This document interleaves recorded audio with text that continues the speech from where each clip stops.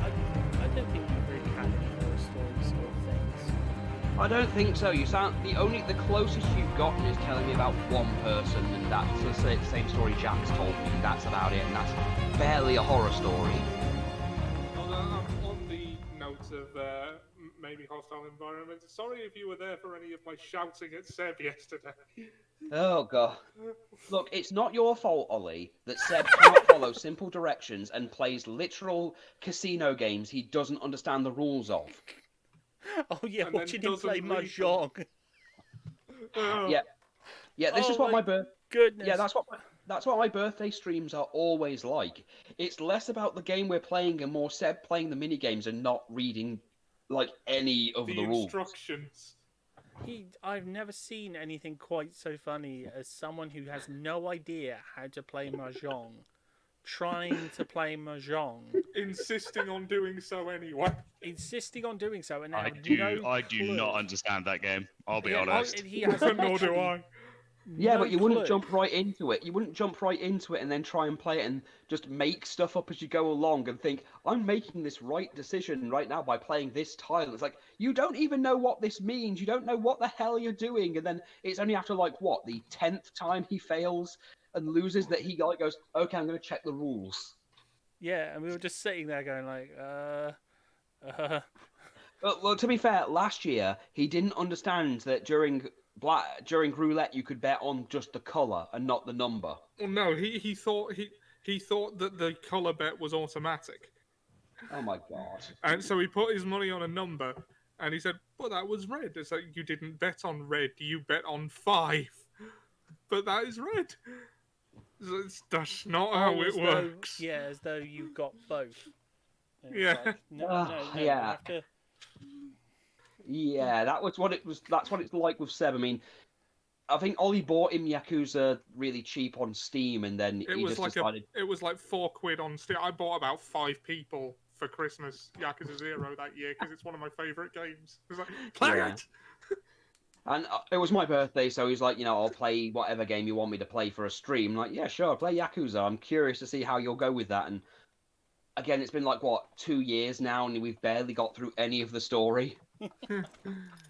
But he's been playing all the mini games, which I think goes more to say, more about the, the work they put into the mini games. Just wait till he gets to the arcades and discovers Virtua Fighter. Oh yeah, those games are dense. Oh god, yeah. That you could make. Oh my god, I have a character sheet. Oh, hooray! Okay, well, let's start our recap. Okay, stream faces on. So, I'll get on the stream actually. I should probably do that too. Yeah, if you've never seen the stream, you'll be. Okay, I just need to make sure I find the right one. I don't usually deal with Twitch other than with Ollie. So, let's see. Oh, Hawk goes above and beyond with his D&D setup. Okay, so what do I search for to find it? Eclectic Hawk. Oh, Ollie, you're going to send me a link. Yeah, I'll just send you a link. Yeah, just send me the link. Save my fingers to work. Send it to your Facebook. That's right. You work those little fingers. You work for Hans. I'm going to use this guy for the time being. He's not the character I'm going to use for Hans in future, but he's big and muscular. I'm still amused that we've made Hawk a function. We've made Hans a functioning character. As I said, you'd be surprised how good he's going to be when you look at it properly. It is. Oh, I'm sure. I'm sure. Okay, I've got an advertisement.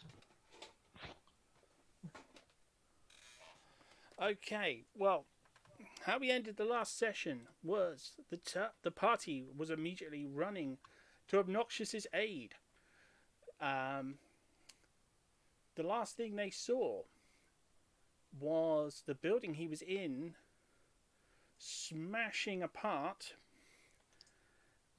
and Obnoxious is hidden in the remains of the inside of a building, while a gold statue of the god Set is looking for him.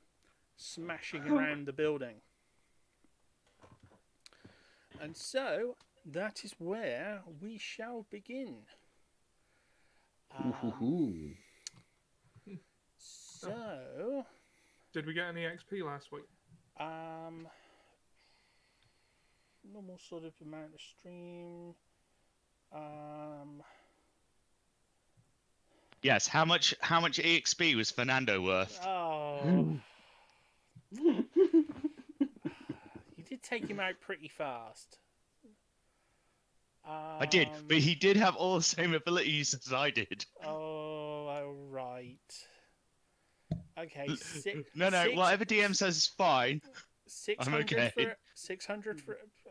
No, I was going to be really cheesy then and go like 600 for everyone, 601 for Fernando. Whee. No, but I won't do that.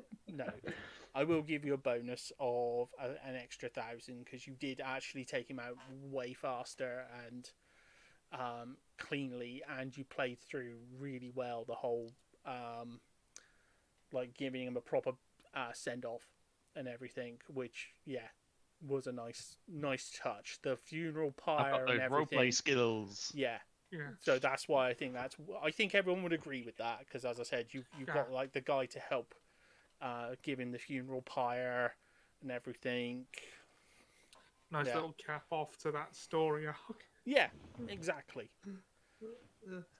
So 600 for the rest of it, yeah? Yeah, and he gets 1,600. So,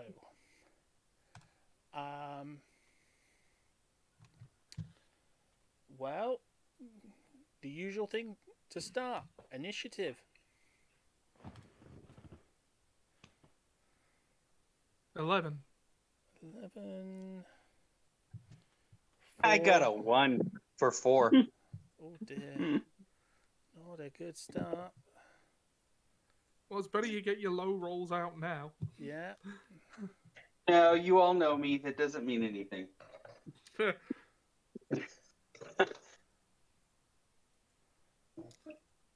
a 12. Fernando with the unusually low initiative today. Well, he did just have to kill himself.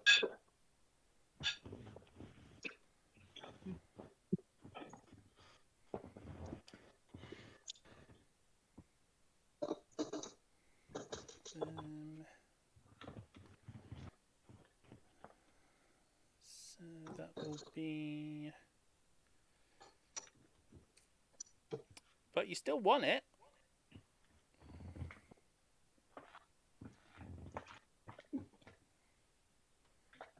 Wolfie, are you in the chat? Yes, he is. I can see him Well, he typing. said, "Welcome, newbie, to the cursed realm." I'm not sure if he's actually still here. Yes.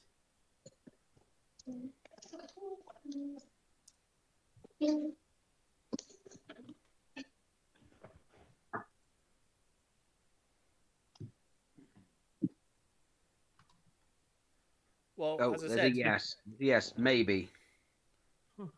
I am here. I don't care like how to do sort of like his story you've is. done He should before he should get in here and just try and play that really deep, gruffled voice up.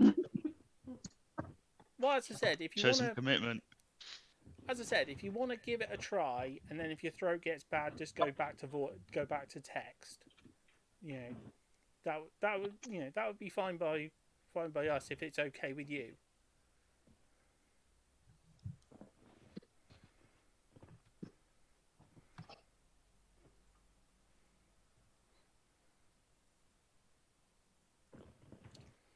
So.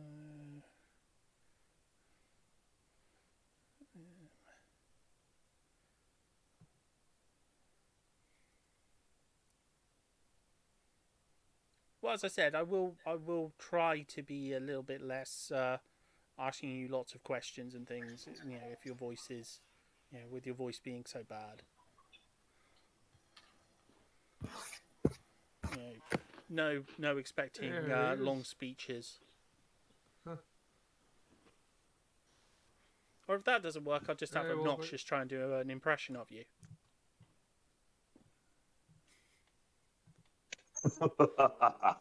I'm sure he could manage. Let's hear it, then, obnoxious.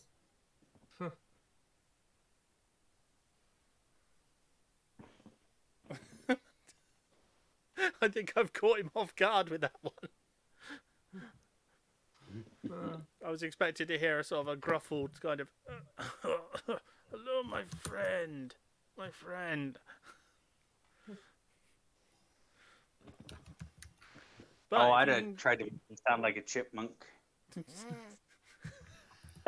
What? Well, as I said, if you can give me a initiative check, as I said, you can do, you know, Okay, save okay. your Hold voice. on, let me Use, just load it up. yeah, save your voice. Use text where you can. Hey, Phil. Well, I had a cup of tea, so I'm good. Teas help. Mm. Campaign.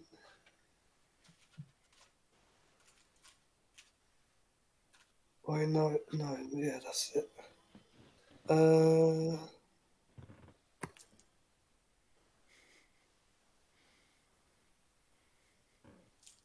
I love the fact the bot like replies to Phil all the time. It's like, "Hey, TD," and the bot's like, "Hey."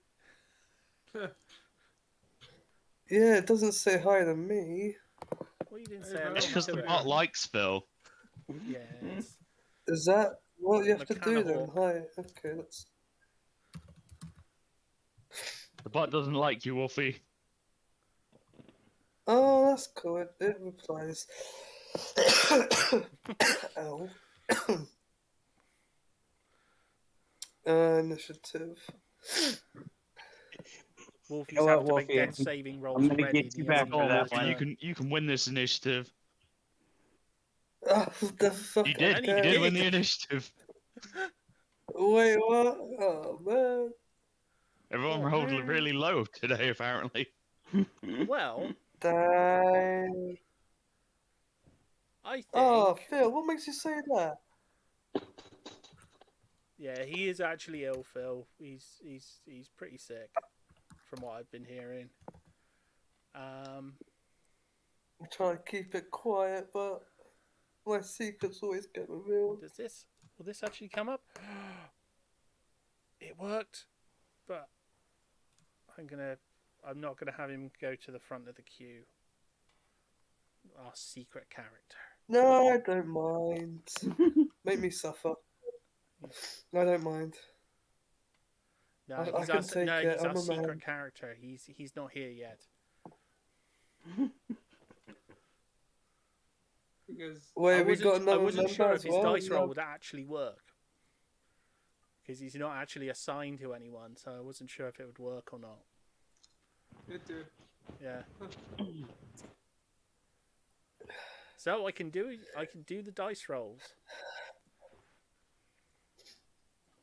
Oh, hands. Okay, I see. Okay. Oh, God. And What? obnoxious. Oh, Hans. So yeah, Oh, Hans going to get an appearance in. Arns can have an appearance. I can roll for you if you would like me to have him appear in this session. I mean, it's entirely up to you. It's entirely up to you. Again, I'm ill prepared at this point. As I said, Yeah. everyone. As I said, we're a very casual group. You know, I know. Everyone So- but Jack has really given their 2 cents on the thing, and I suppose I'm okay with that. Yeah, and I don't Okay, think he'll might have as well, a might as problem. well. You might as well introduce, because it was either that or have you see him in a town flexing his muscular biceps. Well, as I said, you can have him turn up. Well, we'll have him turn up. So it'll be you'll be starting the turn order. So we'll start with the description. So if you I'll ask you for a perception check. So I'll then roll It's as for it. satisfying to me as Okay. coming is, you know, as having sex with a woman and coming. I forgot that was on there again. Someone mentions muscular bicep.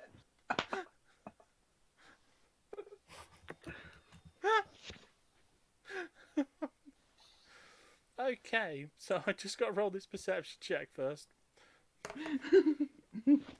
Okay, so you got 17. So you're aware that there is, it's a relatively large town. There's clearly been some action. Well, actually, yeah, you'll have arrived out of the portal, so there's been some things going on. The local weapon stall has been crushed to pieces, and there seems to be a group heading past you. Well, there's a group heading towards a building at the end of the building. Well, a building at the end of the town by stables.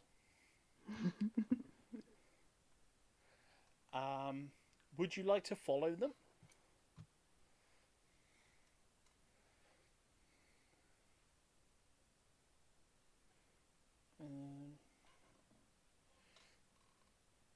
Oh, have we lost? Sam? Yeah, I'm right here. Yes, Sam, would you like to follow them? Follow the absolutely. the group? Absolutely. Yeah, I'd like to follow. There's sort of a huddle of people around a building. Sort of, Right. They're sort of looking in the windows. And it's sort of very suspicious. Yeah, sure.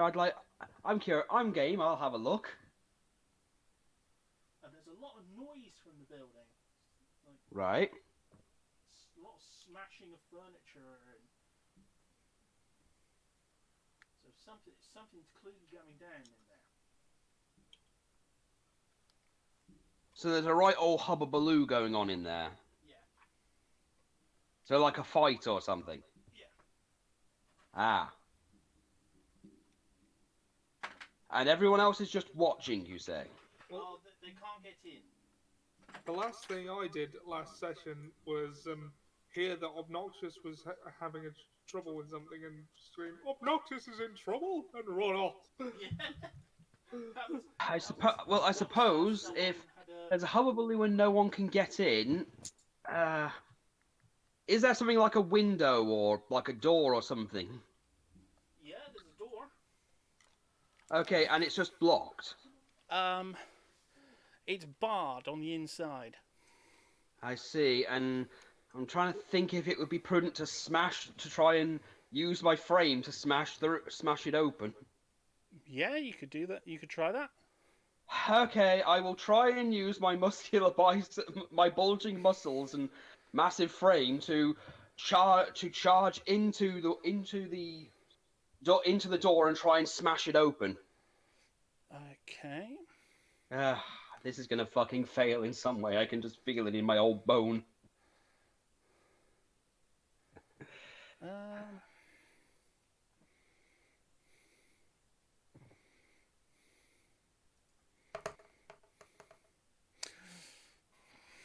Yeah, it did just. Just opened. No. You just failed. Shit. Although you do get 2 attacks per action, so you could give it another go. Okay, you know what? I'll throw caution to the wind. I'm optimistic. Come on.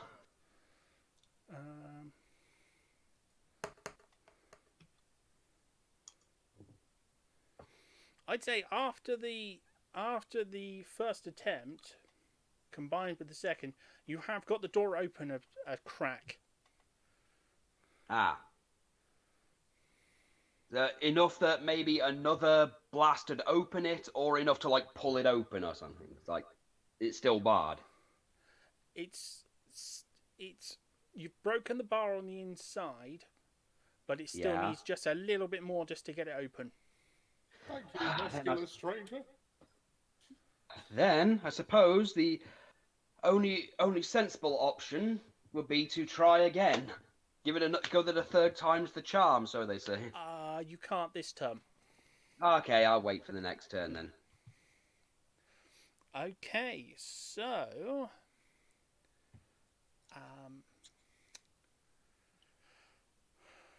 Wolfie, a big muscular guy has just run past you and smashed into the door. He has just Smashed tried to into the smash his door? way through the door to get into the building where Obnoxious is trapped. Oh, okay. Da, ba, ba, ba, ba. I'll follow him and what's the word? Break through the door myself using a strength check, and I get oh pathetic. I get a 9. Yeah, unfortunately, you've got it open a little bit more. There is like quite a lot of debris and stuff, so it is taking quite a bit of. But you can give it another go, same as Hans. Alright. I should normally get better throws there. Oh, That's you got better. it that time. 13 plus 5, 18. You got it. It's Yeah. open. If only we'd charged Awesome. together to make some kind of epic scene. Inside, there is a massive golden golden snake statue that is it's looking around and hissing and looking for Obnoxious. Its eyes glowing ruby red. As it searches for Obnoxious.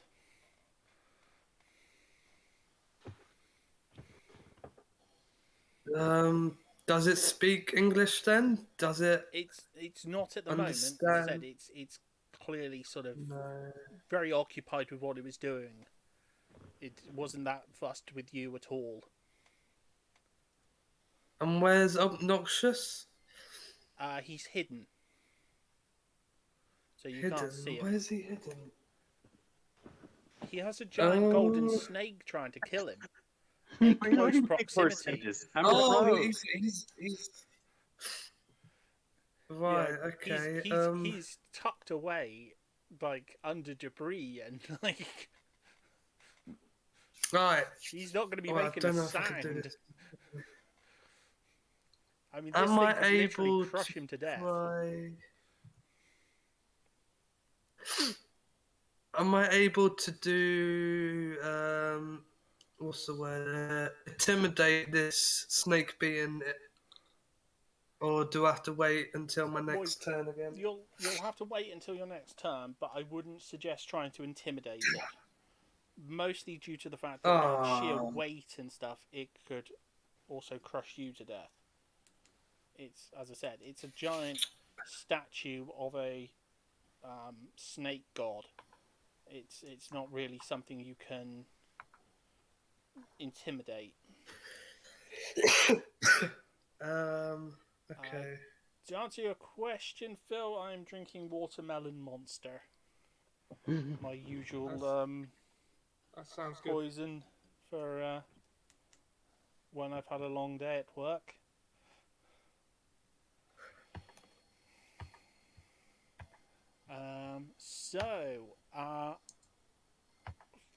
I believe it is Fernando's turn. Yes, and I believe I was tucked under the window frame, just peeking up at it. Has it seen me? No, as I said, it's completely fixated on finding Excellent. That means Obnoxious I'll get at the moment. advantage on my attack because I'm attacking it. It doesn't know I'm here. Okay, you're going to have to do some ruling on this one because I'm about to do something that's going to take DM decisions on what happens. Okay, give me a sec just to make the encounter, which it'll only take me a second because I've already made the enemy. I just got to quickly add everyone in. Okay, manage characters. Yep. I'll leave him in for the time being. Hide that character. Hide the DM. Okay. Just so I'm aware, how high up is its head? That looks about like 7 feet. off the ground? Easily, yeah. Okay, cool. I can do this. All right. My first move, I'm gonna draw my weapons. Yep. I'm gonna pull my rapier in so I can thrust it out, and I'm gonna teleport next to its eye. I Okay. want to be on the so the side of the building I'm on. I want to be on the opposite side, so if I push it, it goes to where I was. Does that make sense? Yeah, yeah. So you're on the side where, if you push it one way, it's gonna head. Yeah, yeah. It's gonna towards where smash. you were. Basically, I'm gonna try and smash it through the window I was just at. So Okay. it gets away from So I'm going to try and move it away from obnoxious. So that would be a booming blade attack. Advantage. Because it didn't know I was going to do this. Yeah. So that is a natural 20 to hit. Yeah. For 13 piercing. 8 thunder. I'm going to throw on. Where is it? My new magic item. Where's my new magic item?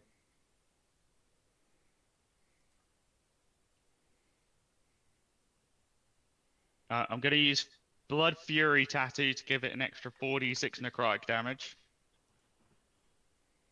For 8 necrotic damage. And then I'm gonna throw on a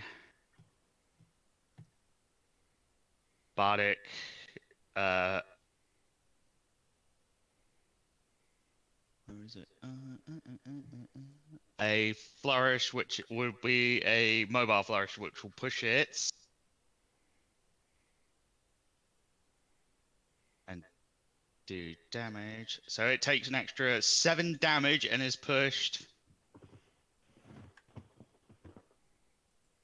12 feet from its eye. So I'm thrusting it into its eye and shoving it 12 feet. So it might just stop against the wall, or with its weight, it might go through the wall. I don't Yeah, know. it's That's going- not entirely on you. It is going through the wall. This thing It just weighs took a an lot. absurd amount of damage, though. Jesus Christ. Yeah. It's gonna take another. I'm gonna use Hansi's character just to roll this one. It's gonna take another. I'm gonna call it D8 damage. It's only actually glass against this, so it's not gonna be that damaging. And as I land, I'm gonna it's try and look to where. reinforced. Nice. Yeah, I'm gonna. So as Hans and Wolfie are trying to open this door, a snake just smashes through the building. I'm gonna land and try and look to where Obnoxious was and go, "Ah, my friend Obnoxious, that is a rather large snake you have there."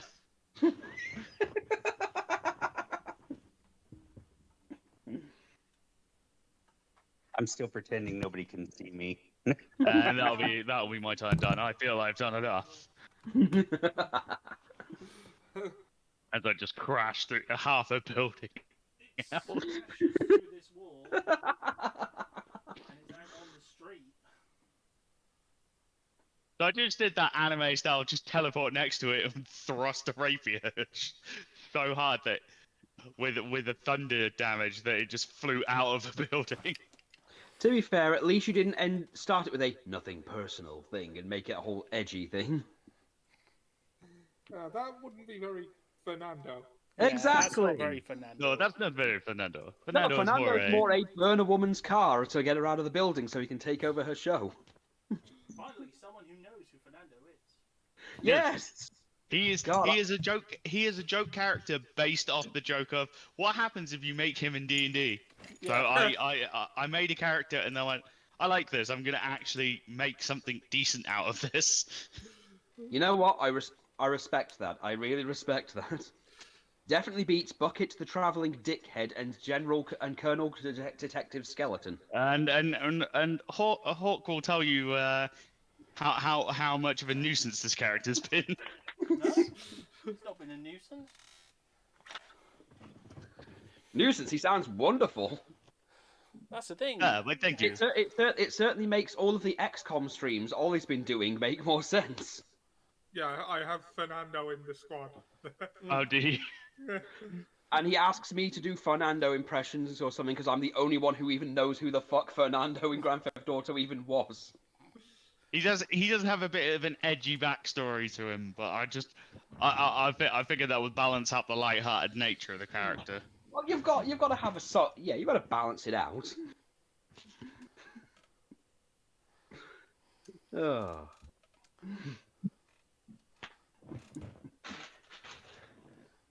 If you look out the window, you will see that your car is on fire. Oh my God!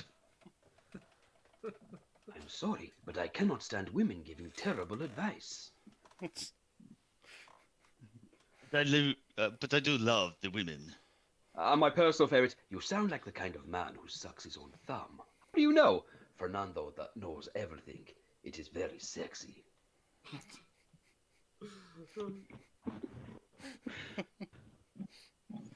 Many was a day I sat there listening to the radio shows.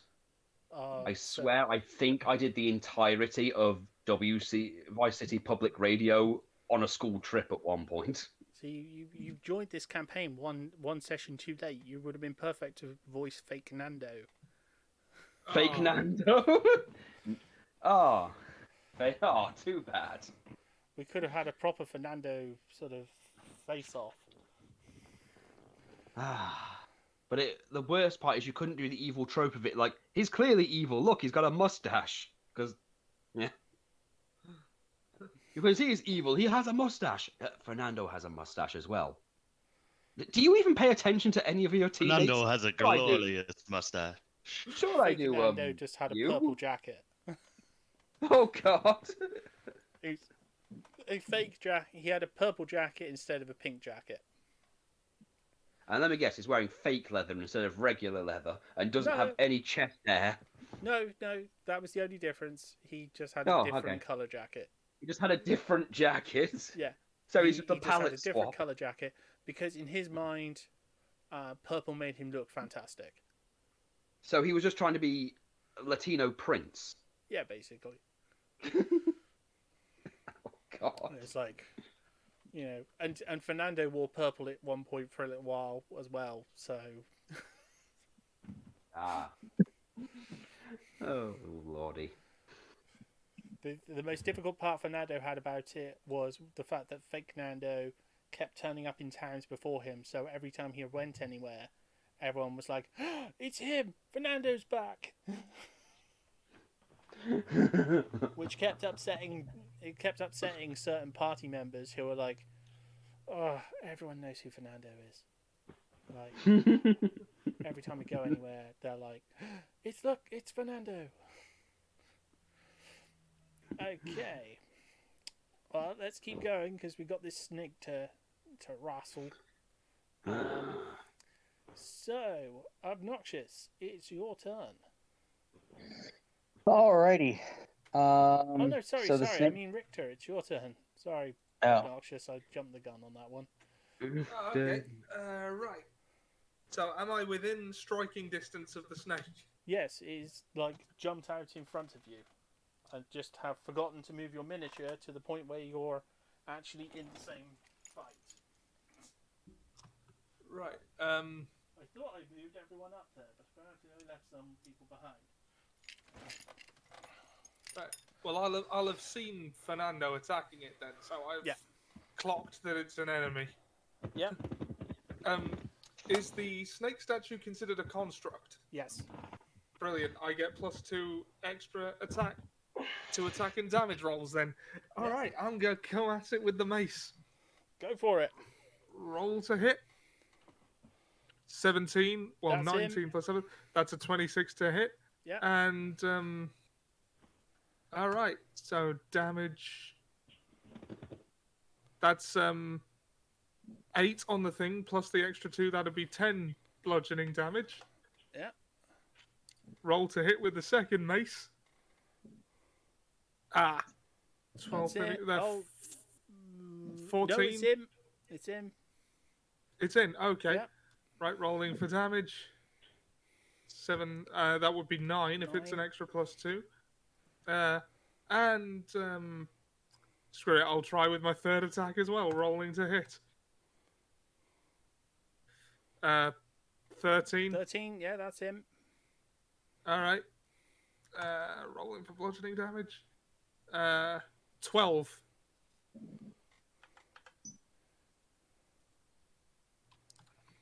Okay. I've just been adding 2 on to whatever number comes up. Hope that's cool. But Yeah. right, so that's 17. What was my first roll for damage? 10. 10. So that's 27 bludgeoning damage this turn. Yeah. Just clubbing away at it. Okay, that's my turn then. Okay. Now it's your turn, Obnoxious. Sorry. All right. So, has this thing slowed down at all, or is it just? It's still sort of regrouping after being blasted through a wall. Okay, then I am going to switch to my hybrid form Yeah. and use predatory strike.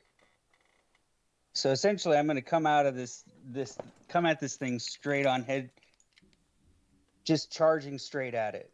And, excuse me, get Crimson Right on my weapons. Yeah. And would this be a sneak attack? Yes. Yes, it still would. Yeah, because you're coming out of stealth.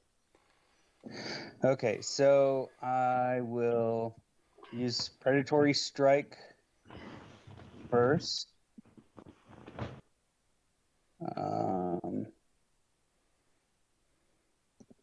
Okay. I got I rolled a 1. Oh, nat 1. No, that is just one. That's just like one hand, and then I can do bonus though with the other hand. Yeah. Okay, this damn thing is not working right. Hold on. There we go. I'm about to throw my computer, and it's not even my computer's fault. All right, so I'm going to try again with my other hand. That one's a 19. Yeah, that's him. Okay. And that's 8 damage. Then I roll the sneak attack. I got 1. Let's see, hold on. I'm trying to remember what the other stuff is. So with that, You have to roll a d4 first to determine how much damage you take. Oh, okay, 1d4, which is... It's the little pyramid-y one. Okay. 1. And then activating it. Okay, and then I get to roll for the extra damage of the 1d4. So that would be 3. Yeah. So 3, 4, 12 damage. All right, sweet. And I already used my bonus attack, so I can't do anything. No, you had to use your thing as well to ignite your claws. Yeah. Okay. So yeah, I just leaped on its back and clawed it and surprised it. Okay, first person in front of it is Wolfie. So it's going to attack the first thing it sees. So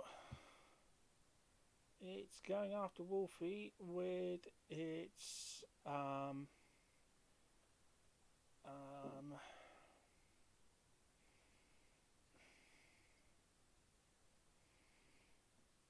it's going to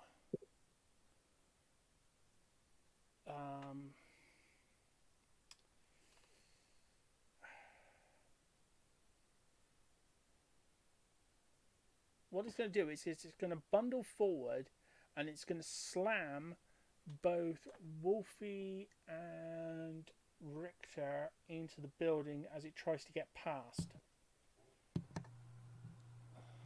Ooh. Because it's feeling it's a little bit cornered to this. It's going to get some space. So, first attack is going to be against Wolfie. 3, 7. No, he's missed you. Second attack is going to be against Richter. Okay, does he get through on a 17? No, my armor class is 18. Okay, so you shrug off. Both of you shrug off the hits as the snake. Yeah. So they're not knocked into the building then. No. Ah, good. Or So I in don't any have to case, we catch don't take damage from it. Ah, because I was going to suggest if you did fly through, I could just try and catch one of you. It smashes through the building, the corner of the building, and it is on the other side of the building.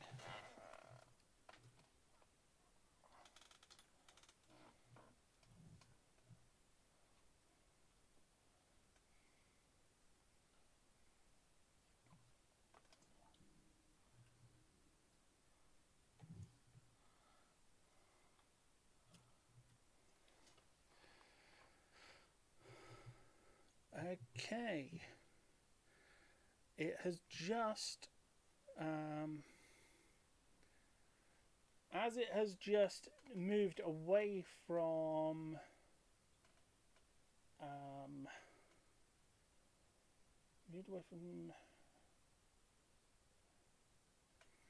yeah, all 4 of you get an opportunity attack. Oh, cool.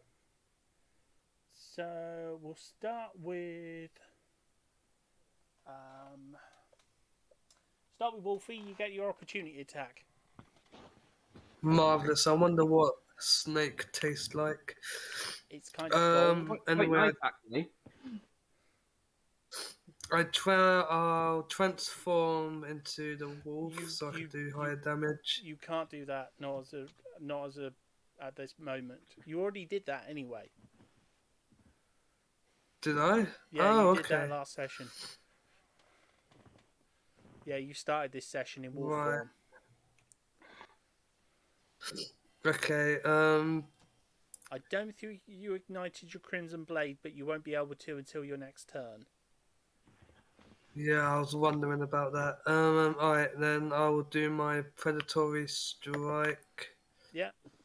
As I said, it's only an opportunity attack, I so get- you've hit. And a 4 plus 5, 9 damage. Okay, Richter, your opportunity attack. So this isn't part of my turn. No. Okay. It's just basically as it barrels past, you just take the opportunity to give it a smack with one of your All right. weapons. All right. Yep. Rolling to hit with the mace. That's 25 to hit. Because it's a construct. Yep. And I assume that gets through. So rolling Yep. for damage. That's 12 bludgeoning damage. That's a spicy amount of damage.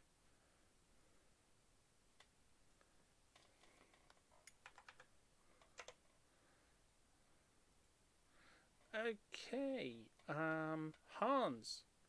Lordy. The giant violent golden snake has decided to smash past you and head out into the street and potentially hurt innocent people. Oh, I'm not standing for that. Yeah, you get, as I said, you get an opportunity attack on it as well.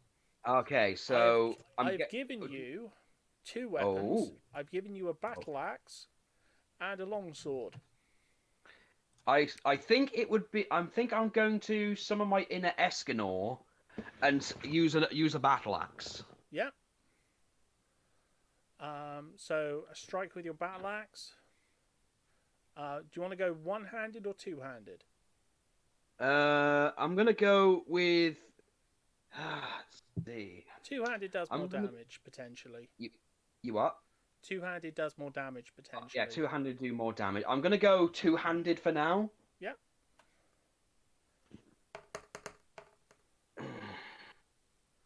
So that's a 23. So you've got the hit. Nice. And you're going to do 14 damage. Oh. I'm going to assume that's good. Yeah. Oh, good. Wasn't sure whether the sword or the axe would be better, but I just thought thematically the axe maybe. Oh, yeah. It's a, it's just a barbarian-y sort of weapon for, when something is going to hurt people, potentially. Yeah. Plus, I'm guessing it'd be more of a power thing than anything else, so... Yeah. It's like, we got to cut this thing down to size. And sometimes your fists just aren't enough. Yeah, as much as I'd love to punch the thing until it's snake pate. Nah, I'm feeling more like sushi tonight. Okay. Well, that was the attacks of opportunity. The creature, can't move any further. So we are back to, we're actually back to your turn again. For Hans. Yep. Right. Let's see. My option. Let's see. Do I have any abilities at all? Like any kind of thing, like the buffing abilities or anything? Okay. Let me just. Abilities you have. You have Rage as a barbarian, Reckless Attack. Okay. Danger Sense.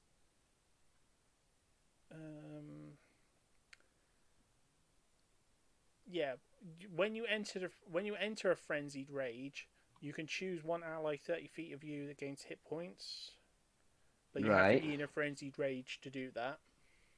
Most of your abilities are when you're raging. Right. So it would be prudent to basically go into a rage, which would probably make sense considering there is a giant fucking snake. And the damage it's causing by it just being around. Yeah. Okay, so I guess I'll just go into the frenzied rage. And you also have your empowerment strike as well, which is your main attack. Right. Which is your strikes become infused with motivational energy. When you hit a creature with melee weapon damage while raging, you can empower your strike to get the extra 1d6 force damage and gain you some temporary hit points. Okay, I'll go with that. Give it the power of positivity. Okay, so your bonus action is going to be to use your rage. Okay. So, actions. Well, I need to make up for the not failing to knock down the door thing. So an empowered strike with your battle axe. So that's a 20 to hit. So yeah, you've hit it. So you're raging, so you'll get +2 damage plus the 1d6. So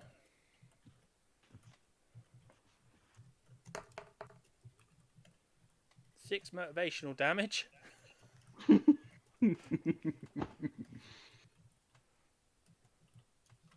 But you're gonna have to say what you what you got. You got to say what you're gonna say to it as you like strike it.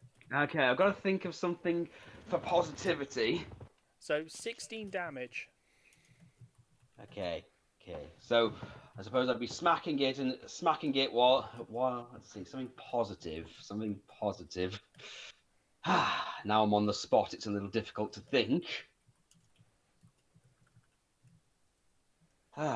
Well, you don't have to. You know, it's just more for flavour than anything. I And you also suppose get a so. second attack. So sorry, second attack. Yeah. Okay, so I guess I'll give it another strike with a battle axe. Yeah. What's better than one strike? 2 strikes. Whatever you do, you did say he had that accent, so gonna have to hear it. Okay. Was is better than 1 strike? 2 strikes. I am being very generous to you, serpent. You should be grateful. Feel my gratefulness as I smack into your scales. The power of positivity. Love it. Okay. So you also gain. This is where it becomes tricky to remember.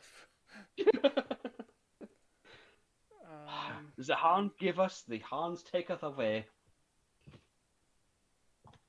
But it will work out in the end. Okay, and you've also gained an additional 8 temporary hit points. Ah, nice.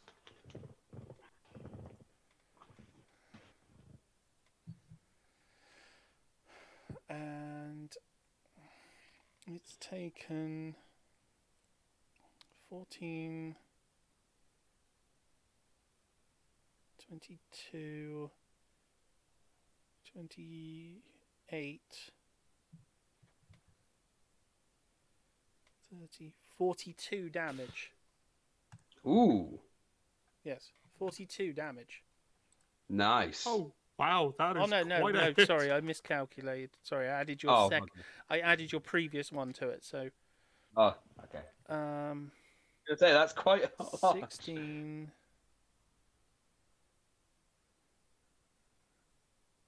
40. Yeah, it's only 32 damage. Still a hit. Yeah, it's Pretty significant.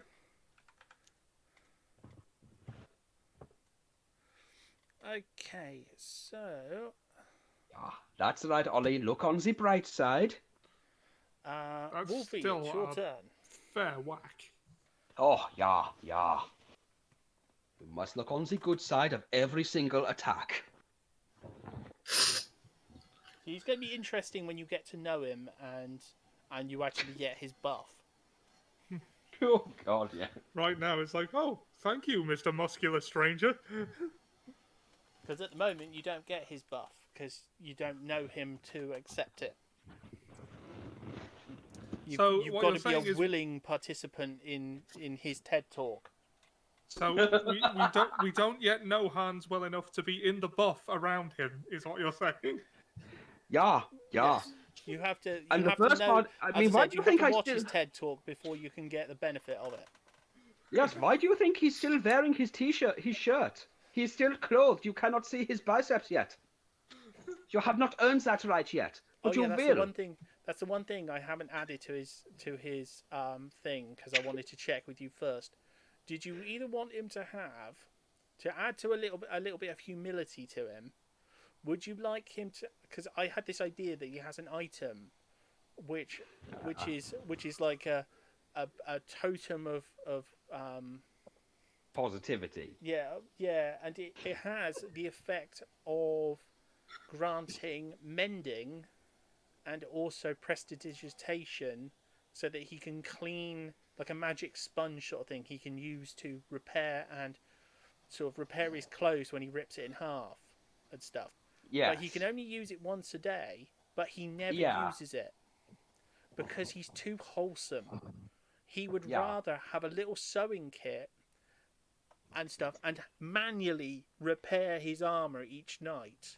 He So does when he seem like the rips kind it- of person who takes the self gratification to do the long route. He would rather use his own skill to repair it by hand each night as part of his long rest, and use his amulet to help others. Yeah, that sounds like that sounds just like him. That sounds perfect. I thought I you'd love agree it, with Hawk. that, but before I put it on the Hawk, it's character, I perfect. thought I Hawk, want to it's check it perfect. first, because then you can do the whole sort of he rends his armor to sort of like. There is a character in an anime that has a similar thing, although he has an arrogance thing. It's kind of a Jekyll and Hyde thing where he's like all skinny and everything, but then when the sun hits him, he becomes like a muscular pile of pride that carries a massive fuck off axe. Like rips the clothes and everything. That's the kind of image I get when his clothes rip. Oh, Escanor. Yes, that's it, Escanor. Though obviously I'm not going to throw a literal fucking sun into people's faces. Okay, well we better get back to it. So, Wolfie, Yes, we had, because we've just done quite a bit of damage to that fucker. Wolfie, it's your turn. Okay, I guess I'll carry on. Actually, no. Wait. You better ignite your Can claws I first. actually... Yeah, my crimson, right, that's a D4. Yeah. Oh, while I remember, Obnoxious, in case I forgot to tell you, you have got your breath weapon now. I realised what the problem with your character was. We accidentally made you a lichen. Oh, okay. When Yeah, we never I saw swapped, the breath weapon there. we never swapped you over to the actual proper one that I made. So that's why your breath weapon wasn't there. So yeah, I was pretty sure I'd added your breath weapon. I had added it to the class, but hadn't changed you into that class properly. And now I have, so yeah, you'll notice your breath weapon is actually on there. I appreciate it. Now the only thing left is to give me the set me up for the full form. Right. Crimson Rise activated. Wait, is the serpent still alive? Yeah. Yeah, okay. I'm going to carry on attacking it. Oh. Yeah, that's him. 14, is that a miss? No, that's in. him. Awesome. And damage 5 plus 5, 10. Nice. Oh, plus the D4 damage as well. Almost forgot. 10 plus 3, so 13 damage.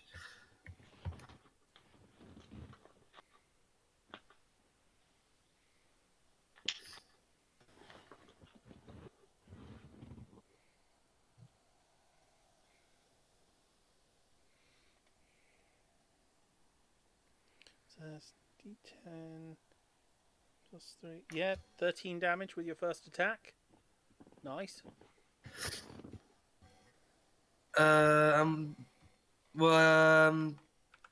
Do I have a second attack I could Yeah. use? Okay.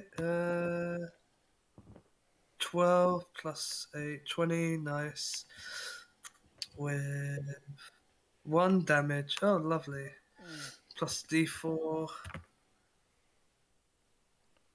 1. Oh, so 6, 7 damage.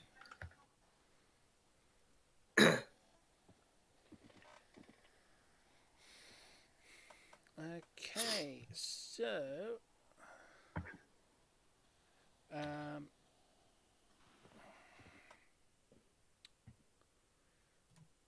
that would make it Fernando's turn. Uh, The creature is scarpering down the street. Yeah, and it's currently surrounded by everybody, isn't it? Yeah. Oh, it's like a gang thing. Only we're not all We're wearing leather just- jackets and switchblades. We're just ganking a gold statue. We're gonna duff you up, buddy. Can it make a wisdom saving throw for me, please? As I'm just gonna step out of the building.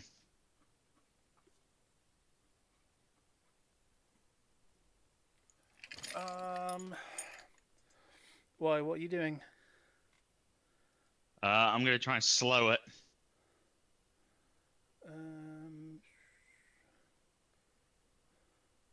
No, that wouldn't affect it. That wouldn't affect it. Oh yes, slow's fine. Yeah. Wisdom saving throw. Oh, this thing's dumb as soup. Arrogant turnip it is. It fails. It is slowed. Yes, I remember the effect from before. Oh god, we've given it Oxycontin. So I'm gonna shift time around it and just slow it down. Zavoir. It isn't a perfect place for you to like teleport onto the building and then like leap onto it from behind. Yeah, maybe next turn. That was my action, so I can't really do anything. I was just saying, like, you know, where it is in the town. Where it's like.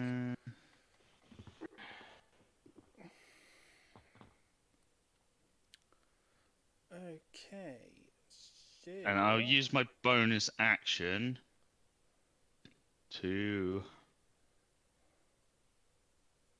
Richter, my friend, take it down now. It might be good. And I'm gonna bardic inspiration Richter. All right. Let's go. Ah, Hans feels inspired to see such friendship. It burns the fire inside me. Let's do this. That'll be me. Okay.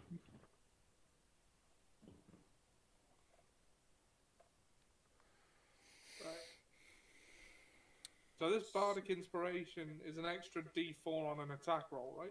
Or a saving throw. That's how that works. Yeah, Cool. or an ability check. Ability check, eh?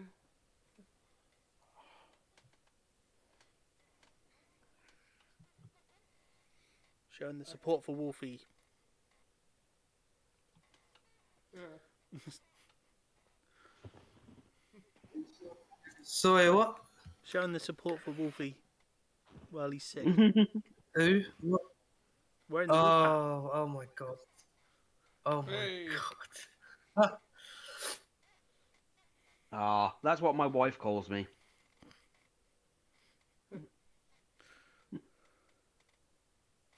And if she is here, she'd be going, oh, sore throat, Lucasade. Mm. Could be worse. Well, I thought you might have recommended Tizer. Well, we do have Tizer, but we also have Iron Brew up here, so... Oh yeah, that's the one. Iron Brew, not Tizer. Aye, Iron Brew. Iron Brew. Yeah, we just got the ice cream flavoured one in the freezer, so... Well, fridge, so... Yeah, every time it's a sore throat, it's either Lucasade, some Iron Brew, or some, I don't know, some Lemsip.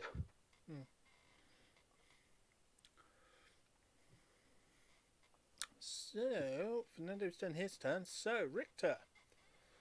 All right. The creature is slowed down.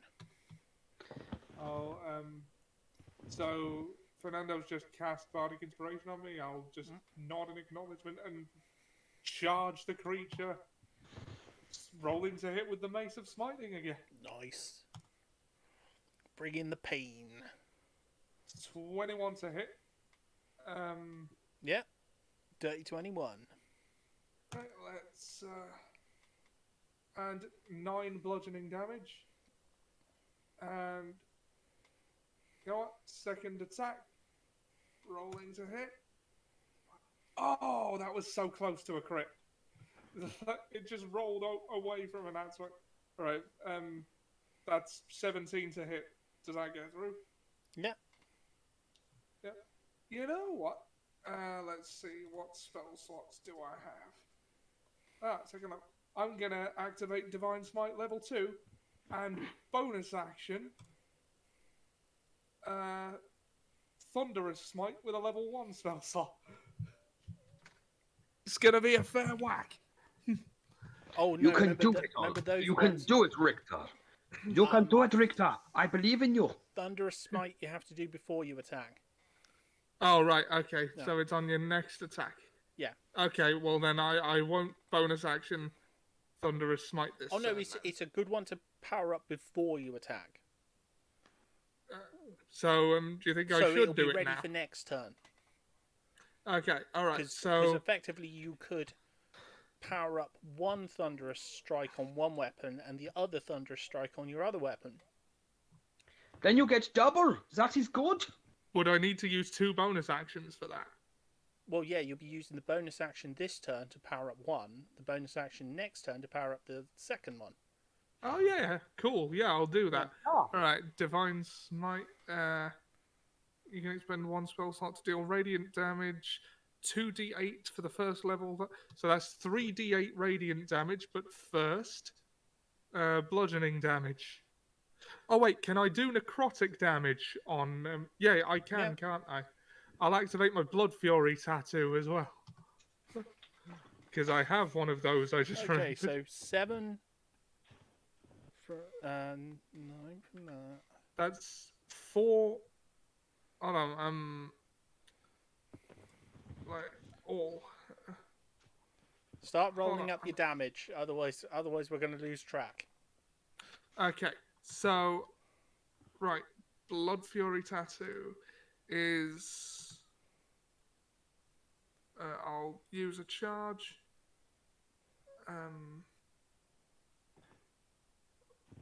That's 4d6. Okay, so first I roll for bludgeoning damage. Okay. That's +2 on that. The +2 only extends to the weapon attack, right? Yeah. Yeah. So that would be 11 bludgeoning damage, 3d8 radiant damage,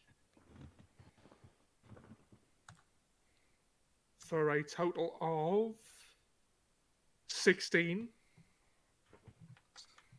28 so far, and 4d6 necrotic damage, which would also heal me where I damaged.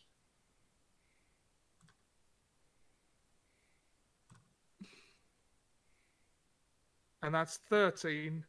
So 11, 16, 13. So 20.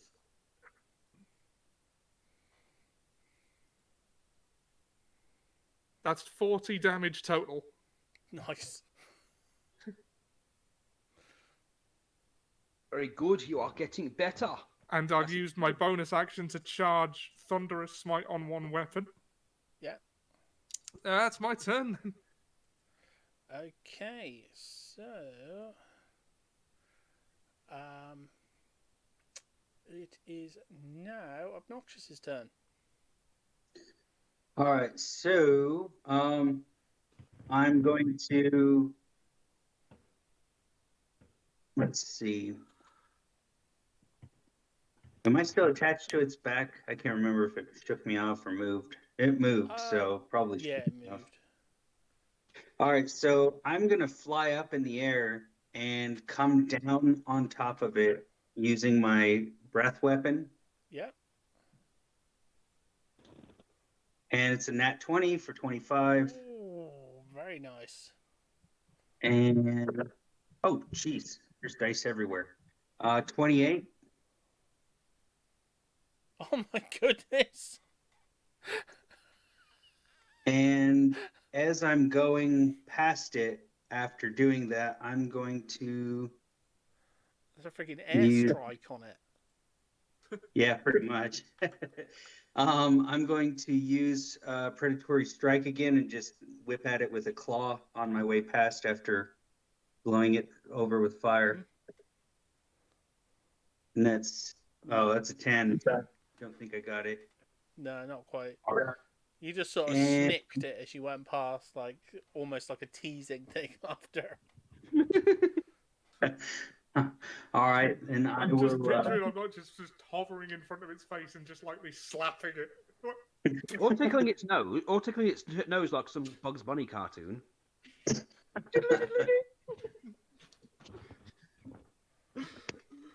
And yeah, I'm just gonna go. I'm gonna fly back up for while I'm waiting for my next turn. Okay. It's going to use its. It only gets one attack, so it's going to use its gaze on you. So it's going to basically. Yeah, he's going to blast you with his optic beams, basically. So you're going to take 4d6 psychic damage. Obnoxious. Okay. Oh, 13 damage. 13. Oof. Yeah, he gave you you flew past slapping it, and it basically turned to you and hissed and sort of filthy worm. Blah. It's literally a snake. It, by definition, looks more like a worm than Obnoxious does. Oh yeah, but it's using worm in the sense of WYRM Ah, that makes sense. in a sort of an insulting way. Racist. You have tried to filthy worm. It's always difficult to get Set's voice right. Well, as long as you don't make him sound like Cobra Commander, we'll be fine. Cobra rules. I'll get you next time. Have you prepared the mass device, Destro? Cobra will rule the universe. Right before I have to go and play Starscream. Yes, but in the early seasons of G.I. Joe, when Cobra Commander was cool, and he's, you know, before Thingy got lazy and just kept using the Starscream voice, and you know, every time before he appeared in that one episode of Transformers to do what is extensively a really boring thing and end the thing by going Cobra while trying not to cough his lungs up. Yeah, because you know, he would so much of those times. It's just so much of those episodes. He's got nothing to do with the main plot, and he's just enjoying himself in the Cobra arena of sport. Oh God. Where he has mind-controlled barbarians, and he's captured some of the G.I. Joes and started like mind-control collars on them, so that him and Destro can have them fight using Atari controllers. You know, that's what I mean. He's got a castle. He's got a gold castle in the middle of the mountains. He's got his mass device to help take over the world. He's captured a few G.I. Joes. So what does he do? Oh, stick mind control collars on them and get them to fight my barbarian slaves. And I'm controlling them with Atari controllers. Can afford a big castle and everything. Can't afford a single NES. Yeah. Well, that's why there's that great episode later on where he actually goes bankrupt. Oh. He goes bankrupt, and all the Cobra troopers are on like the dole line, getting unemployment benefit, and they decide to release a song called Cold Sliver to make money, and they try. Yeah, it's amazing. G.I. Joe, original G.I. Joe is just awesome. You just have to embrace Old the 80s cartoons had a very interesting thing about them. I mean, the fights themselves are just boring. Yeah, well, obviously it was you know, animated in that way. But yeah, things like the Fatal Fluffies and all the weird, crazy stuff. Yeah, it's worth watching just for that. And Cobra Commander. I might actually give it a go. Shall we get back to beating this snake off? Yes. So, it's blasted thing. So yes, it is your turn, Hans. It gets to make a wisdom saving throw to try and stop the slow on itself Oh, yeah, at the good end of its point. turn. Good point. I always forget that. The chance of it actually making it is... Oh, we got a 19. Oh, it made it. It made it that time. Right then. I guess am I still enraged? Yes, it's not even been a minute yet. Ah, wonderful. Then I suppose my only option is to give it another twat with the axes. Mm. Very well. Then I'll smack it with an axe. I'll give it another smack with the axe. Two-handed smack with the axe. You are a symbol of hatred and anger. All the things I despise. Okay, so that's plus damage. So 16 plus the d6. Oh, 24 with your first hit. You are a symbol. One that I despise. I despise all negativity, and you are a slithering long symbol of of it. Sorry, I'm a bit muddled up there. And second attack. I will no longer allow you to hurt the people of this village. Oh yeah, because no, you haven't even seen the building, so you don't know how bad this thing actually is. Otherwise, you would be even more. But it's already gone through a window, and I can just look at the damn thing and see it's a problem. No. Oh no, I mean like if your character knew about what this cult was up to, and like they'd probably be even more enraged. Yeah, because they have blood sacrifice and stuff. Right, but right now, as it is now, it's a giant snake in the middle of a village. Its very existence is a threat. Oh yeah. And that for now, he may not know the full weight of what this thing is. Oh yeah, you know enough to be annoyed. I know enough to be angry with its existence because it's just going to hurt and kill people, and that's enough to make him angry. Yeah. Well, to push him towards doing the right thing.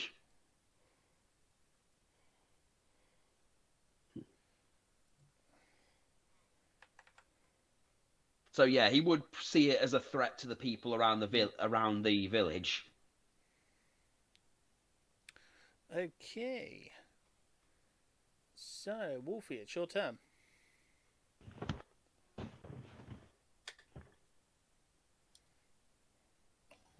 Okie dokie.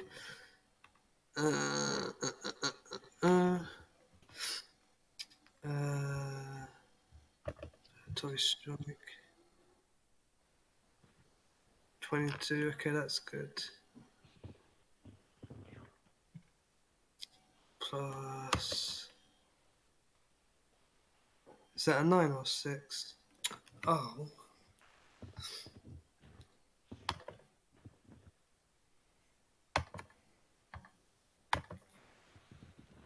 So 11 plus 4, 12, 13, 14, 15. Nice. And second action. Oh, okay, interesting. 16. With 2 plus 5, 7 damage, plus d4.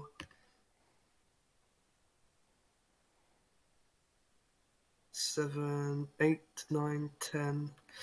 10 damage. Okay. Yeah, he's soaking up the hits.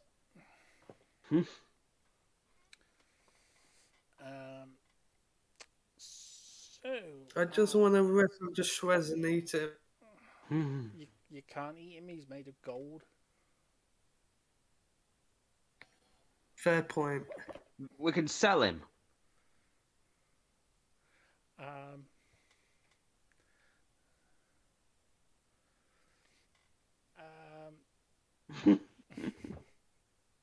I'm guessing there's a caveat to trying to sell the gold he's made of. Or Yeah. melt him down and turn him into wristwatches. Souvenirs. Oh yeah, little snake souvenirs. Yeah. This is the place where the giant snake was killed, folks. Come get your go get your authentic, one of a kind miniature gold snake. Yeah, you sell it as like the crystals, you know, the we cracked the crystal maze to like we stepped on set. You make it a sculpt, making it look like a worm that's been trod on.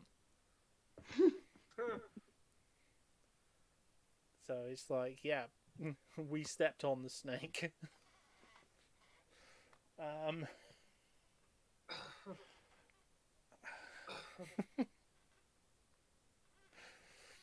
Oh, that's going to upset the snake, Cole. Oh yeah. Okay, Fernando, it is your turn.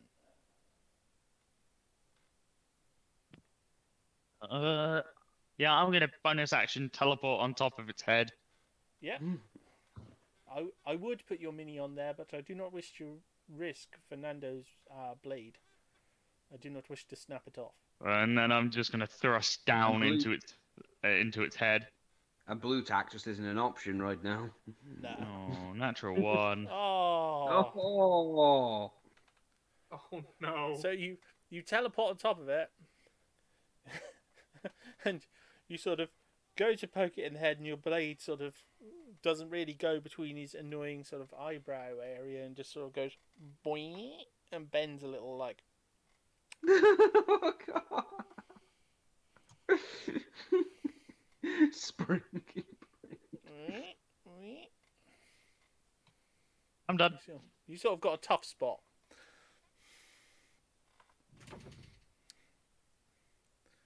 Ah, is that you done? Oh, was that it? Is that your Yeah, turn? that's me done. Oh. I only get one attack, so. Oh yeah, you don't get a second attack until. Do you get a second attack as a bard? Bard technically no, but the kind of bard I do does at 6th level. Oh, okay. So you was it one more level? Yeah, one more level. One more level. Oh, that's annoying. That's annoying. Being on the cusp of that. Okay. So that makes it Richter's turn. Okay. Right. Well, I'll use my bonus action now to thunderous smite on the other mace. So both maces of smiting are just crackling with lightning right now. A storm is approaching. And yeah, I roll to hit with one of them. Yeah.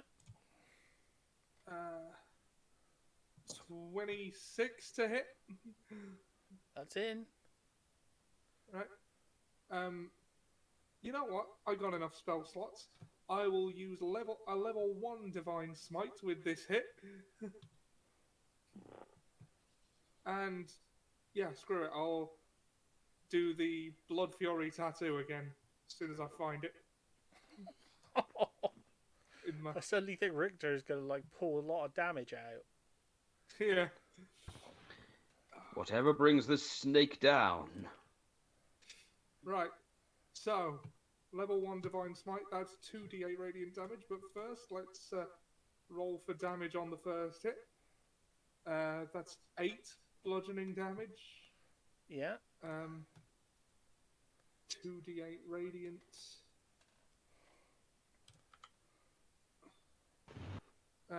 12 radiant damage. I think it's 2d6 thunder damage. Oh, let me just. It is 2d6 thunder damage. Let me just check. I've not been using Thunderous Smite for long. Well, yep, 2d6 thunder damage. So that's 12.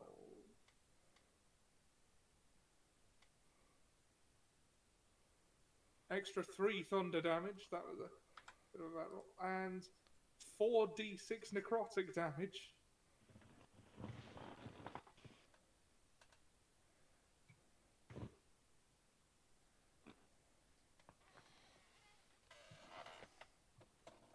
So that's 13 necrotic damage for a total of 27, I think.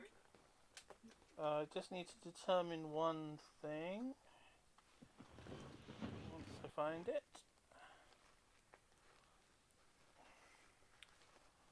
So my dice bag.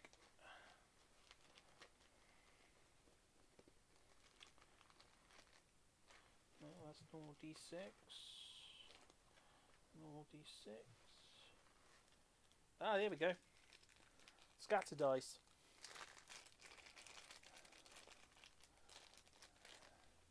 Thunderous Smite makes a big loud noise and knocks the creature in a random direction. So let's give that a roll. The direction's not random. Oh, isn't it? No, it's just away from you. Oh, away from you. So, ooh, that's even better. And it still needs to make a save, doesn't it? Yeah. Which I imagine the snake has a very good strength. Or constitution. I can't remember which save it is. Yeah, Rick, you'll have to check that one. Okay, Thunderous Smite. The first time you hit a melee weapon attack during the spell's duration, your weapon rings with thunder that is audible within 300 feet of you, and the attack deals an extra 2d6 thunder damage to the target. Additionally, if the target is a creature, it must succeed on a strength saving throw or be pushed 10 feet away from you and knocked prone.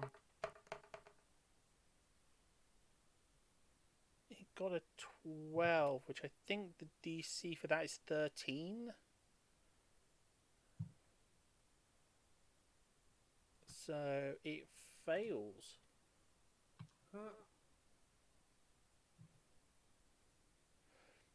So I'm pretty sure the DC for that is 13. So it's getting smashed into the oven.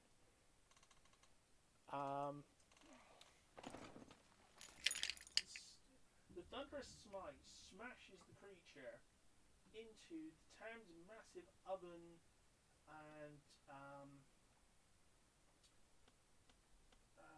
it's like a massive furnace slash bakery oven, and the creature is smashed into it and is prone. I'm Half guessing the the bricks heat have all sort of collapsed onto it. It takes. It's going to take d6 from the impact. Is it going to take anything from like the oven's heat or anything, or is Yeah, it just like? that was going to be the next part. It's going to take. Ah, right. It takes 2d6 from the impact and 5d6 from the fire. So it's taken an additional 7 damage, and it's covered in bricks, embers. The massive oven and chimney have just like landed all around it, and it is pinned down with these huge stones all over it, which have bent the gold inwards.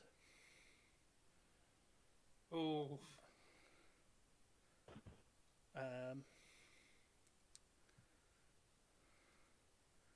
So, Richter, it's still your turn. The thing is still mobile. Can Well, it's not mobile at the moment, but it is still Can I lethal. hit it with my other mace? Yeah. Which also has a thunderous smite on it. But you get like advantage? Yeah, you do, because it's prone. Do I have to do anything to activate that? If you right click on your attack and then click advantage and then click roll. Okay. The number of times I've clicked advantage and then click somewhere else so the menu vanishes, you got to make sure to click where it says roll in that little menu that you open. Oh, right. Well, I did that exactly just now, so thanks for the heads up. Okay. Rolling to hit. Nat 20 for 27. Well, 29 on the attack roll. I'm activating Divine Smite level 2 and the Blood Fury tattoo as well. Oh my goodness. Oh, and because I critted on a construct with the Mace of Smiting, that's an automatic 14 bludgeoning damage, I think. Okay, roll your damage. Okay, hold on. Here comes the pain. If a construct has 25 hit points or fewer after taking this damage, it's destroyed. But here's my bludgeoning damage. 12 plus 2, because it's a construct, that's 14. Right, I am going to use my second level 2 spell slot to activate Divine Smite level 2 on that. Yeah. Do I get extra rolls for a crit on Divine Smite? I can't remember. Let's see. I think so. Let's see. Yes. Yeah. The Yeah, damage you get increases double by the dice. 1d8 if the target is undead or a fiend. Are either of those applicable? No. So do I get an extra d8? That would be Isn't it? 4.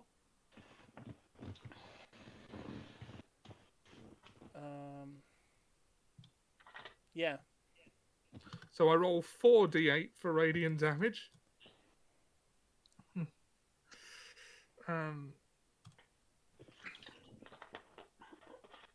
That's 21. Well, with an extra 40. So that's 28 bludgeoning damage, 21 radiant damage. 2d6 thunder damage.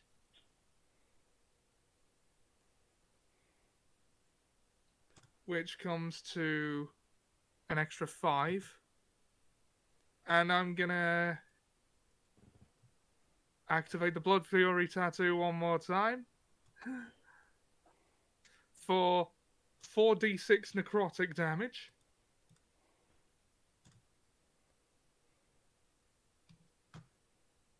That comes to 16.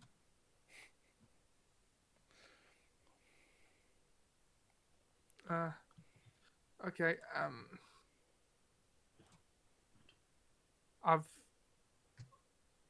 Okay, so 14 on the original hit plus the 14 extra for critting with the Mace of Smiting on a construct is 20. I've lost count. How do I look back at It's okay. You've reduced it below 25 with that attack, so the creature is destroyed. It's dead. It's dead. Yeah, it rasps out its last sort of insult from the wreckage of the bakery, and sort of. You may have forced us out of this small town, but we are waiting for you at the cursed realm, and we will make sure you suffer for this victory. You just got pwned, FTW. That was 70 damage in all, by the way. Nice.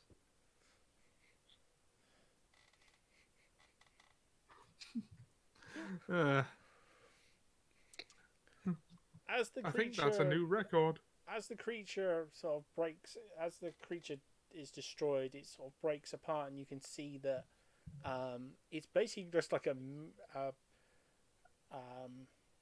mishmash of like chicken wire with gold plate, with gold leaf sort of sheets, painted gold sheets and things over the top. Very thin amounts of gold. This thing was not physically tough. It was never supposed to. To anyone, it's very clear that this was never supposed to be a weapon. Right. This was just like an improvised, obnoxious, annoyed Set, and Set just basically went to kill him for it. I just bitch slapped a god. Off Set, the god Set, and Set decided to try and kill him by possessing a statue of himself. Yeah, by possessing one of his statues and trying to just kill him. but never got the opportunity because as a group you sort of mashed it. We just ganked a god.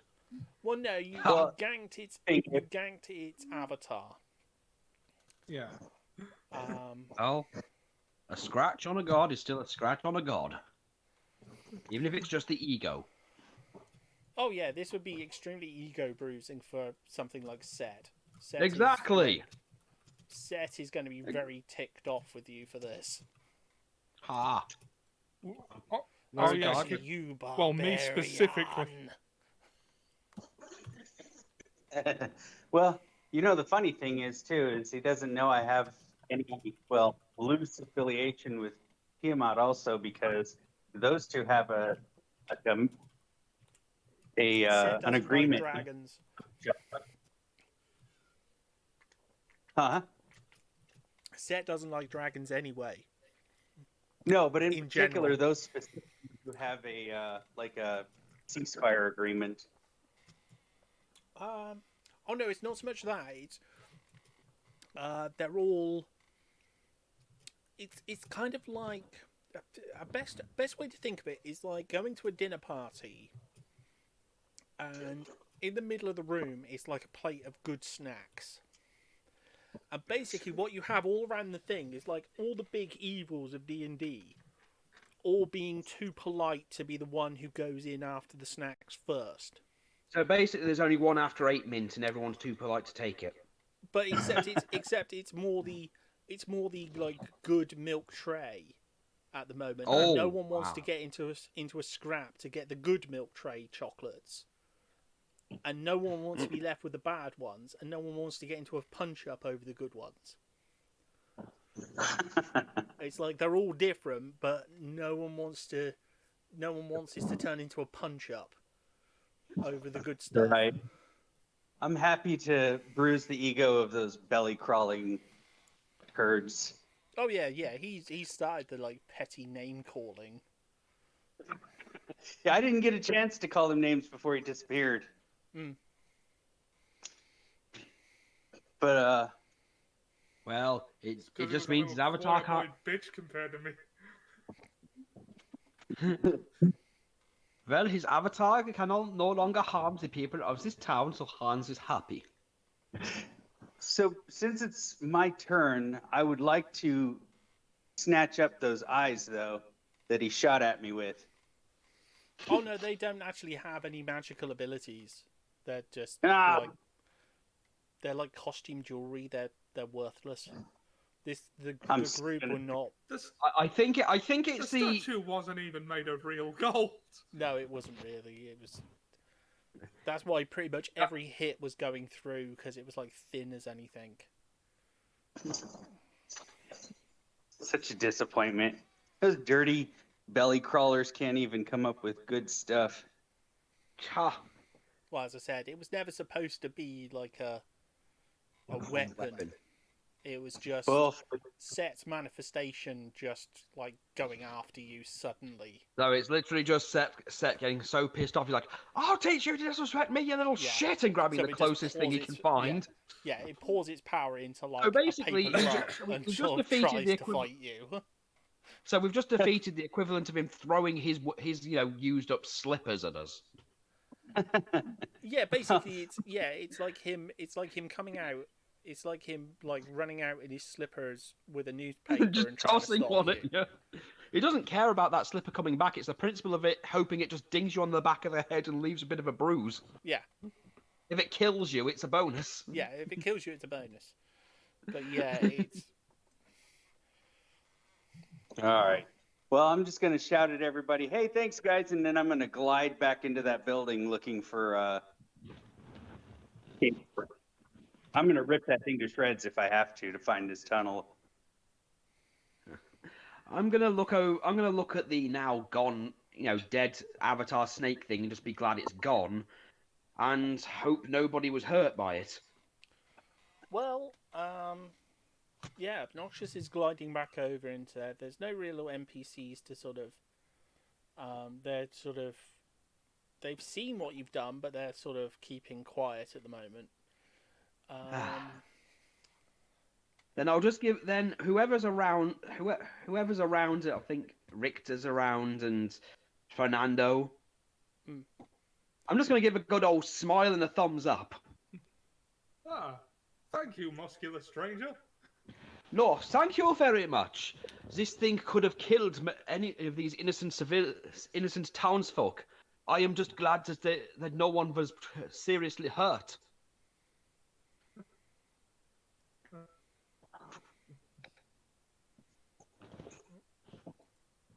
Oh, how are people going to react to that?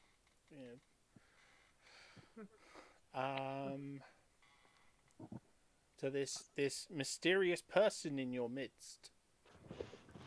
I'm gonna walk up to him, offer a hand, and say, Richter Jones, pleasure to meet you. Hans, pleasure is all mine. Well done for taking down that monstrosity. I'm just gonna give a cocked bow and go. I am the famous Fernando Martinez. Surely you have heard of me.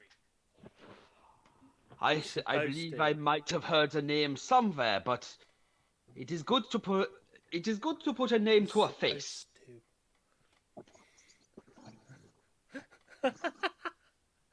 Hmm?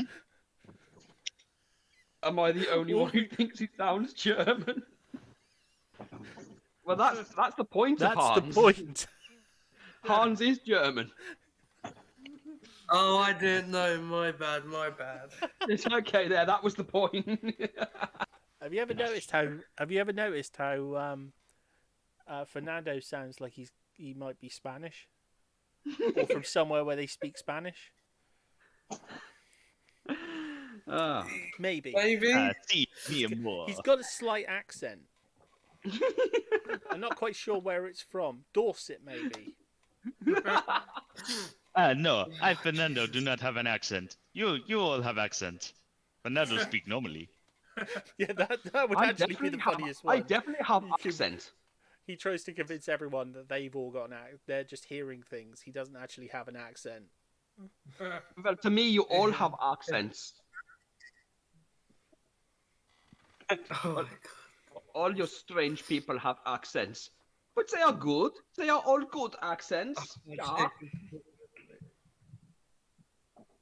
The Ob is the only one that actually doesn't have an accent. All right. I don't know. You sound a bit American over there. If you're a person, you automatically don't have an accent. That's the way it works. Everyone else in the world that has accents. That's what it means to be American. I don't know. With the amount of different accents Americans have, though. Considering my wife's from Nevada, around Nevada, and her mother's from Wisconsin, and they sound really different. Oh yeah, they do. And there was that time last week where I got kidnapped by Texans. As long as you're not speaking, the worst American accent. Go on. I'm not sure which one. Valley Girl. Yeah. Everything sounds like a question because I'm from LA. Like my American accent. Like And suddenly, oh god, I can feel the tumors growing on my back already. You can feel like totally. Did I have that effect on you? I met someone who spoke like that once. I thought I was having a stroke or something because they literally came up to me and they were quite old as well. They were like late 50s, early 60s, and they sort of came out to me and were like, yeah, we were like totally doing this thing, and then this thing happened, and we totally did this. I don't know. I don't know how like, Ob feels about it, but that to me is the most grating American accent. Yeah. I was like, just shut up. You're not saying anything hurtful, but oh my goodness, you're butchering. It hurts, yeah. Your use of English physically the thing that hurts annoys me is people who say no offense, but and then say something that is not in any way offensive.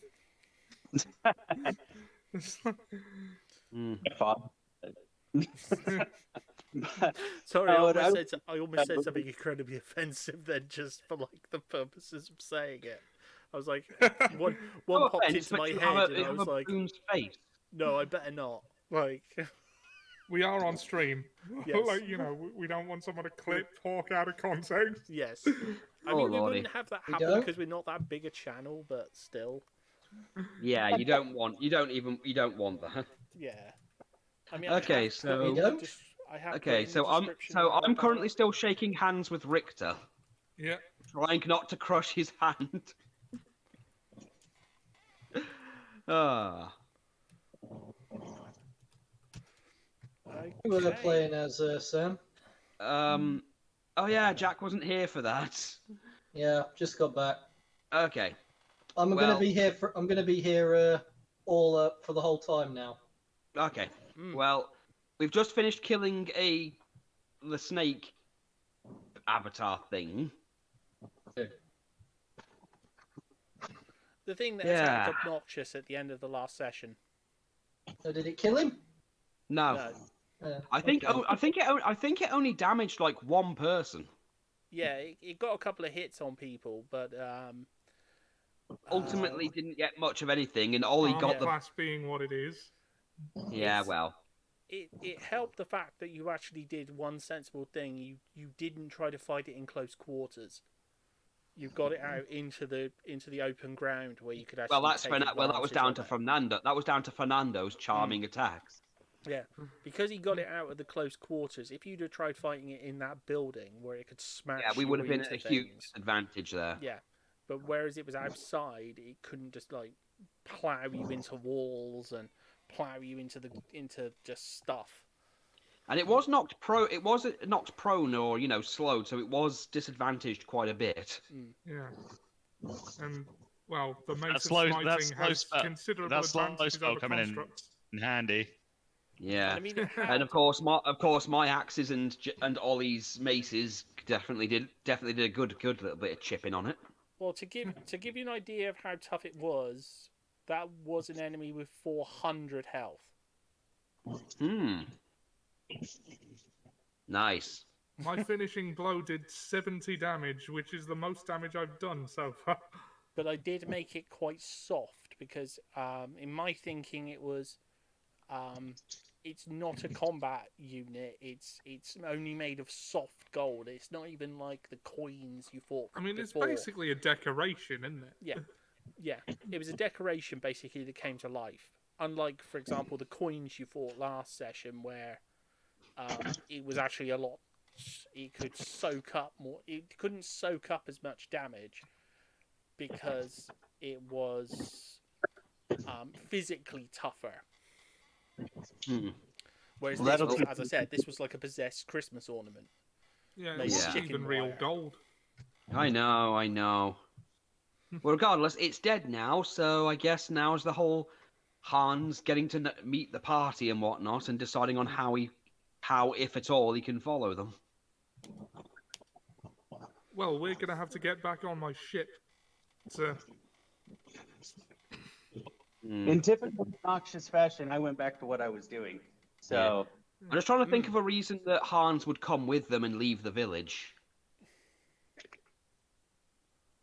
Like, I don't know, maybe a curiosity about, the giant fucking snake. Yeah. Well, yeah, as I Well, said, you need to meet him first and sort of, so, okay, so, well, Jack's not had a turn, so let's let Jim have his turn. Okay. So, across the town, you can see, well, you saw a giant gold snake get smashed into the bakery and then sort of collapsed onto the ground.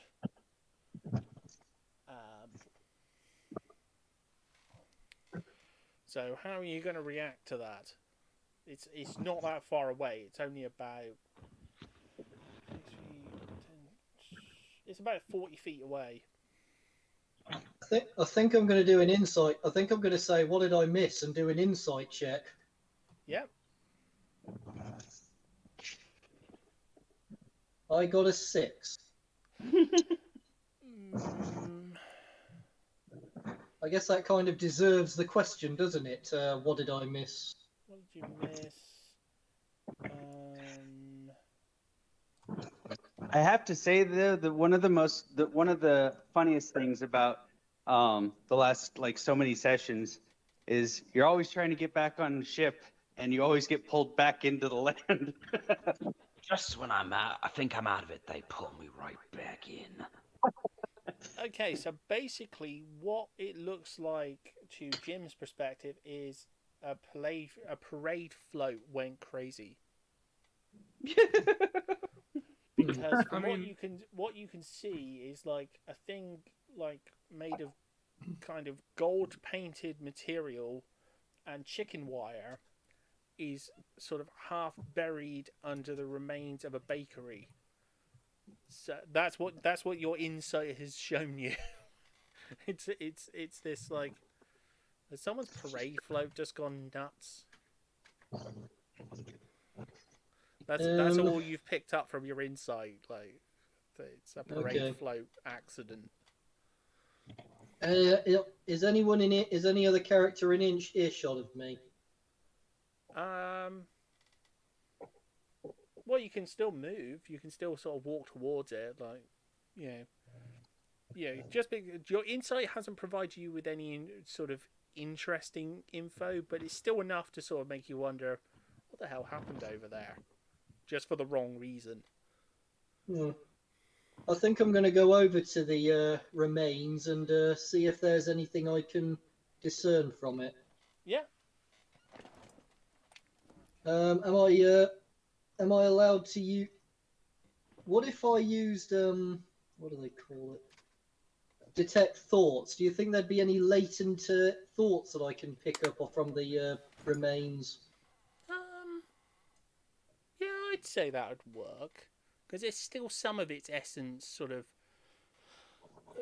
There would be some residual energy left, enough to sort of discern some of it.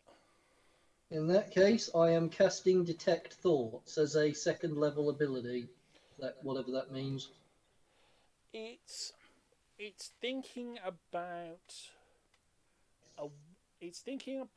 an island you've never seen, covered in grave markers, gravestones, dead bodies everywhere. And is it in the center of it is a disgusting looking pentagram with a small child led in the center, with with blood sort of going into this pentagram, and every so often there's like a weird pulse of energy, of green energy. It's sort of it's thinking about like, and that thought is it's snickering to itself as it thinks of it. Is it day or night in this thought? Your friend, killing your party members. Oh, well, that's something we can both snicker about. Is it day or is it night in this thought that I'm detecting?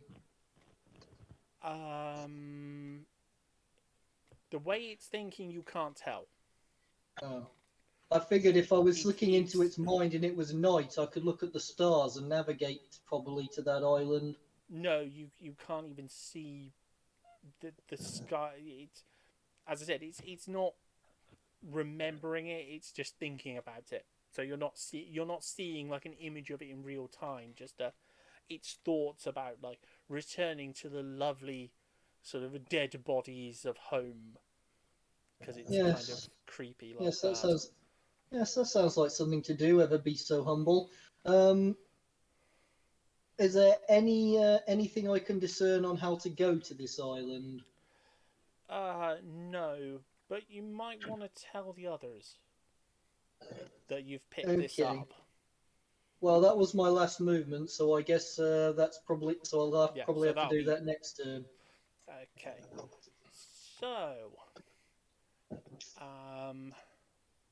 Hans, you've sort of shaken hands with Richter. You've introduced yourself to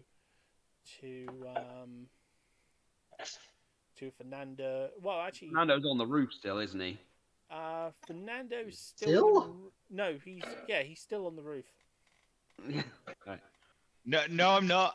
I Oh, would no, be you I jumped would be onto wherever that yeah, you snake was jumped because I was stood yeah, on top you of it. stood on its head. All right. Right, well, we're right Oh, next get to the off the snake. dang roof! Yeah. Okay, so I'm shaking hands with Richter, introducing myself, and I'm gonna ask him if he knows anything about you. So this big snake thing, you know anything about it? Only that it was very keen to prevent us from getting back to the cursed realm, which Cursed sounds... realm. So this is not just some random snake occurrence, I suppose. I mean, it's as random as anything that always happens to us. Stick around, you'll soon get used to it. Oh, Hans has not been on a journey in many a moon. I've been in this village for quite a long time, you see. Though, I don't think I could have taken that thing without your help. Hey, you helped us out plenty yourself. Don't give me too much credit. I saw your abilities. Whew. Hans is very impressed, and the teamwork you show with your friend Fernando over there. Oh, inspires Hans. I'm sorry, years ago, I was something of a motivational speaker, so to speak. I used to help other adventurers on trips on a ship many moons ago. Sounds fun. Sorry. Reminiscing. No, right. Yes, I know what you mean, my friend. Me and my friend Laszlo, we used to help couples through their problems. I used to just sit on the gym. The captain would keep me in the gym and stick me with these adventures, and I would push them to work harder, and they would talk to me about their quests, and I would say, "You can do it. Hans believes in you." And I would push them to make themselves better.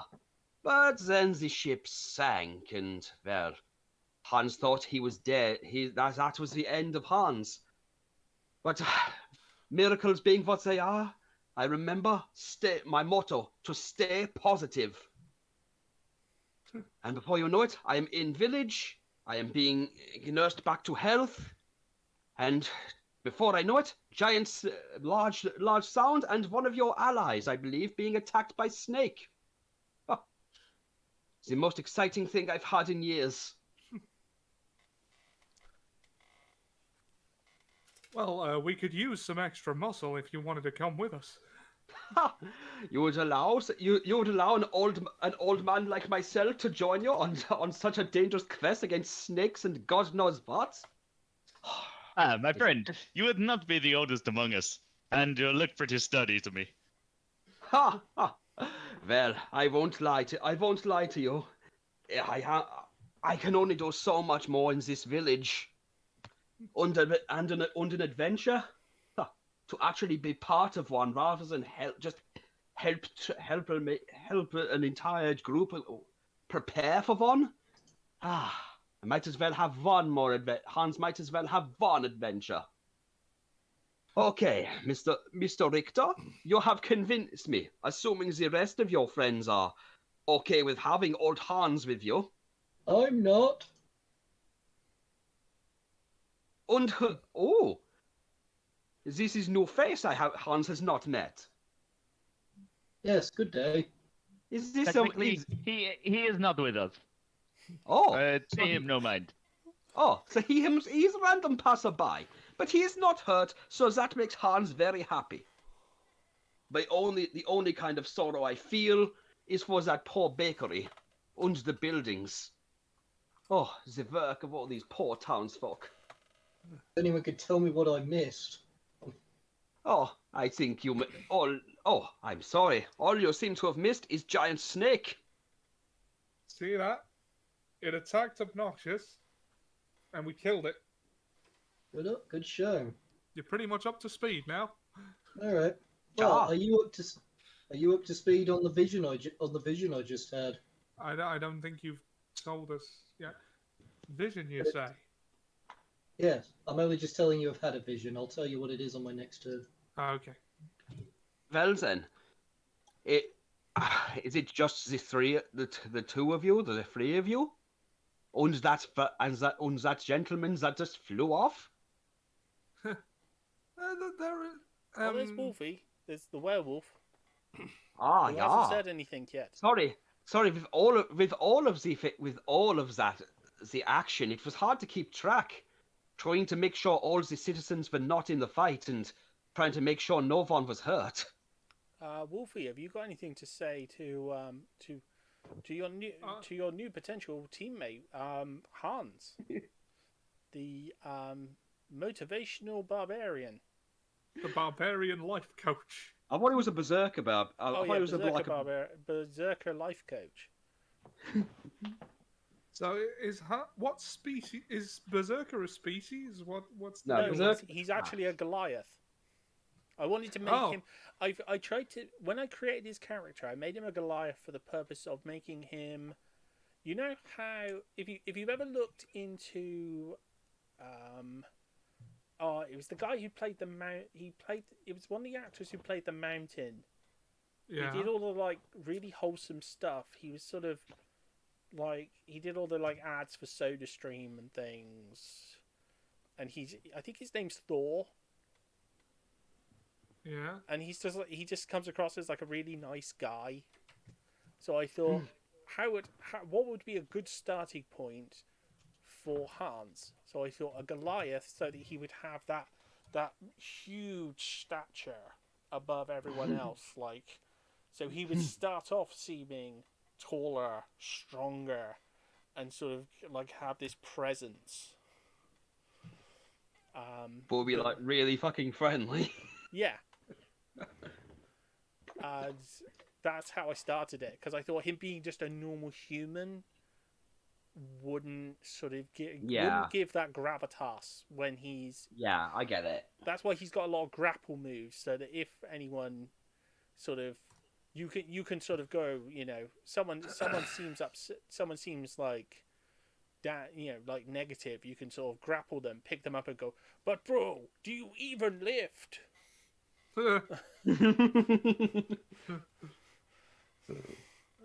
Yes, you have grapple feats and stuff, and yes. Wonderful. That is not very positive. Somebody needs a hug. Yes, and it is a grapple, so you can. So, is Hans aware of his Is Hans aware of his abilities to buff other people? Is that a thing he's aware?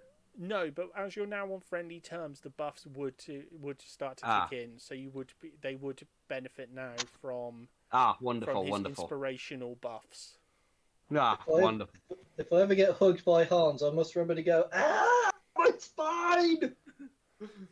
But then Hans will check you and make sure he hasn't broken anything. And I did it as soft as I can.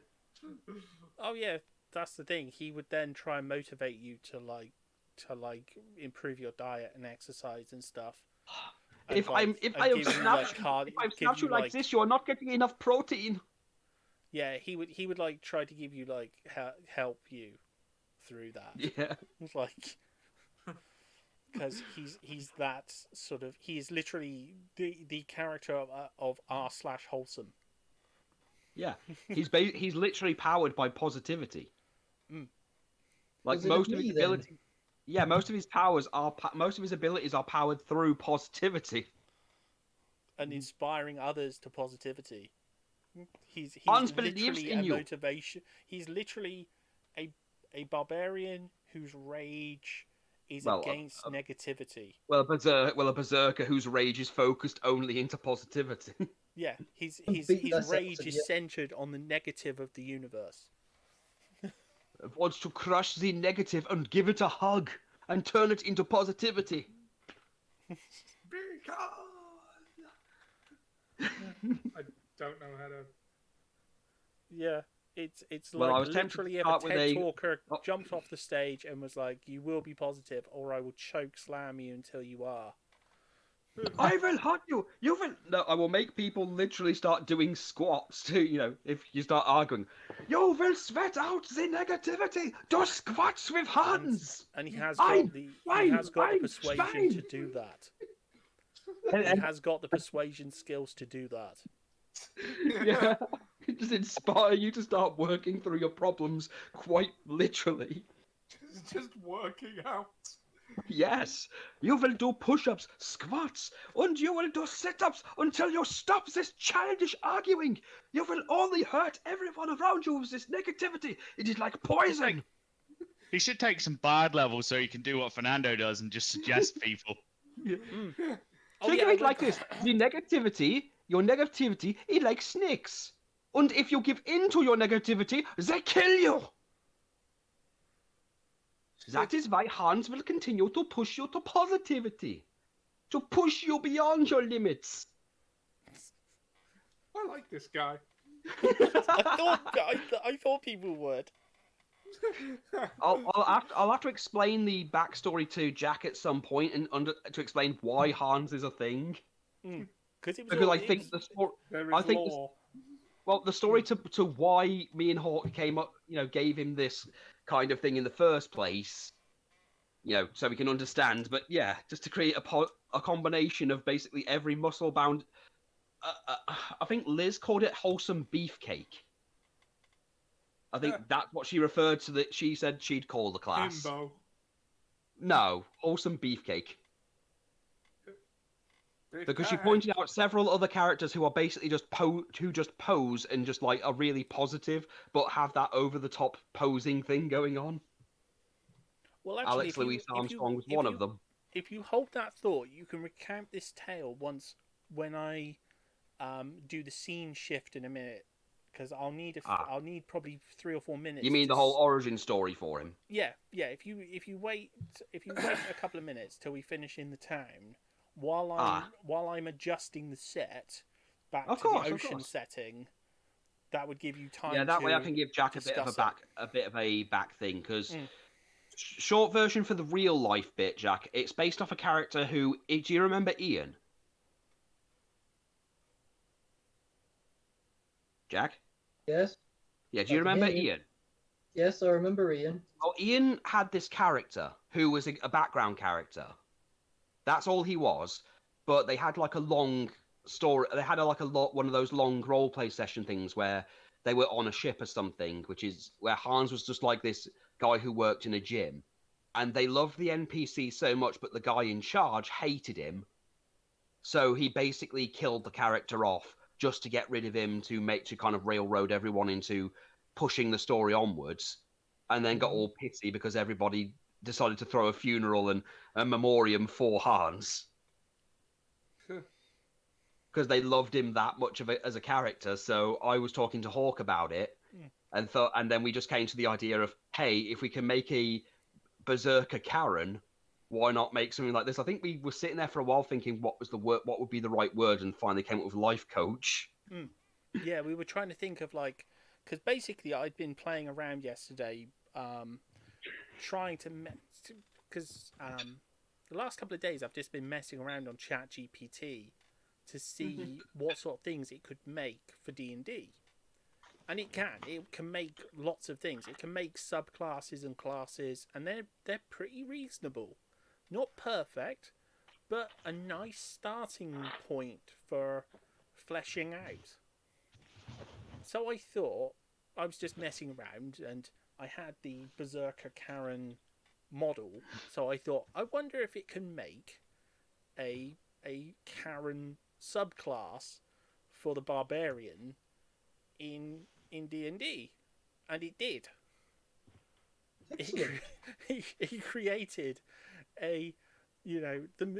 I'll have to show you the moves and stuff. I'll put it in the server because it is amazing. Manager's Fury and stuff as a move is just amazing. If you hit a Karen, they can just get a reaction, do D6 damage to you, yelling at you. So basically, like that episode of South Park where Stan's dad turns into a Karen and he actually screams the "I want to speak to your manager," and it creates a shockwave that knocks someone away. And he's just, and he came up with all of this, and it was, as I say, it was pretty amazing. And I just sort of had to play around with it, making up all sorts of things. And we were chatting about, this Hans character later on, and I said, well, I could probably see what it makes of it. Yeah. And so we were trying to figure out the words, and eventually we did, and went, make us a barbarian subclass. Berserker subclass it was. Yeah. Oh yeah. Yeah, What it berserker. means is barbarian. Yeah, it was a berserker, not a barbarian. Yeah, but it was like make us a life coach berserker subclass for D&D 5th ed. And it churned out this like amazing amount of stuff that's all, as I said, it's all reasonable stuff. It's all little buffs to allies' hit points. Because originally I was thinking of playing a character that would be like a cleric or something, but because I wanted to do some kind of support thing. But this just an excuse to bring Hans back into the limelight after over 15 years. Maybe even more, and actually make him into a character that works was just too much of an opportunity to pass up. Do you know what we need to do Makes at this sense. point? We need to get Ollie. Can you give Seb an invite as well? Oh, you want me to invite Seb? Okay. Yeah, to the server. Yeah, might as well have him join. I've just noticed that he's just commented and. Yeah, the clerks thing. Yeah. So we just thought the power of positivity into basically a big muscular guy would just be perfect. And I like the idea of, because I've always hated the idea of people just killing a character so they don't like them. A DM doing that to me is just terrible. It's a terrible waste. Yeah, I've told you the things I hate in D&D. I hate hearing, which is why I'm glad I joined this kind of game. So I thought, I like the idea of bringing that person back as a playable character. I've sent Seb an invite to the server. Wolfie will just need to give him the appropriate role so that he can join the group. I've just got a notification for the welcome thing. Okay. The me sticks thing. What does the German need? No, this is Heroes Night. We just invited him. Oh, to the guy that just came in now. Okay, my bad. What I was going to say was there anything people wanted to do in the town? I know Obnoxious wants to do searching in the building, so we'll do that now. Was there anything else people wanted to do in the town to get ready for to get on the boat? Well, I don't know what equipment I have, so I don't. You're pretty much tooled up. I did that this morning. I think the only thing I'd be doing is maybe saying goodbye to the people in the village who've looked after him. Or maybe helping rebuild the bakery. Well, yeah, I was thinking something like that, making sure everyone's okay in the village, helping them rebuild as one last little thing, and explaining I'll be leaving the village from now on so that stuff like this can't happen again.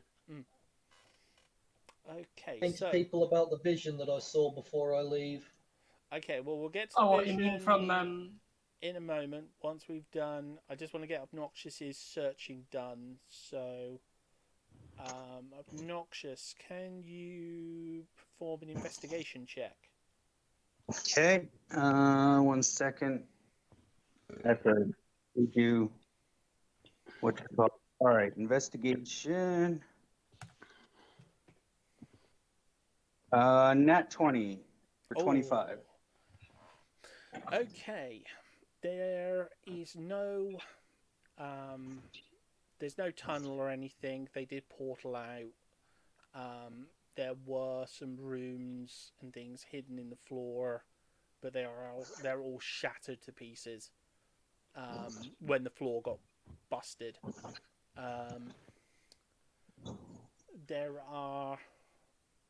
You do find remains of bodies, and they've all been drained of blood, but it's only a small amount. it's very clear from what you're finding that this was only a small group here. It's not like when you encountered the blood cultists before in the other dimension where there was lots of them.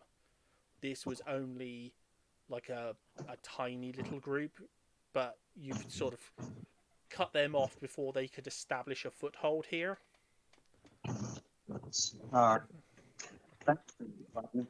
Any weapons or anything of any interest aside picking up another one of those There is blood another daggers? one of those daggers. What's that? There is a dagger. Can I Okay, be an yeah. arms dealer?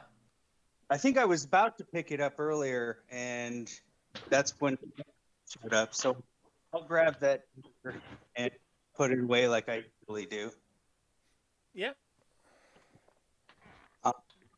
I guess if there's nothing else, then I'll go back to the group and I'll just shift out of my hybrid. It's just me being big and heavy for no reason. There is the new guy there. Did you want to say anything to him? Not yet. He's currently helping. He's basically looking through the rubble, finding out any bricks that are sort of half decent, and starting to rebuild the kiln. This building doesn't. These buildings here don't have blackstone in them, right? Not No. in this island. No, this Okay. is all regular stone. Otherwise, I was going to have to give him a harsh warning. But no, I'm going to look at him and just kind of keep my distance for now, just like I do with, and go back over to the group and just kind of sneak up behind Fernando and Richter and see what they've got going on. Okay. Jim, you were going to tell people about your vision. The vision I saw. Or Bethany? No. I just read the creature's mind. Picked up some surface thoughts. He talked about an island, lots of corpses, a pentagram with a child on it. Couldn't really see anything else. Wolfie, that would be quite triggering to you if you're hearing that properly. I heard him a little bit. I already forgot though. He said a small child in a pentagram. A small child in the pentagram? What's the pentagram?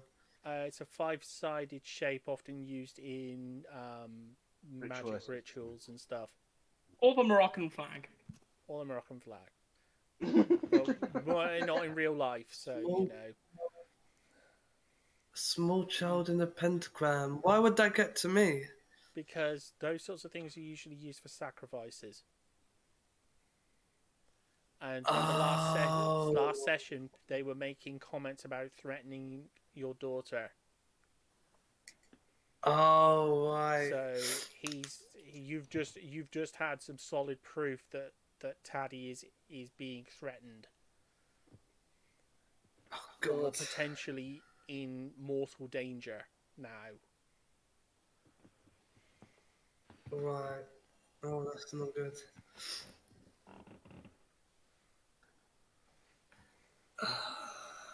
So yeah, that's going to make you a little bit like, what did he say? I said I saw a bit. I said that thing before it died was thinking about a island with a pentagram with loads of corpses on it.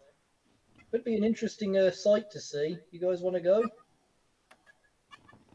Back to the island. Yeah, well, we are literally going back to the island. That's the next part of the plot, I think. Fernando, do you want to do anything in relation to this? Not particularly. Okay, I just thought I thought you might want to like do something. Like what? Well, I thought you might want to read his thoughts so you could see what. I was very much debating it, but it hasn't Yeah. been my turn, and I need an action to do that. Okay, well, I'm sort of letting people kind of free flow it for a 'Cause moment, I was- just to sort of sort of get everyone on the Oh same yeah, page. then. Oh yeah, no, I was just waiting until my turn because I was thinking about casting detect thoughts on our new friend anyway. Oh, okay. Although I believe Hans is quite honest, but he, You might, I don't know. want to see things. Fernando can be suspicious, and as we've had a bunch of weird crap chasing us around the entire game. There was something in the air that night. And the last person who's following us around, I don't trust. Well- Yes, I will cast detect thoughts and read Jim's mind. Read my mind. Yeah, because at the moment you're That won't take recounting long. you're recounting the event, so you would be actively thinking about the recollection. What if I was only thinking in my native language? I'm pretty sure your native language is common. Oh I'm no! Githari. My languages are abyssal, celestial, common, and infernal. That was it. That was the thing I was talking about last night. That orc that would only ever speak in orc, and it was abyssal. That was the language. Oh, yeah. I was thinking it might have been infernal. I mean, can Fernando understand any of those languages? Because if I'm thinking only in that, then it's Well, like the that thing is, moment of Heroes, isn't it? You wouldn't be aware that he was sort of doing it. I think in that language all the time. Except at other times you haven't. You'd have been speaking in that language, like, first and foremost, if that were the case. Don't try and Yeah. bet again. I should have thought about the HRG sooner, shouldn't I? And as I said, it's actually just for a storyline thing. It's basically because he would recognize what you're describing, because you would be in your head thinking about the thoughts of the other person, recounting those thoughts so that you could. And it doesn't matter whether you're thinking in abyssal. Apparently, because spells that are language based like that actually state on them that you have to understand the language. Detect thoughts does not. Oh. I've just read the entire spell. Nice. And then nowhere does it say I have to understand the language he speaks. Take that, Jack. Well, it worked basically, in you Heroes. recognize. Yeah, but we're not playing Heroes. You recognize the location he's talking about. Is it the Cursed Isle? Yes. Okay. That's what I yes, was my sort of friends, getting it does at, appear that he is referring about the Cursed Isle, which is where we were heading anyway, so no big deal. Although, I'm not sure it's going to look the same when we get there. It look very different now. Yeah, we recently found out that we lost about 4.5 years during our excursion to the underworld. Yes, Hans, if you hang around with us, weird shit tends to happen. I look forward to what adventures may come. I like you. You're a very happy person. But Hans has to be a bit positive. It is what drives him. Welcome to the What's crew. from Dirt's technique? No matter how bad the situation is, there's always a bright side. And even if Hans has to be the one to show the bright side, I hope I can be of assistance to your team. Can I do two things, DM? Yeah. He's way too positive. Can I move my detect thoughts onto him and insight him? I don't believe anyone is this positive. I'm suspicious of his positivity. You will find my positivity is as infectious as any disease. Okay, 9. So my insight wasn't great, but I can read his mind. Okay. Hans, what are you thinking about? I'm thinking back to the ship where I worked. I'm thinking back on the ship, back before it sank, with an old team. The last team of adventurers I ever met, shirtless while working in the gym and pushing them. And then the last time I ever saw them when we'd finished a workout, only for the ship to sink. And then the last memories being trying to think positively that I will survive, I will live while swimming out of the boat. Then there's not I much get of the anything. general sense from First reading you're his mind afraid, you're that he is petrified. just super positive. I'm just recounting the last time I was ever with a group where it was actually, a group. So yeah, I'm just really positive because let's face it, almost died, had to stay positive, being positive kept me alive. Cool. I think that's everything Fernando wanted to do. Was just he's suspicious of Hans' positivity. Oh yeah, I thought everyone would be. A new cast member, it's always that. There's always that sort of suspicion. There's always that suspicion. Given what we've been through in this campaign, we haven't met anyone anywhere near as positive. Yeah. It strikes me as suspicious. Yeah. He'll be worn down. No, that's the best part. You can't wear him down. That's the annoying thing. Is at the point where if he dies and goes to hell, the devil's going to be just annoyed with just him smiling on everything. And when the devil's like, I've had it, I've tried everything. It's okay, you can try again. Says, come on, we're here forever, you can try again. Infinite retries. There is always time. There's always time. You can do it, Satan. I believe you. Stop it. Stop it right now. So you Fernando's been around a long time and never met anyone this positive. Well, have all the positivity in the world. Okay. While he's tied up and then being force-fed loads of positivity chemicals. Just like Homer being fed all those donuts. I don't understand. Oh my god, these donuts are good. I have a question. These donuts are good. Ooh, they are cream-filled. Oh, yeah. I have a question for Jim. Jim, how are you going to attempt to travel back to your boat? Or how are you going to? Are you going to attempt to use the gateway to fast travel to your boat? Or are you going to do like everyone else and get in a rowing boat? I think I'll fast travel. I don't like the company. Okay. This is the first... Okay. As you approach the portal, everyone goes with you to the portal. I need you put in the thing that you get the little token thing. You activate the portal. At which point, one of the chickens from the town scarpers through the gateway. I need all of you to roll a perception check. Coming right up. Hey, 19. Fernando's okay with this. 20. Are your chickens coming home to roast? Rolling perception. That's 19. Obnoxious Damn, heard everyone it. did pretty well. So Jim's not going to die. Oh, lovely. You're Why was lucky. I in danger of dying? That is the Same fastest. That is the fastest cock I've ever seen. Why was I in danger of dying? You haven't seen anything yet, my friend. Just you wait. Okay. Fernando, you're making me very anxious. Hans didn't You're making me hear very enthusiastic. You hear Danger a of thud. dying just a moment ago, DM. You hear a thud from the portal, like a strange metallic bonk, and that's not right. Somebody shut the portal on the other side.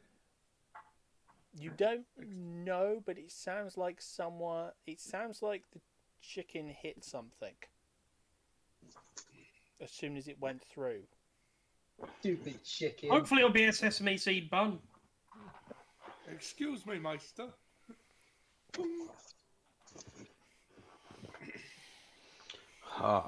That is not any. But with you've got a 20, so you know it hit something like straight away.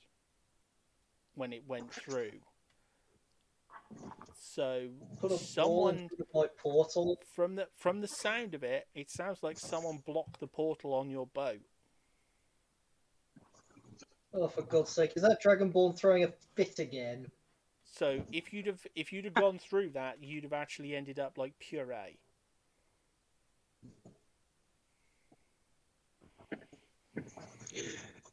Oh, so I that's my haven't friend. got I through suggest my you walk through the portal. No. Have the Oh. ladies first, Fernando. Fortunately, you got the Fernando. crit, Oh, so this. you know Oh, you're Fernando. not. He's not going to convince you to do it. So you know. Huh? You are secure. What's that? He got a crit on that. Fernando is not convincing you in any way to step through to your death, because you would know that would be death. Oh, don't say that. I used the word suggest. No, it wouldn't work, because he knows it would result in his death. Yeah. He knows that would be. He knows that something bad has happened. I wouldn't do that. Yeah. I wouldn't do that. I know. I wouldn't waste a second level spell slot on that. Yeah. It's Do Makes it. me feel Do it. so comforted. so Do it. yeah. Do it. You're Kill everyone. so you know something has happened on your ship. So you're going to have to take the rafts like everyone else. And so with that, Welcome to the club. Unless anyone else wants to do anything in the town. Anyone want to do anything else in the I town? have a question. I don't well, think so. I've done all the repairs I can do, right? Yeah, you've helped them get a good start on it. They've got to make up mortar. Okay, then and all things, I'd really have to do is say goodbye to anyone in the village that I know and say I'm leaving. I'm going to be gone. I might not. I might be back. I might not. Okay. But to look on the bright side. Okay. Think of all of the positive things that Hans has brought to your life. So while you're doing that, And think of how good it is that he's going. I'm going to quickly change the set to the C set for the arrival at Oh, the hold on. boat. Obnoxious wanted to ask something. Oh, sorry, Obnoxious. Yeah, I thought I heard you.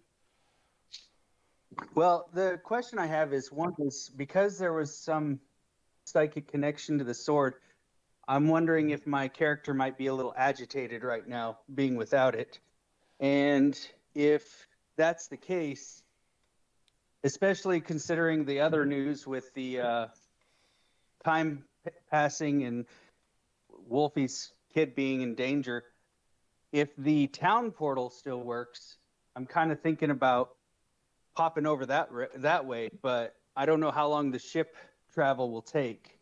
But it depends on how agitated I am. If I'm not that agitated, then the ship's not going to be that big of a deal. But if I'm feeling a loss because you might have forgotten one thing as well. One sort of in character thing you might have forgotten. You wouldn't want to take the portal to the cursed realm, because every time you've gone through one of those portals, you've woke up with feeling drained, as though something bad has happened to you on the way. So you wouldn't want to do that just because you would be going into a fight kind of drained and blind. That's true. And also, also what you just heard, it sounds like they are booby trapping the gates. Potentially. Okay. So my I guess in the back of my mind, it keeps me from going through the portals, but well, you know that I was just trying to. there's a good chance the blade is going to be there, because this is the same cult, and that's where their base is. So yeah, if your blade is anywhere, your blade is going to be there. So yeah, you want to make sure you're tooled up, ready to go, and then going into that with ready for a fight. Well, I mean, if I did go through, I could also use a rod of security for the rest. So yeah, but no one else would be able to do that. You would be, and you don't know how many of them there are. I You wouldn't could be able. fighting alone for a long time. Yeah. Until we get to you. Which could be days. Yeah. Okay. Yeah, I was just wondering how long the ship travel was, because I'm like, I want my sword back. Oh yeah. You're going to be wanting to get there quick. Everyone else is as well. No one is wanting to get there slow now, but they want to,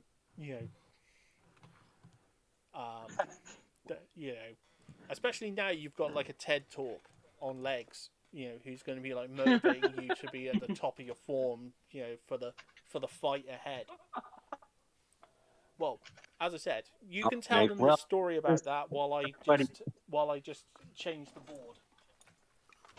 Okay, so we're going to be on the boat and just recounting the backstory then. Yeah. To the boats. To the boats. Hans, Jim, welcome aboard the Iron Unkindness. A fine name for a fine ship. I'm Richter Jones. I will be your captain for this voyage. There are ways to remove me, but let's not go into that yet. Yeah. You're still rowing there. Oh, I won't. I like him as captain, so you'll have to go through me, and I do not suggest you try. Oh, I don't. After seeing this man in battle, I don't think I'd want to. He's quite the trooper. There are two ways to elect a new captain. One is by popular vote, and the other is by way of a captain's duel. I think I'm afraid that my expertise is more in working on the ship than running one. So I think I'll be happy with you as the captain. Well, it looks like you've had some experience on a ship before. That'll be useful. Welcome to. I don't know how useful I'll be, but I will be happy to try and make it happy to meet your expectations. Sorry, I should be doing my German. This is Slippery Joe, Polearm Pete, Musket Mike. There's Shaggerat.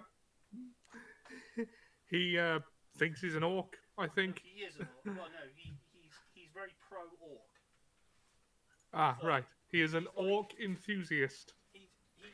Well, I'm very happy. I'm happy for anyone to be infused by anything. That would be the best way of describing him. He's like an orc weeb.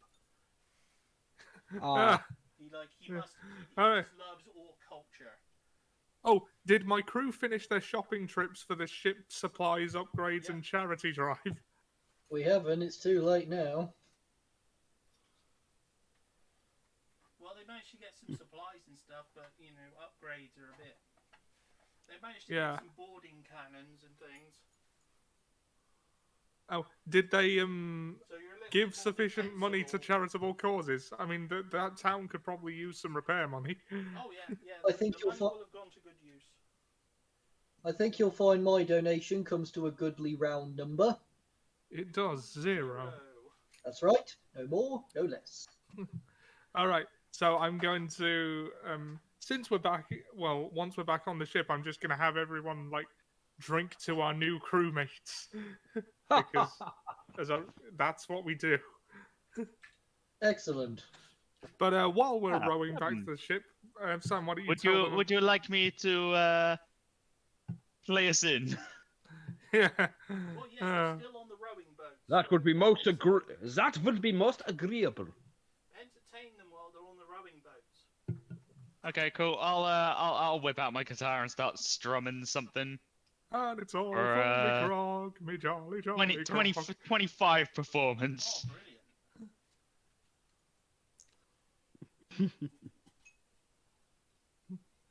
I don't suppose you know Bink Sake, do you? I do. Not on the guitar. I could sing it in either language.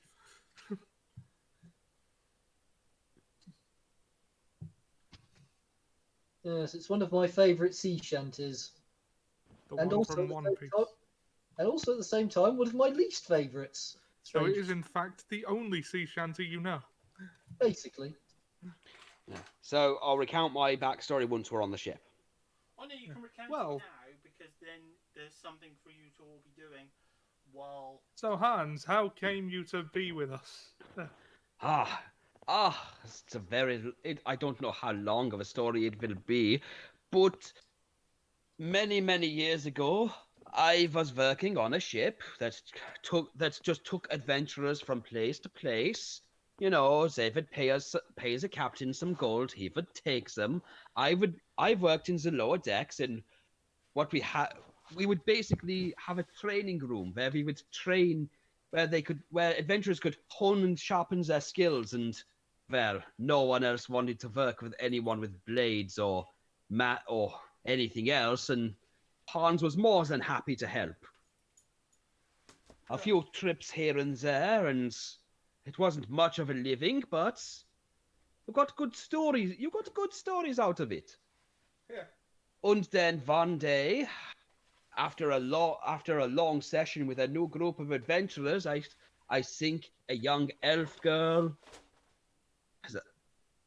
I can't. It's been such a long time, but one night I feel the ship falling apart. I try to find everyone. I help everyone get out so that I can.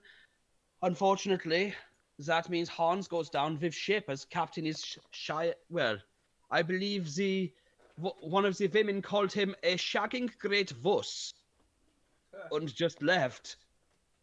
The ship was just sinking and sinking while Hans was trying to climb out. Then I remembered what I told everyone, to stay positive, to keep fighting. So I did. Before Hans knows it, he is out of ship, above water, and paddling for his life. His arms burning, his body feeling like it's on fire despite being in freezing cold water. Before I know it, I am on shores of that village. Village take me in, they clothe me, to the best of their abilities at least. They feed me, I help out, I try to inspire people to do better. And then, well, I hear loud shouting, and then I find myself fighting side by side with real adventurers. Hans must admit he never thought he's always been helping train these adventurers, but he's never thought he'd be fighting alongside them. Did you find these adventurers? It's awesome. Unfortunately, I never did. I know they got off the boat, but by the time they'd left, I was already going back down into the ship to try and make sure the women and children were no longer in the lower decks, and no one had just fallen asleep, had stayed asleep. We had a lot of heavy sleepers on that ship. Lots of heavy sleepers. Of course, Hans was last man left. Hans couldn't just abandon anyone. If Hans had to die to make sure there was hope for everyone, then I was content, but Hans lives. Hans continues, and if Hans can continue to do good, Hans will continue to do good. Yes, there's some sorrow to that. I probably could have done something with your corpse. Sorry, did I say this out loud? Your humor is unique. Hans says as long as it makes you happy, then Hans is okay. Oh, it's good of you, Hans. That's all Hans wants. Hans wants everyone to be happy with what they do and be positive, as long as they are doing their best at what they're doing and knows they can improve. And if Hans can help with that, then Hans will lend a hand or two.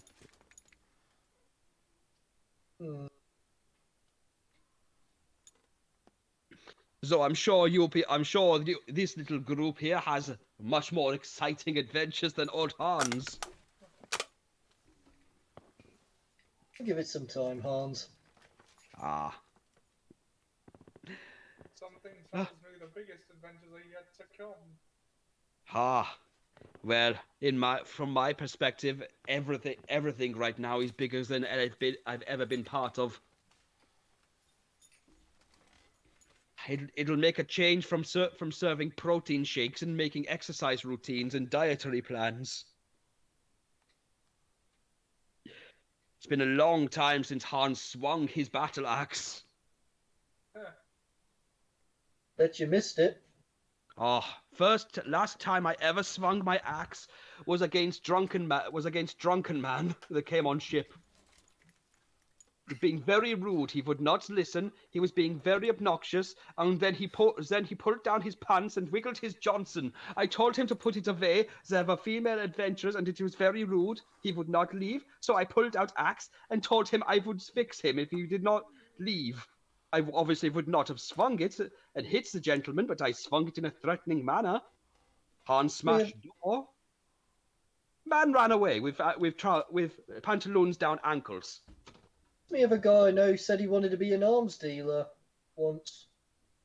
Ah. I mean, was his Johnson particularly very small? Like Hans was not looking. Hans is not really. He does not want to remember that time. Hans doesn't like to get angry. Fair enough. Hans likes to stay positive. Negativity just makes me boil. Oh. Okay.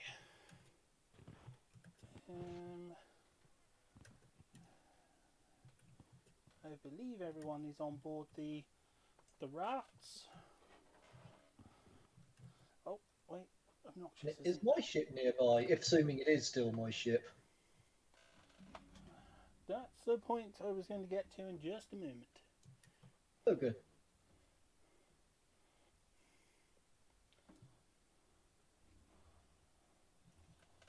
Okay.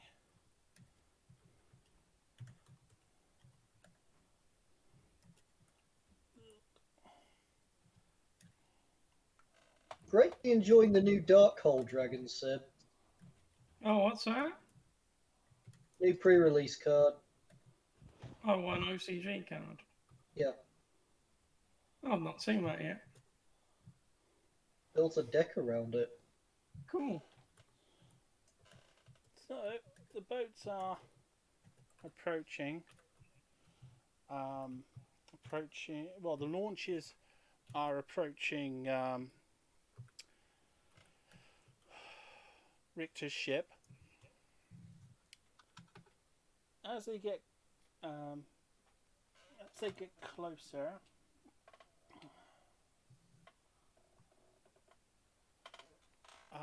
I'll get you each to do a perception in a moment. So yeah, we'll do that.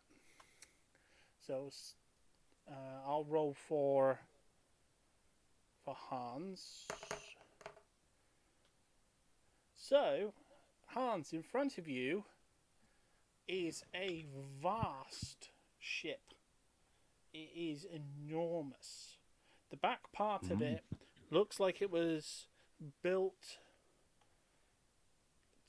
in almost like a cathedral, with ornate tiles. It is a beautiful ship. There are small rooms which butt out. As I said, it's all very extremely ornate. And as the launch approaches the ship, and you're sort of sitting on the sort of bench of the thing, you feel something touch your hand. Ah. And you see a blue hand.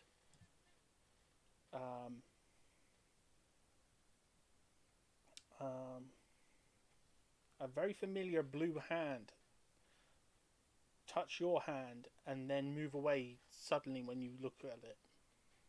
Oh. Okay, I'm gonna just have a whole. I'm gonna remember back to who it was, and so you're gonna. I'm guessing that's the character you were talking about. That would be the one my wife wanted to make. So it's hands, touching hands, reaching out. Was he joining this campaign?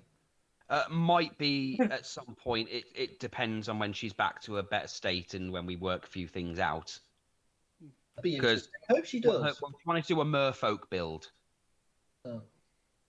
That'll be interesting. Hope she well, does. well, in that case, I'm going to remember back to, if we're adding this, remembering to, the one who saved me from drowning.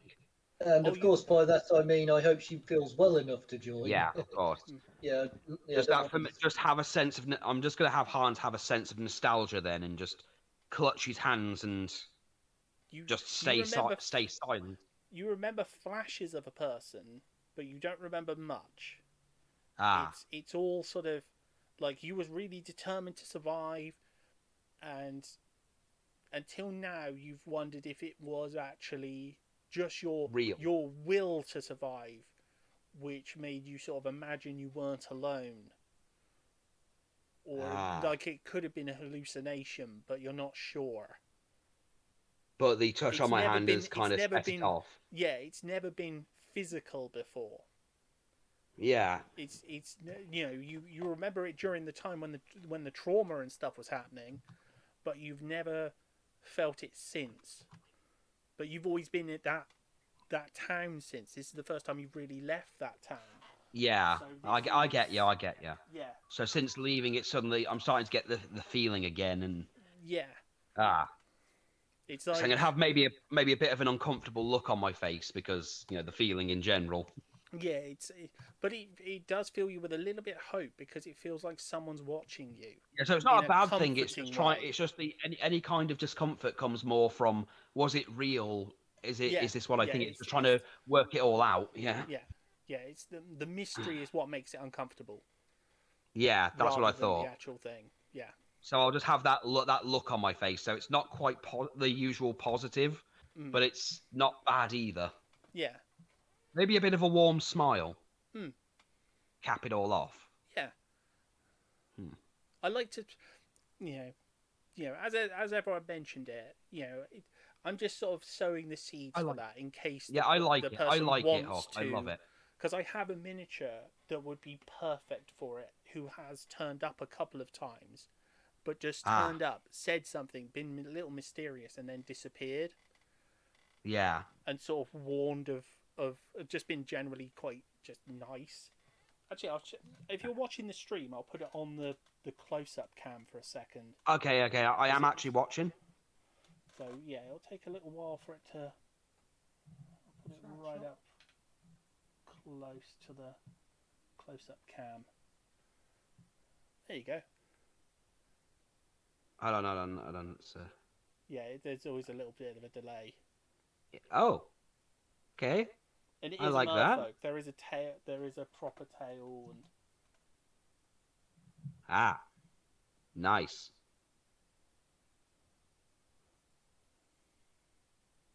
So yeah. Yeah, I like that. Yeah, I thought I've had that character already in the game, just sort of milling around. So yeah, it'd be good to have someone play that character. So. Well, I'll talk to her about it. She's had ideas. Obviously, she thought of them being some like a sea scout, good for scouting in the sea and stuff. Oh yeah, like a sea elf. Something like that, yeah. Yeah. Yeah, I've yeah, just one day we'll if and when she feels like it, we'll just have to sit down a bit like we did last night and just have a bit of a chat about it. Of course. Though again, she's like at the moment she's in a hole, still recovering from the surgery and exactly. Well, dealing with what is now a 5-year-old. Yeah, that's why it's just laying the groundwork I understand, and stuff, but and sort of I appreciate it, Hawk. I appreciate it. Thanks a lot. And it's a beautiful miniature, by the way. Oh, thanks. But then again, I think any miniature that's actually painted, because none of mine are. My painting isn't great, but I like to joke and go the low res of the camera sort of makes up for various sins. Well, I like the sowing the seeds, and I like the effort you've gone to for Hans. I wish you'd told me that. I wish you told me that when I had Warhammer miniatures, Sam. Ah, well. Oh, Dad always complimented me on my paint work. Well, I still have the miniatures. I just haven't painted them. He even let him do the kitchen afterwards. No, he did. Are you muted? My dad's not that stupid. No, well, you are. That was a wholesome Hans moment. Wolfie was asking. Someone if with he's art muted, skills draw that wholesome Hans. Yeah, you're muted, Wolfie. Someone just left. So.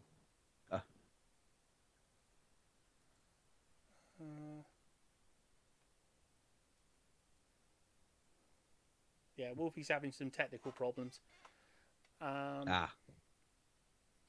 Maybe he's dealing with a Scottish groundskeeper.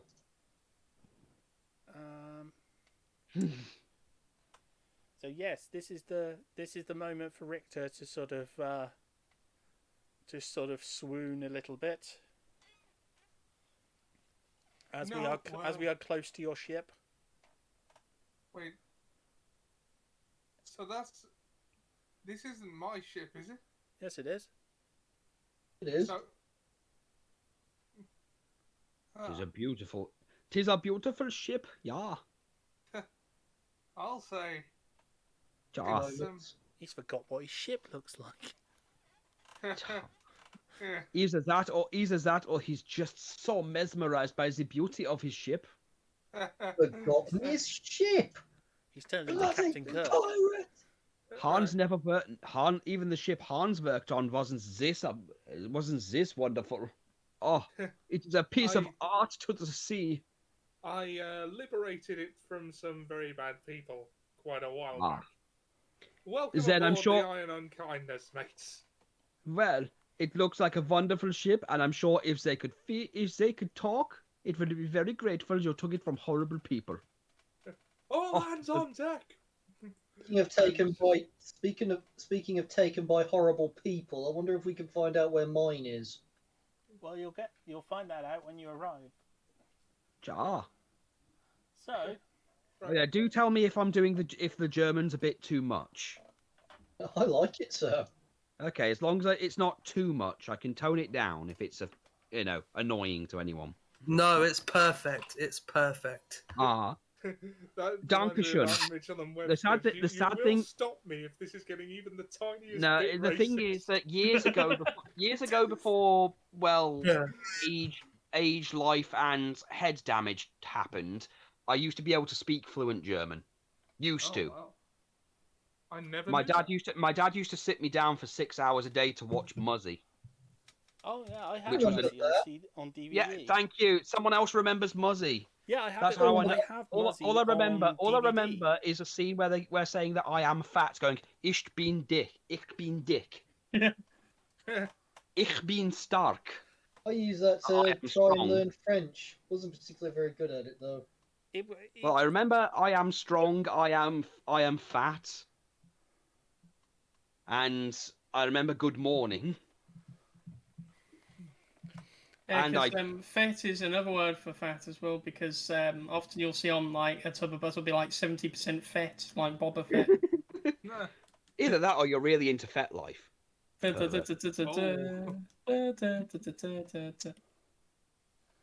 doesn't like me speaking German in front of her, funnily enough. She feels threatened. Fett Life sounds like a Boba Fett fan group.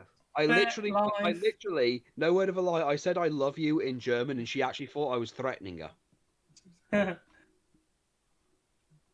Nowadays, she's okay with it. I'll stop her and go, Lizzie, yeah, ich liebe dich. That reminds me of the tongue-tied song from Red Dwarf. You tried to say you love her, but it came out kind of wrong. It came out like loobity-doo, loobity-doo, there, anger. So, me, four girls, and to an entire family-sized tub of banana yogurt. I'm glad the German's okay. I wanted to make sure it wasn't too loud or too... If it's been a while. And last time, ironically, I did it was when we were talking about Hans with Ian. No, don't say that you can't do any more. Hans believes in you. He knows you can do better. You can lift that weight. You can swing that sword. You will get better. You will master that technique. Hans knows you can do it. So you've all boarded the ship. And I suspect the first person who's going to want to ask questions is going to be Richter and Jim. Why does my bloody ship look better? Not that I'm complaining, but how? Yeah. So Richter, you had one of the goblins sort of in the goblins, and once again I've forgotten her name. I've forgotten her With name Long as well. Tom. Yeah. Were in charge. I'll just turn to her and go, explain! No, not... That sounds a bit... Okay, bring me up to speed, please. Perchance, could you explain to me what the fuck has happened? What do you mean? Well, the ship has had a bit of an overhaul, hasn't it? Well, yeah, we brought the small cannons up that you wanted. We've managed to install boarding cannons. Excellent. Along all the railings. The crew have been trained. They're basically small bore, basically blunderbuss-esque cannons along the railings. Pretty much anyone can fire them. Just point and light the fuse. I look Extremely forward easy to use. Bless America. Yeah, the other ship, the Kraken, suddenly just took off one night. Where's my Kraken? Well, it's gone. Where? Sounds like you got wrong, dude. A couple of hours after you left. It just left.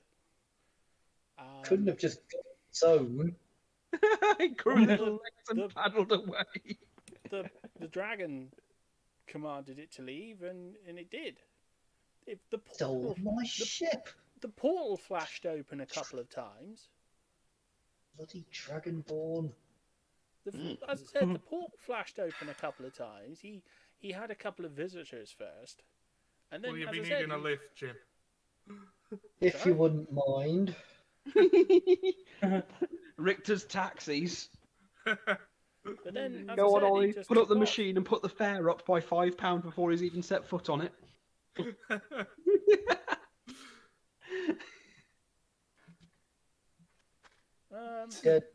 Dead Man's Log. Now currently joined a new crew and a new ship. Please note to self, when find Kraken, get that Dragonborn and put him in a very unpleasant place. Helmsley Wood. Under my Please foot. stop that guy from posing and showing off his muscles. Please keep his goddamn shirt on. Alright.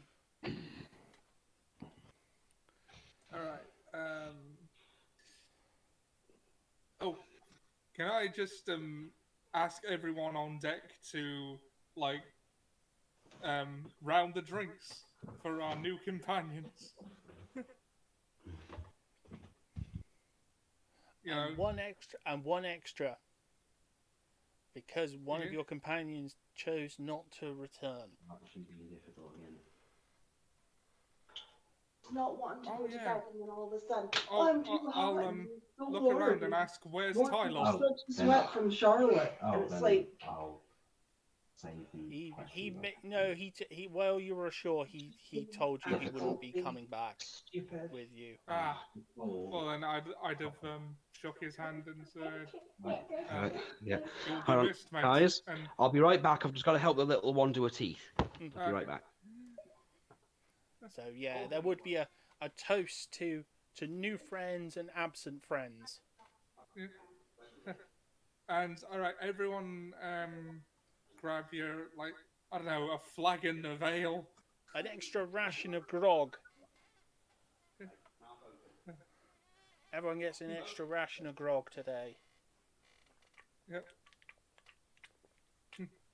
Just put my arms around Jim and Hans, hand them the flagons of ale. So get that down, yeah. Yeah, I'm gonna need it. I believe I lost that Kraken. I used to put it in I used to go into taverns. I used to go into taverns and secretly use it to give me an edge when I was arm wrestling with people. With a kraken?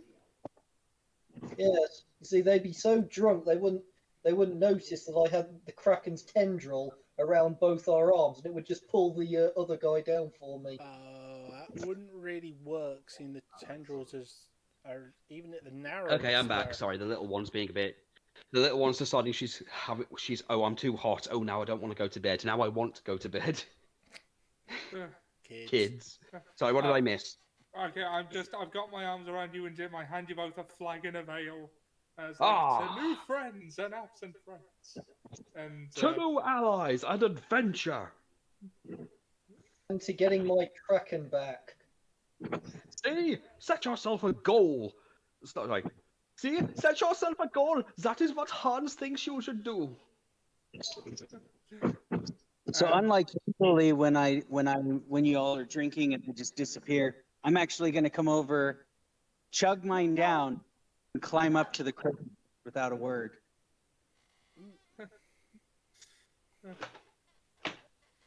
Well, progress is progress.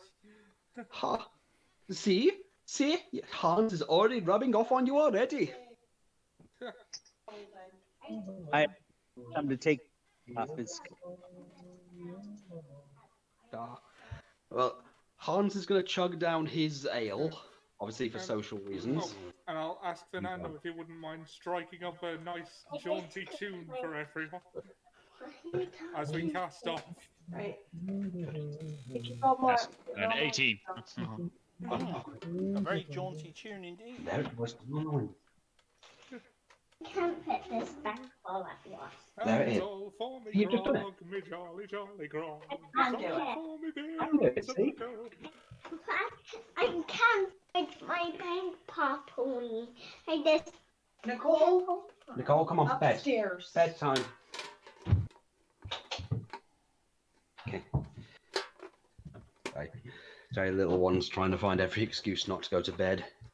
Oh. We all did at that age. But she's 5, so. How many rings has she run round you, Sam? You what? How many rings has she run round you? Well, that's the thing. I'm kind of maybe a bit too strict. Yeah. Okay. I didn't know whether you wanted the thing on. Not if I've got it on the right setting. You do. Okay, wonderful. Anything I can do for you?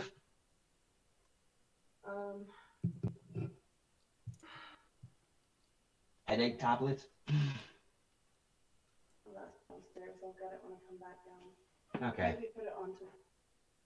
Oh, absolutely. Yeah. Jar. I can do that. Sorry, got to stay in Hans. You have to be enhanced.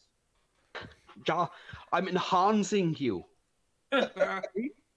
Sorry. I've been putting on to that one. I didn't know if that would be if that would just be terrible. Oh, that was I'm not great. going to give you that inspiration, Sam. I have enhanced you.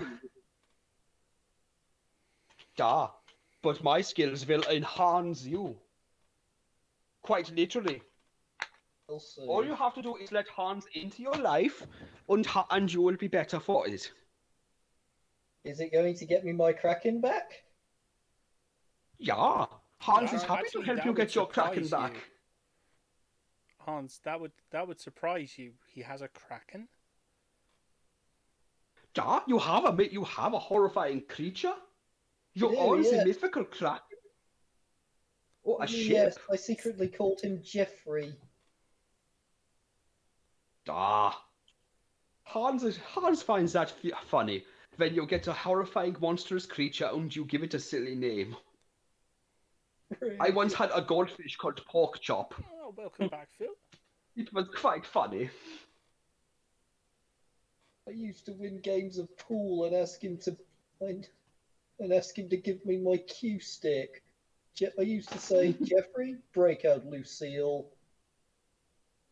You can see why the Black Dragon got annoyed with him. No, Hans is okay. Hans finds this funny. Still Well, the problem amusing. is- It the has been a problem is- long time since he's been with the crew.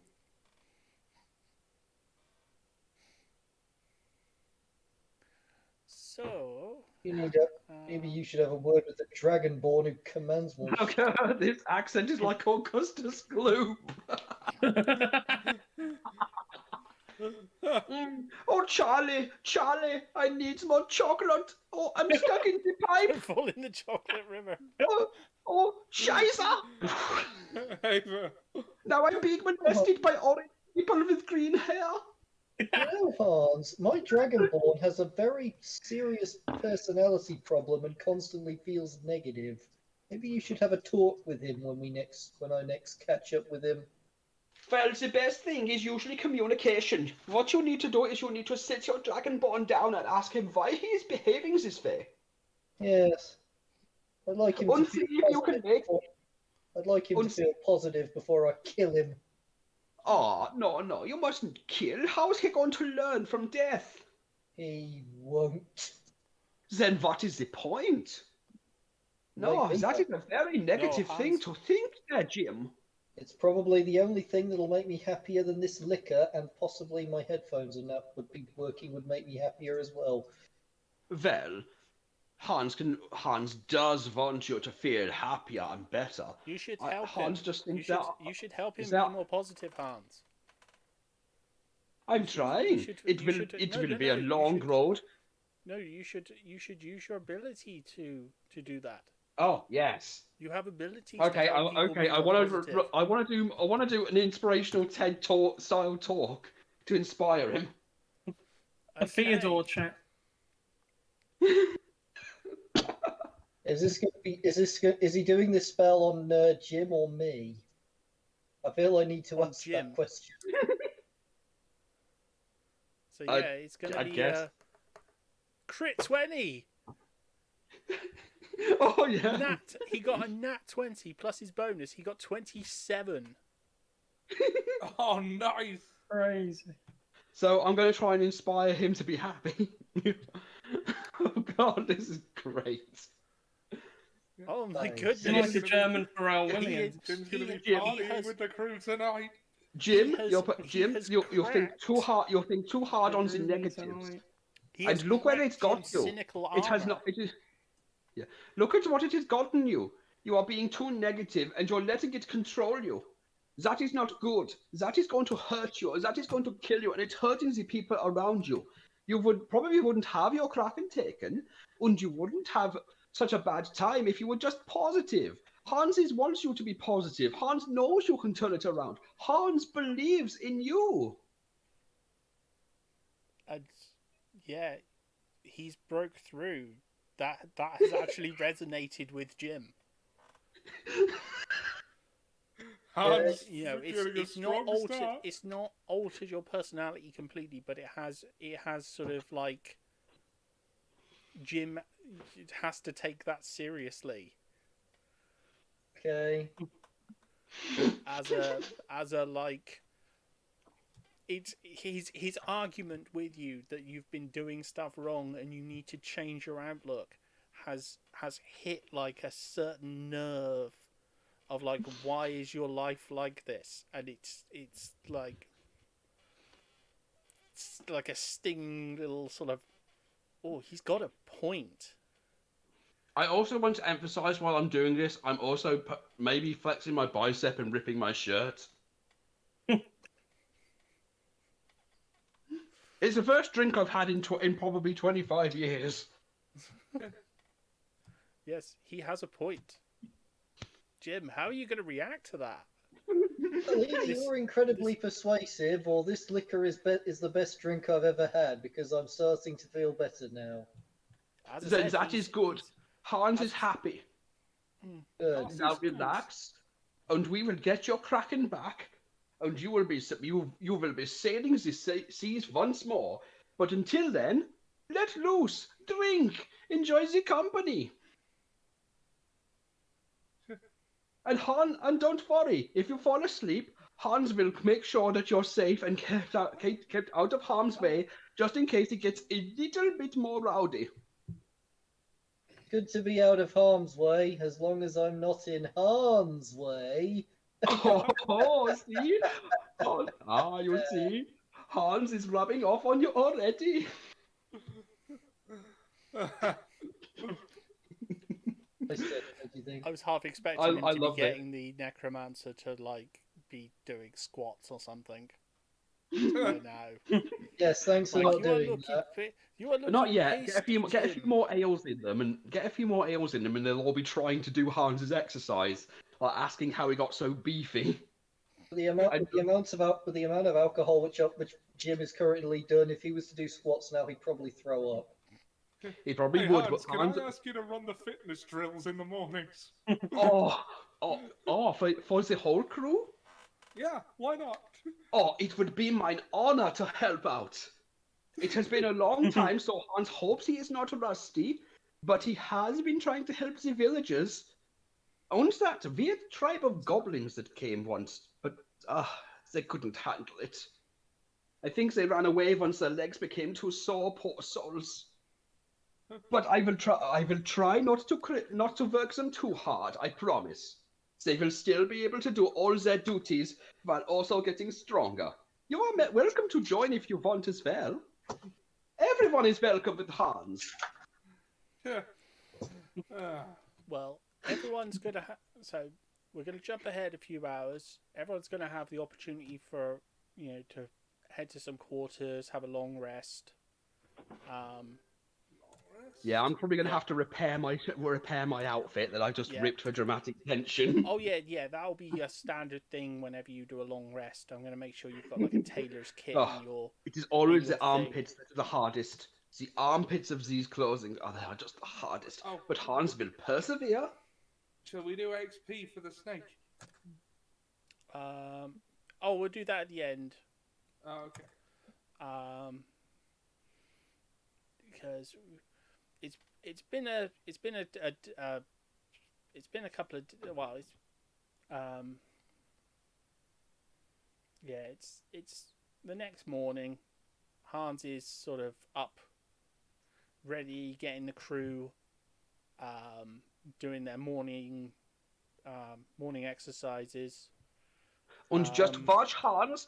Ein Schwein, ein Schwein, ein Schwein. Get those knees down, get lower. I know you can do it. I know it hurts, but that is just your body's way of telling you to go further. Come on, Hans will help you. I'd like everyone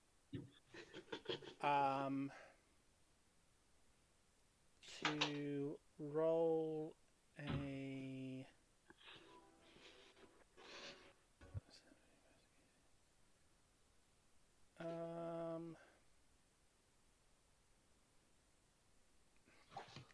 I'm trying to work out what would being lazy. Will check. I'm thinking wisdom. I'm thinking it would come under wisdom because it's a mental wisdom. defense. Okay. So I'd like everyone to do a wisdom save. What, even me? A wisdom saving throw. Oh no, except you. Except me, because I'm already up getting all of the crew working. You want a wisdom saving throw? Yes. 21, but I am probably hungover. 24. I got 21, but I'm probably hungover, so I don't know how much you want to subtract from that. Oh, Richter doesn't get hungover anymore. A 13. I do. Oh, we have some drunk duties today. Well, I mean, or at least he does, but it's normal, so it basically doesn't feel any different to him. Yeah, drunkenness to Richter is like just general is like a state of being healthy. Yeah. Because he has that amulet, which when he drinks alcohol, it heals him. So it's like Mallory Archer with the whole, if I stop drinking now, I will literally die. Yeah, my casting focus is the amulet of the drunken. Got it. Your mother, he's got a drinking problem. It's only a problem if I run out. Well, I think that my biggest victory today has been getting through to Jack. Haven't gotten through to me. Gotten through to Jim, Sam. Let's not split hairs. It's drunk, Jim. Okay. So, everyone who failed that has succumbed to their own sort of feeling of idleness and sort of can't be bothered.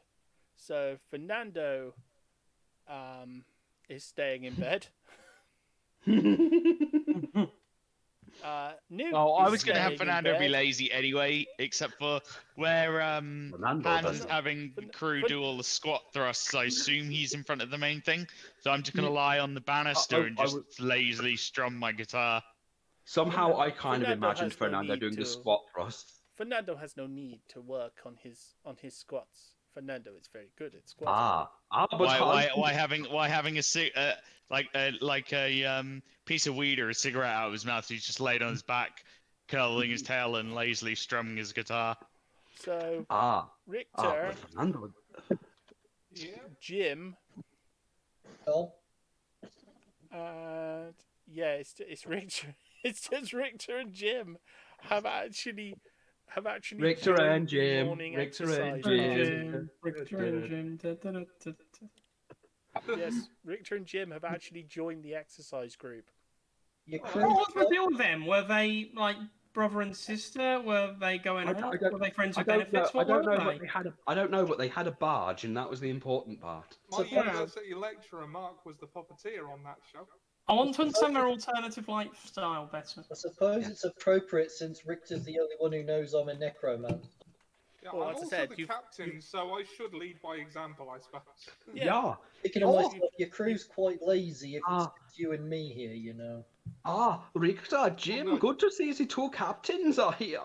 No, I think the crew, like the NPC crew, are all here. It's just of the party. It's just. Oh yeah, it's throughout the party. Yeah, it's just the party, Yeah. so everyone else is asleep. Having a wolf made me tired, laugh my ass off. I'll do better next time. I'm also glad to see someone else likes the German voice. I can't cope with this voice, holy shit. Well, so Richter and Jim are actually joining the exercises. So yeah, what are you going to have them do, Hans? Good. You two have Vulcans. That is good. I think that after last night, Hans is going to be very, very generous, and just have you start out with a few stretches. Get yourself nice and loose. No use you starting this now and twist and pulling a muscle. No, health is important, physical and mental. So you two just do some stretches like Hans. So I'm gonna have him demonstrate just some basic stretches for loosening the joints in the arms and everything. So during this, And have those two try. Have those two try through their hangover to coffee. On the main deck of this boat. You know, these stretching exercises are quite good. I mean, if I ever use vampiric touch, I'll have some extra reach. As I said, Yeah, it's a good sight to everything. I'm just going to describe the scene. So you basically, on the main deck of this boat, you have about 20 pirates, or 20 of the ship's crew, all there doing these repetitive exercises, being led by Hans. Yeah. You've got Richter stood there in his hat and everything, joining in, and right in the edge you've got the necromancer as well, looking thin as a rake, like.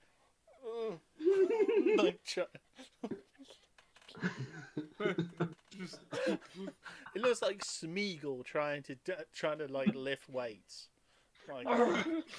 Weights is... We hate it, but we love it, and we need it, but we hate it. It's not so bad. That's pretty good. Range when I use vampiric touch on someone. Squats is precious. Smeagol hates leg day. That's how he managed to climb that really tall staircase. What squats is precious? Lord of the Lift. Oh, yeah, what's Plague's precious? Alright, so we have a skinny necromancer, a pirate, and a bunch of other pirates all watching a muscular German man not wearing leather. I probably should throw that out there right now. He's not wearing tight leather. And the only one who's keeping hydrated is Richter, because every so often he's downing some of his bottle of rum. He's like, that's his way of staying hydrated. He's like chugging some rum from a hip flask. Like, I'm fully recovered and smashed. Hey, best way he's of staying positive, and that is the hydrated. first step. We drop Hey, the creature.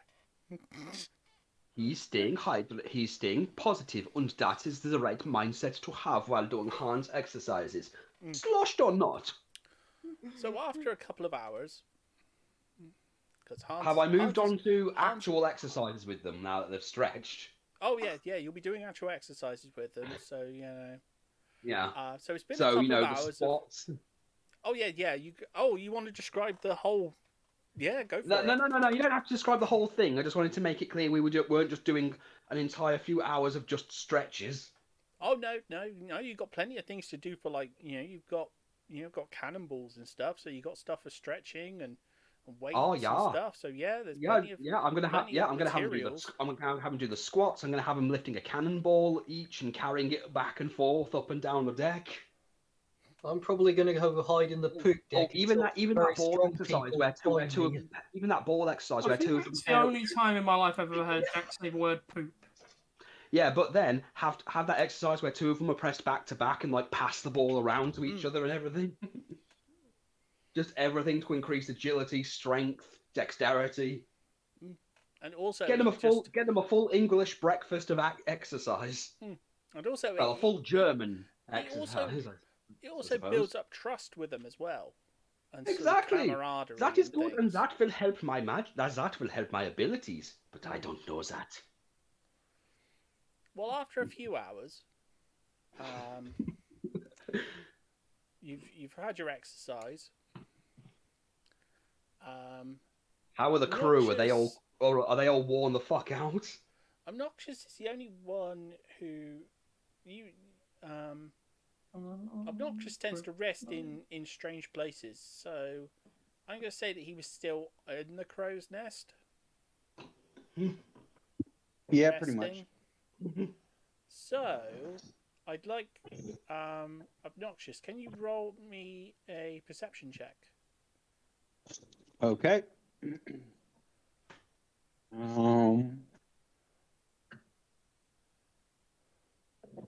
I got an 8. Oh, you haven't spotted it.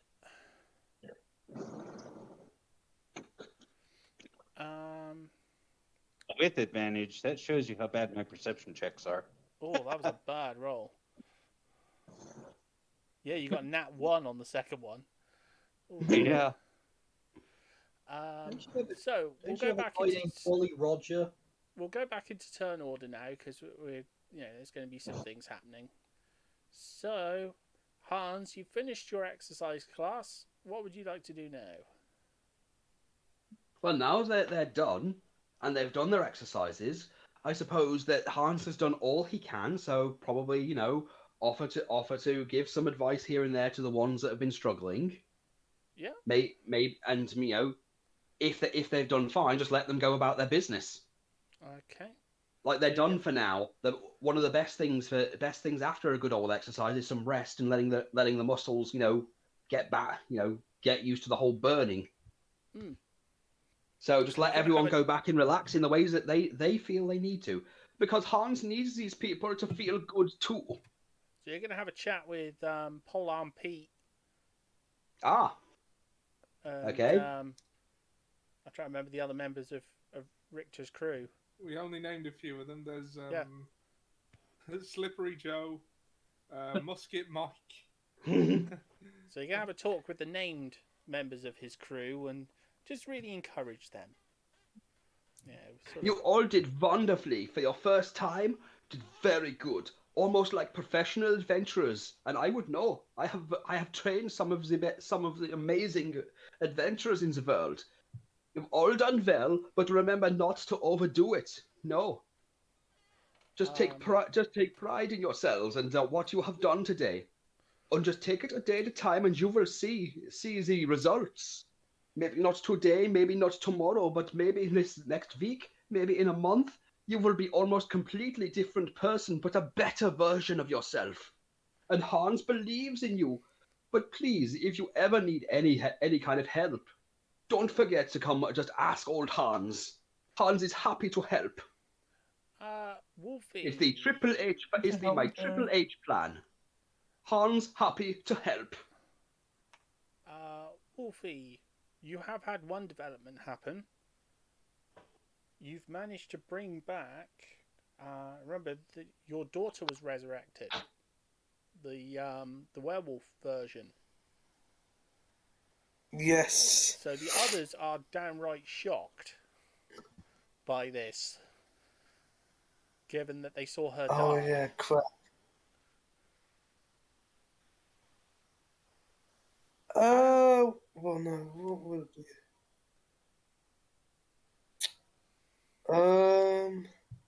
Well, as you can see, she is alive. What was it? What did I have? It was Well, you made a a bet. yellow orb. You made a bet with death. Wait, death? You made a bet with an embodiment, well, with a representative of death, and he gave you her life back. Oh.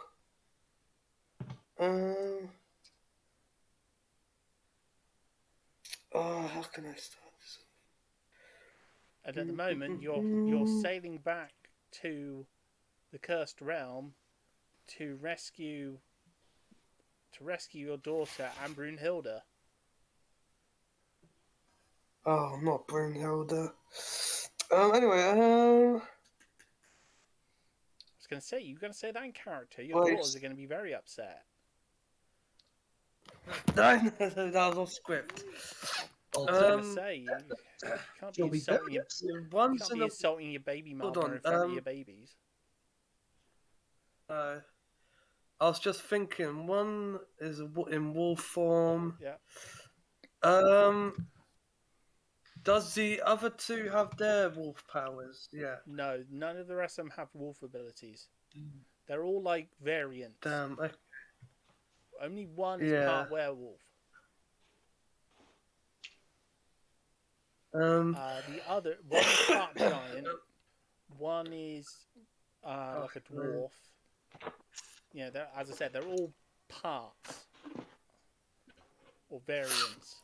I was just thinking that I could use some of their skills and strength to help assist us. In the coming fight, yeah, they're up for that. Brilliant. Hold on, let me just do a big cough. Yeah, especially the berserker. She's well up for this. Ooh. As I said, they're all up for this, aside from like maybe the giant, because she's an artist. She's not really combat effective. But yeah, the others are. The others are like, we'll fight. We'll fight to save the younger version of themselves and their mum. Yeah. Oh, excuse me. Across the Taddyverse. Oh my god, don't you dare. Oh my god. Oh no, I just thought of the name of it. What's that? Oh, what's your character's surname? Newt Lucian and the multiverse of madness. Of Tadness. Newt Lucian and the mom. Of Tadness, yeah. And the mom. Oh my god. Well, anyway, my daughters. Yeah, hashtag save Taddy. God damn it. Anyway, my daughters. Why we are heading to off Squitch, the cursed realm. We're going back to the cursed realm. Yeah. Right. We're gonna go back to the cursed realm island, and we're gonna save. Well, baby Taddy. To get it straight in your head, that's baby the easiest way to remember yes. it. You got to say baby Taddy. We're gonna save our little baby Taddy. So for now, I'm gonna help train you, get you ready. because this is going to be very dangerous. So, are you sure you would like to come with us and fight? I can't promise. Well, no, I'm not going to say that. No. I was going to say that's the point where the sort of berserker and the werewolf sort of step in and go, "It's okay, Dad. We know what the risks are.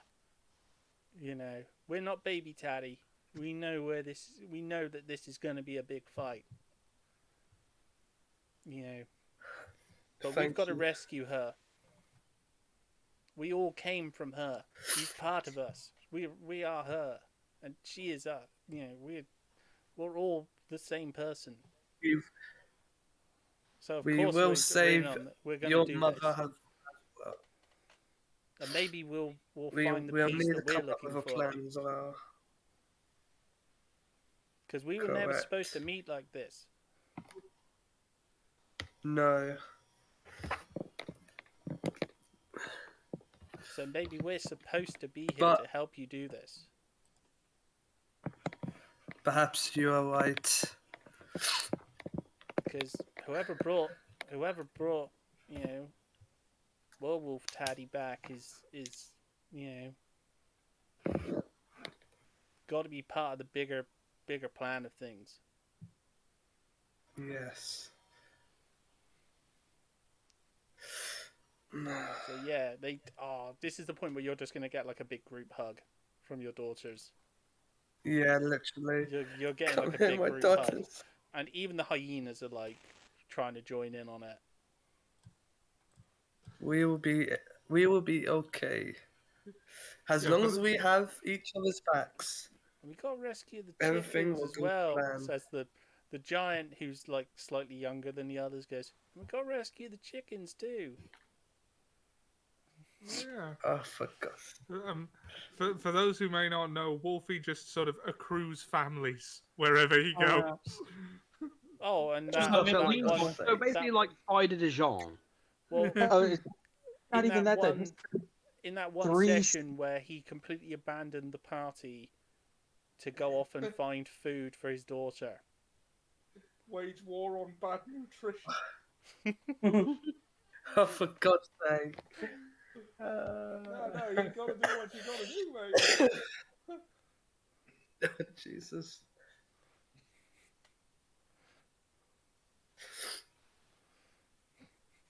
And when I'm at work on Thursday, I'm actually gonna send the models to you. They're all boxed and ready to go. Oh, brilliant. They're literally boxed, packaged, ready to go. I've just got to put like your address on it and label on it, and that's it. You're going to send us models? No, Wolfie specifically asked me to send him a copy of his models and of Brunhilde. So he's got like a little set of models of his family. And that's what I've done. And there's a little display case in there, and there's his model chickens, there's his hyenas, there's Brunhilde. Oh, you got the bloody chickens there as well. That's fucking hilarious. Well, yeah, they're important. They're, you know. I'm dead. As I said, the only thing you might have to do when you put it together, like the little box, I put some glue in there as well, just in case any of them get damaged. It's the same glue I use, so it's good stuff. But it's just in. Yeah. You just got to, if you got a little soft brush, like a toothbrushy sort of thing, just to make sure that none of the fluff gets on the inside of the case, just to give it a little brush out before you put it together. Because it's like trying to stop sand getting everywhere.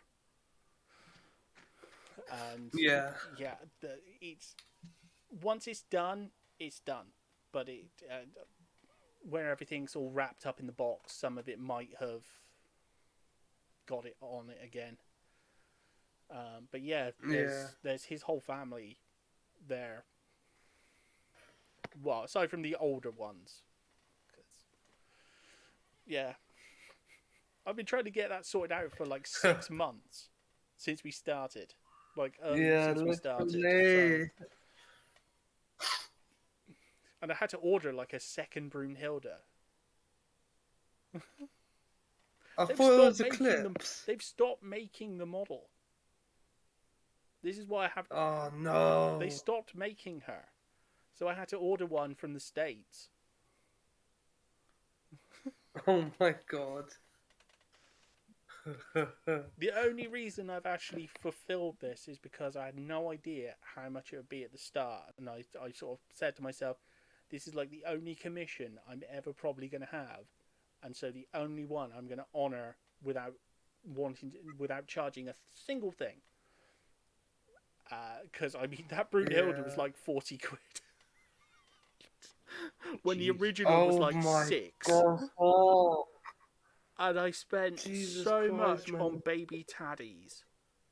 So much on freaking baby Scheiße. taddies, and then lost them.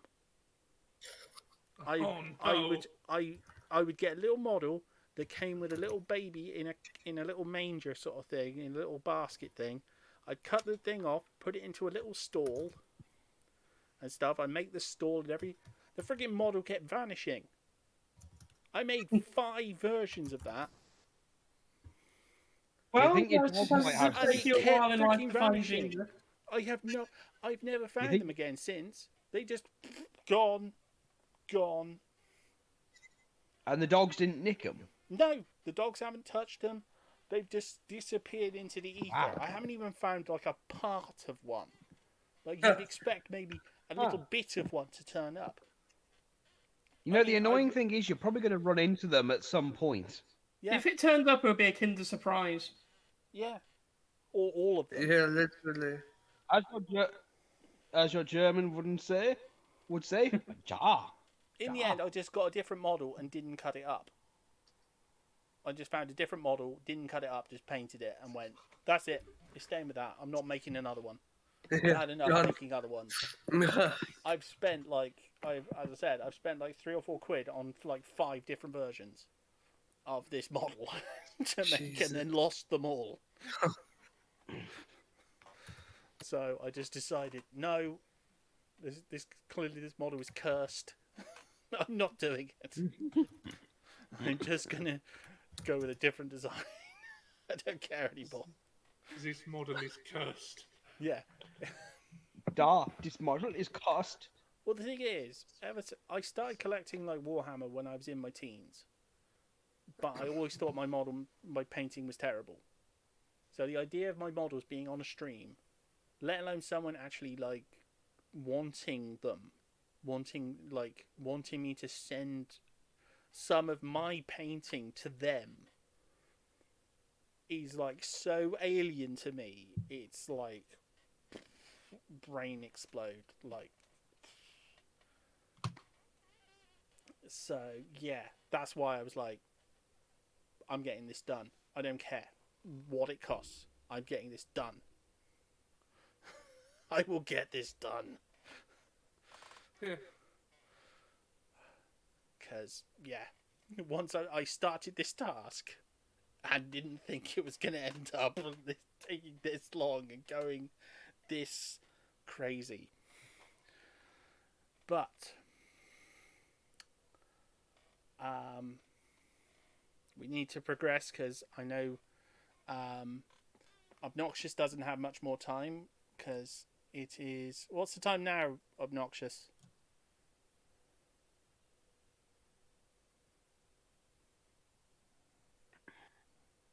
I was away from my phone for a second. Right now it's 6 o'clock, so You got about half hour?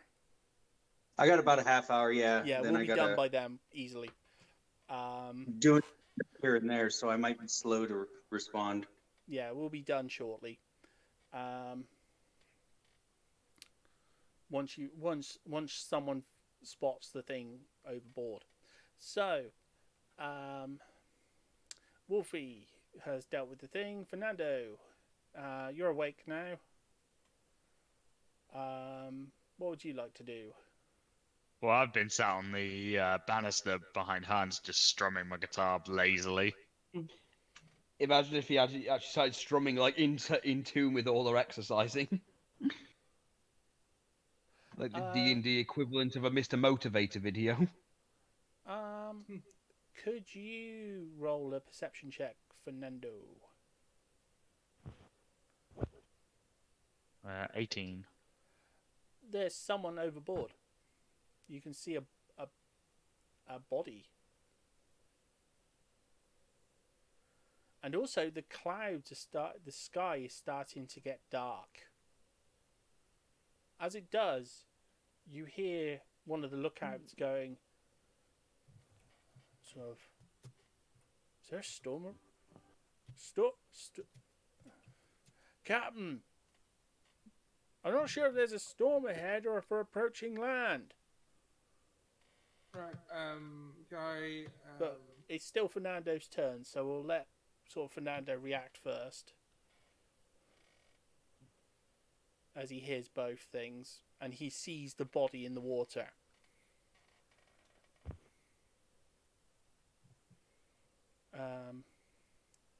How would you like to react to that?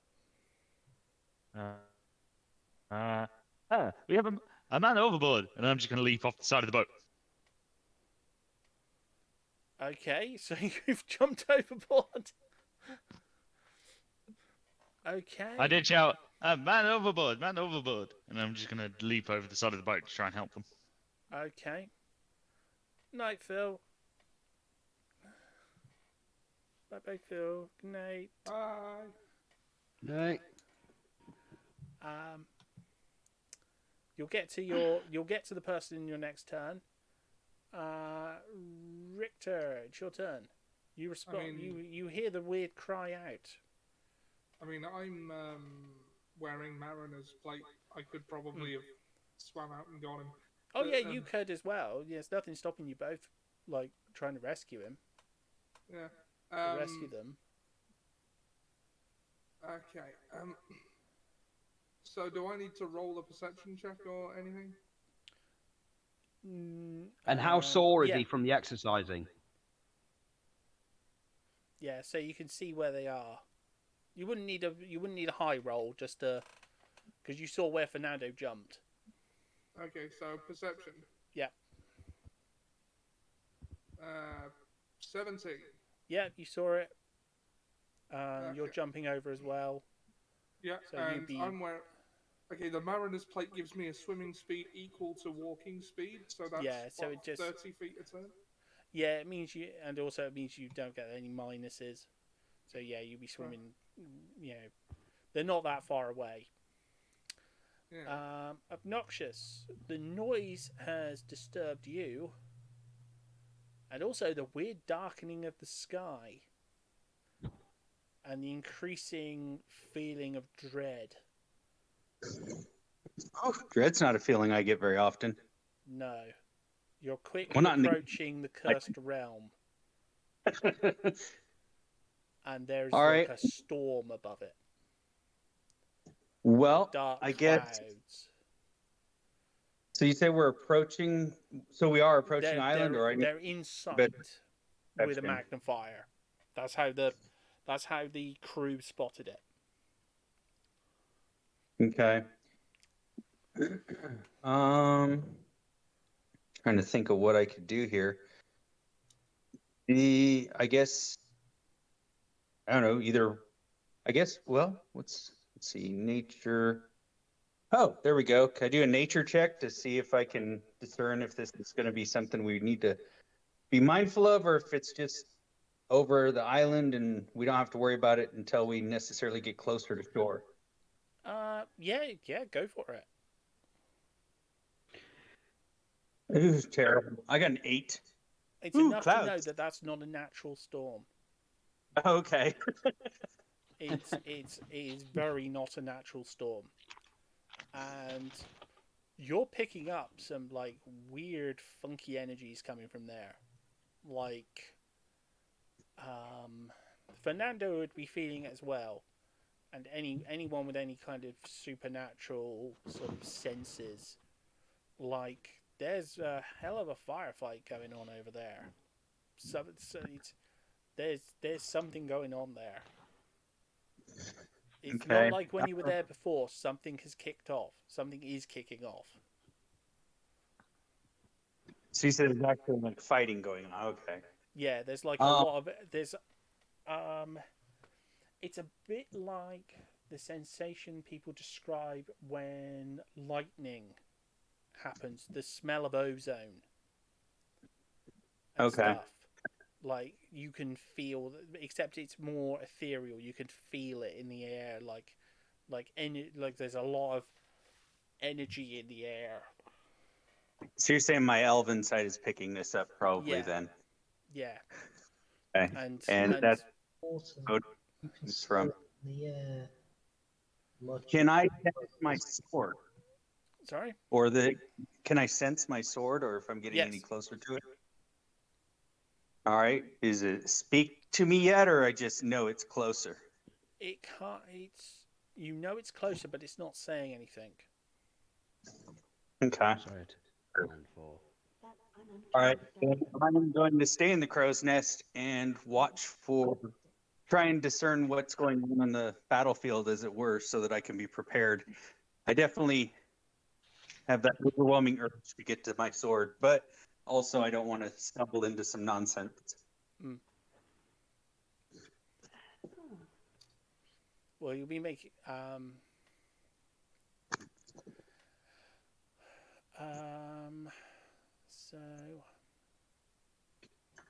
Hans, how are you gonna react to this? Yeah. There is a cloud on the Hans's horizon, first which is. Well, Hans's first worry would be how it's affecting everybody else. So, do I have a skill that would, calm people down or keep, ease people in some way, even if it's just to motivate them a little bit? Yeah, you could use your persuasion to sort of like try and G people up a little bit. Okay, I'd like to use my persuasion to reassure everybody. It's okay. It's okay. We're all, Hans. It is okay. Hans is here. He'll make sure you are all safe. Yeah, just tell them to like focus on their duties and stuff, and focus on your duties. Hans will keep an eye out. Okay. Sorry, Liz is trying not to piss herself laughing. I'm trying to figure out his American accent.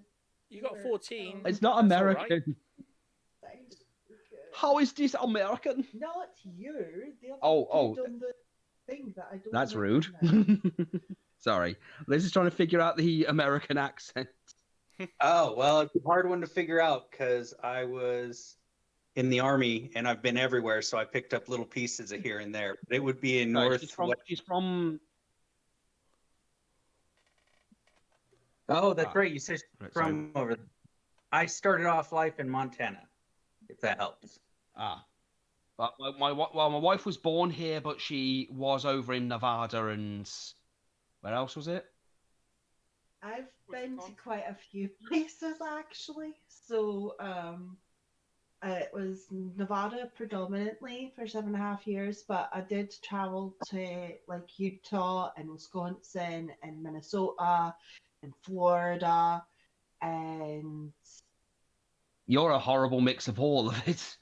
I've got a family in various other areas of the States as well, so all of their accents are quite different as well. Okay. So. Well, there you go then. And it was Northwestern with some thrown in because of where I've lived. Right. So yeah, I'd be trying to tell people it's okay. Hans will protect you. Keep on with your duties, and I will make sure that everyone else is okay. Well, obviously, I've noticed that Fernando and Richter have jumped over. Yeah. Okay. Well, how's my okay? So once I've hopefully persuaded the people, I'd like to go over to where they've jumped over just in case they need help getting back up. Yeah, I suppose we'd appreciate you throwing us a line just in case. Well, the funny thing is, I Hans will tie a rope to his waist and he will climb down, spelunking back into the water. I did do one bit of sort of meta thinking when it came to Hans's creation. Hans has mariner's chainmail. So he can swim in his armor without a minus. Right. So. Well, I think Hans's thing is that there's already two people. There's already two people in the water. Oh no, I was. So just saying my thinking would be. I was just saying for the purposes Yeah. of, if anything happened to Hans and he got thrown overboard, his armor would not result in Right. him drowning. Good, He good. would be able to swim without the possibility. I thought that would be like a nice touch. That, you know, whatever. Well, the considering armor what he you, has considering the now- whole, considering the origin, the drowning, and Mm. the potential mer woman thing. Yeah, I thought that would just be a I'll nice explain little that. touch to I'll make explain sure that it to couldn't Liz repeat later. itself. Yeah, yeah. So history can't repeat itself. Yeah. Also, if possible, at some point since Liz is here, would it be okay to see that show of that model that you showed earlier? Yeah, I'll just Like put at it some on point, the- obviously when this is. I'll Yeah, just obviously, put it on obviously the after timer, after this is 'cause all we're, done. We're going to be wrapping up very, very quickly. Okay. So how'd my persuasion go? Yeah, it worked. It worked. Okay, so the rest of the crew are okay. Yeah, they're Okay, as I then said, they're I'd like to focusing go- on their jobs. They trust Richter. They trust you. Okay. They're just keeping busy. Keeping busy. This is the Yeah. model that he's got, the mer woman. Oh, that's really cool, and it's got the right hair color. Yeah, she loves the hair color. She loves the hair color. Therefore, you've already won. I was going to That's say really that's an pretty. absolute fluke. That's gorgeous. Well, it's got the Lizzie seal of approval, and that's a good thing, apparently. Good. Thank you for that. What? I said, what? Oh, never mind. Okay, so once that's done, I'd like to go over into where they fell and just look over to make sure they haven't sunk under, Mm. or that they're okay in case I need to jump in and save them or throw something down. Okay, well, Like, does this ship have like a rope nearby, or like something to like throw in to say to float? there's rope. You can get rope. There's lengths of rope you Okay, can get then. very easy. So yeah, you can Okay, be then. ready to. If I was to like say tie one end to like the side of the ship and then tie some around his waist and climb and like spelunk down, just to try and like grab them if they need extra help getting someone up. Well, yeah, you've got your grapple abilities. So yeah, you could. All right actually then. I'd quite like to use my easily grab. rescue I'd like to use the ability to tie the rope, to secure a bit of rope to the ship and climb down in it, just in case Fernando and Richter need help getting back with the body that they're trying to rescue. Okay. So, Hold on, here comes Hans. Wolfie, you're feeling the approaching darkness, and so are your daughters. Like, the fight is coming. The fight will be starting soon. Is there any sort of last preparation?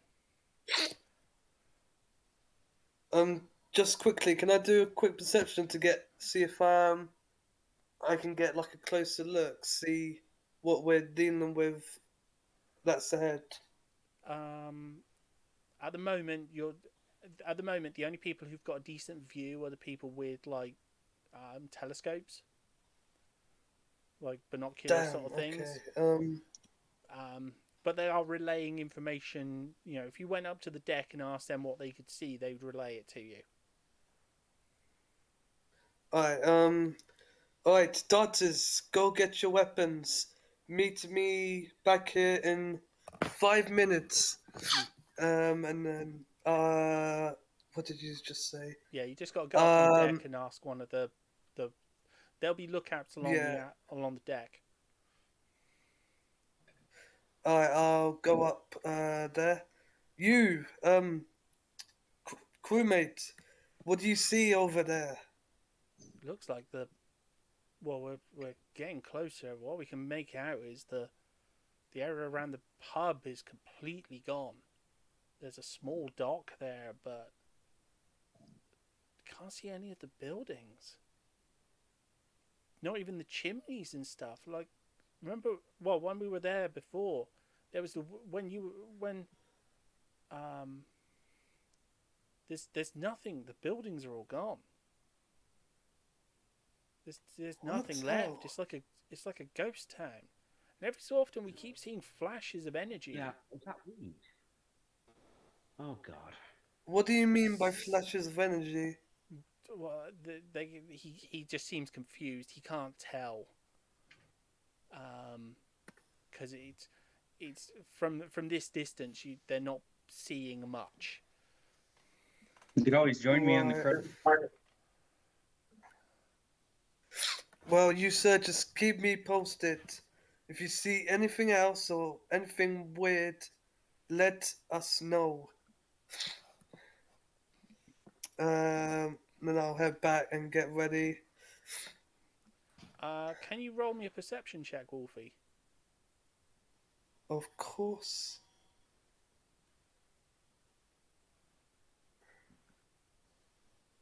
$13 plus 6, 19. You do see something overboard on the opposite side of the ship. Something that people wouldn't have noticed because it was clearly dead. You see, and you only just saw it. You see what looks like a dead horse. A dead horse? What the hell? With red eyes. Dead I horse thought he with played that red magician. eyes. It's not. It's got red hooves as well. It's not a horse. I won't know what this means. Can you roll an insight? Insight. Investigation. Here we go. 15 plus 3, 18. Oh, perfect. It's a nightmare. Like an ethereal. It's a type of horse. It's an evil type of flying horse. And it's dead. So, is this a nightmare in my head? No. Or is it a... No, that's what they're actually being? called. It's creature. The creature is called a nightmare. Okay. It's like a demon horse. That's why it's got like red hooves, and it's dead in the water. Got to lose that sax solo. For it to be this far out, it was killed in flight. Oh.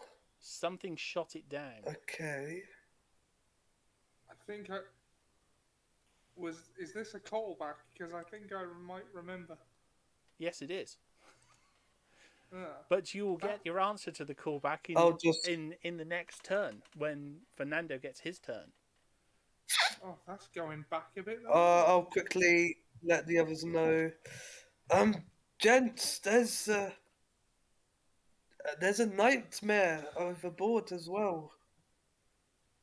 They all look like and start to seem worried. Because that's not something you would normally see. That's but that was a hard spot to see that against the dark sea, to see that shape and that colouring. Fernando, you've reached the body, and Richter, you've reached the body as well. We'll do your turn at the same time for because of what you're finding. As you approach the body, it almost seems like someone with a sheet or something on their back until you get very, very close. And then you realise that what is actually on the surface are wings. Just about keeping a body afloat. As you approach it, you see a horned helmet. On its left side is a single horn. I think we should drown him. And he has a massive wound. He has a wound in his side and up his leg. Clearly, something has taken a shot at him, and he's quite badly injured.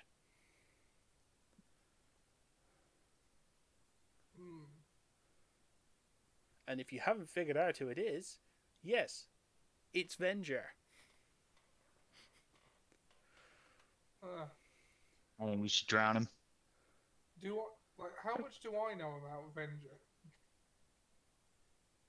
You know he's a Because- major league bad guy. Well, not major league, but like upper league. He's a known bad guy. Yeah, he's dangerous. But there is one thing about him. He is one of those. He is an honourable bad guy. He will repay debts. He isn't the type who, if you save him, he will turn on you. But he is a liar. He will back off at that point. He will go like, "You've saved me, so we're not going to get into a fight today." Well, I'm not sure we can trust that, considering we had a deal that he wouldn't follow us anymore, and he had his minion track us anyway. Yeah, that's just him being sneaky. But when So it he's a comes liar. to We can't fights trust and anything stuff, he says. would back off. I'm just not sure Richter would let a wounded man drown. Well, I'm leaving this choice to Richter. Fernando's vote is to drown him. I don't know this guy, but I think drowning him's a good idea as well. You don't know who he is, but you leave him to drown just because. Yeah. I'm not sure how much Hans would. I'm not sure how much Hans would know. He probably would have know who he is through stories from other adventurers and stuff. So, but you wouldn't again, recognize him from that far away until you no, got I wouldn't close recognize to him. So again, it's all down to whether Richter wants to rescue him. Yeah. Hans would support him no matter what. That is what Hans does. I don't know, because Richter would trust Fernando's judgment, but also it's a pretty, Yeah, it's like the against his rules of the sea. principles You thing. never let anyone drown. It's like, and given the nature of the wound, he's no threat. Even if you brought him on board, he's no threat. He's he is half dead, 3/4 dead. I don't know. I think the Raven Queen would be happy to get this one's soul. I'm sorry, Fernando, I can't just let a man drown. You can. You just have to actively remain still. Jim, it is not your turn. You do not get a say in the matter. This is all on the Richter.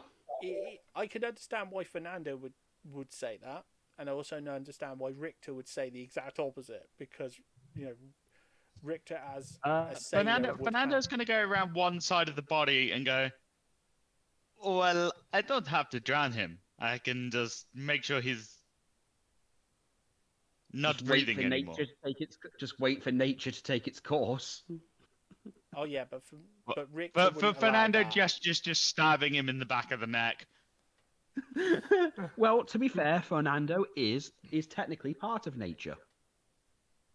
Tell you what, I know that Venger's bad news. Can we settle this with some sort of roll? Because I'm conflicted here between Richter does trust Fernando and he knows that Venger's bad news. But what is happening? There is only one right thing to do in Richter's mind here, and it is not to let him die. Yeah, it would basically be, what would make it simple for Richter would be, you bring him on board. If he knows anything, you find out. If he isn't, or is useless, or pulls anything, you either kill him and put him down yourself, and then pitch him over the side, or that would be much more in keeping with, because it's just not letting the sea take anyone. It's just sort of like a sailor's thing. You just can't let anyone drown. What would Fernando do? Even if Fernando sits right beside him and just sort of the second he moves, he pulls anything, I've got his head off. Yeah. And he is badly wounded, and it's really clear he's that badly wounded. He would not be able to put up any degree of a fight. I just don't like Venger. I just want him dead at this point. I'm sorry, think, Fernando, what I can't do it. Hans We do? got to bring him on board. Maybe he's got some information we need. If he turns out to, if he makes any trouble, you have my blessing to kill him as violently as you want. But I can't let him drown. Hans will even help you make a coat out of him. So you bring him on board. As you bring him I'll on be board, helping the two get Oh, back hold on. on. For my action for this turn, like after I've brought him on board, can I cast Zone of Truth around him? yeah, that It's a would do level it. 2 spell. Yeah, Yeah. he's in no state to resist it or to try and counter it. Alright. He's, So I he's- can't. I was gonna cast Detect Thoughts on him. Oh yeah, The that would moment work he too. lies to me. That would work too. As I said, you bring Just him on hope he board, isn't thinking about butts. and he is really messed up. Like, Butts, horse Um, butts. and Wolfie did see his nightmare on the other side, and as he comes round, he sort of Well, he's in a zone of truth, so he's not currently capable of lying to us. he just looks at you confused, like, why did you rescue me? The captain ordered we save you in case you have information. I'm gonna draw my rapier. So I suggest you start talking, or I start cutting. Hans will just sit and watch. He's not going to do anything. I did cast Detect Thoughts on him as well, so I am reading his mind. Yeah, he's just straight saying it, you know, the Baron, that creature, that vampire, he's found a way through those portals to gain insane amounts of power. Every time anyone uses one of those portals, they take a portion of your power and bestow it on him. I went to the island to see why Shadow Demon had vanished. And those portals were adopted en masse in the 4 years we've been gone. His power is beyond measure. At this point, I don't know what could stop him. Well, my friend, couldn't. you know this is partially your fault, don't you? I am in no shape to argue with you, Fernando. I think even if you were at full strength, you'd still be in no shape to argue with Fernando.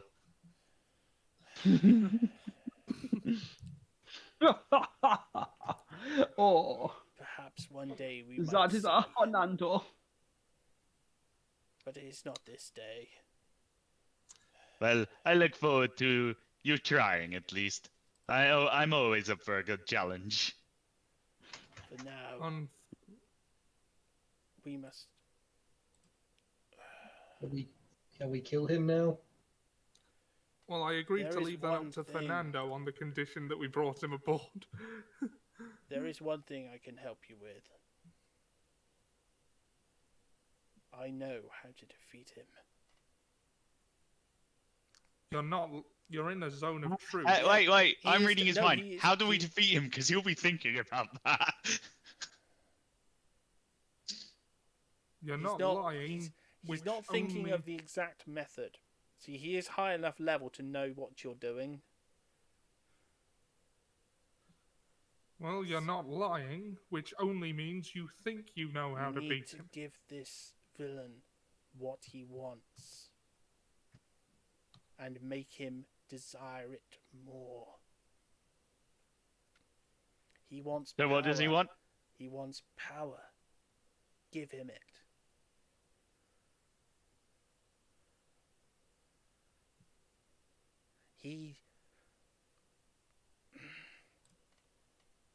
The rules of the realm apply to all things, no matter how powerful. Certain things cannot exist here. and he's sort of, but Ing's power. He's delusional. He's just drifting again. Oh my god. Can I, this is pitiful. Can I heal him for 9 damage as I just cast a healing word on him? That would be enough to stabilize him a bit. As I said, he was on death's door at this point. I'm just gonna look down, tap my rapier into my saber into my hand, and go, "Oh my god, this is pathetic." Heal, and I'm just gonna heal him for 9. As I said, that's enough to counteract the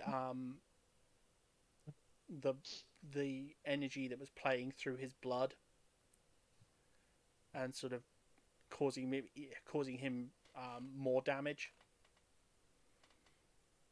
And he sort of, as I said, you need to give him what he wants.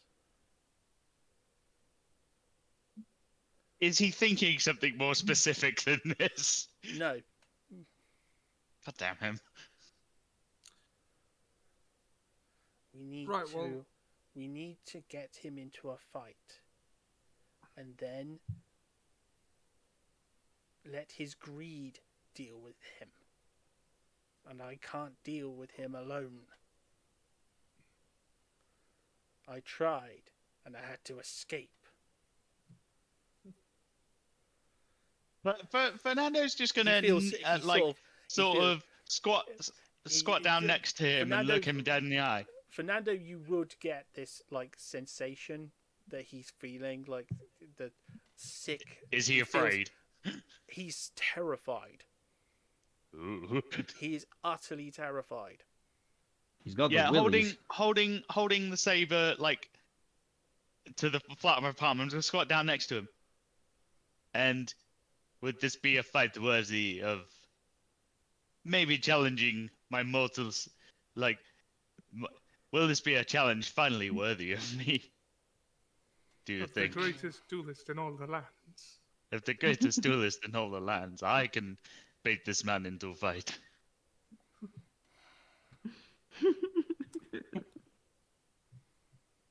You would make him defeat himself.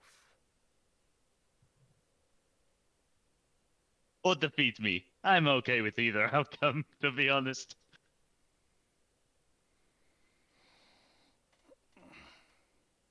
But, as I said... Because unlike you, Avenger, I do not fear death. I embrace it. You cower and try and find immortality through your sorceries. And now look at you, terrified on the ground, begging a bunch of adventurers for help who you would screw over at the first opportunity. Oh, you're ticking him off now.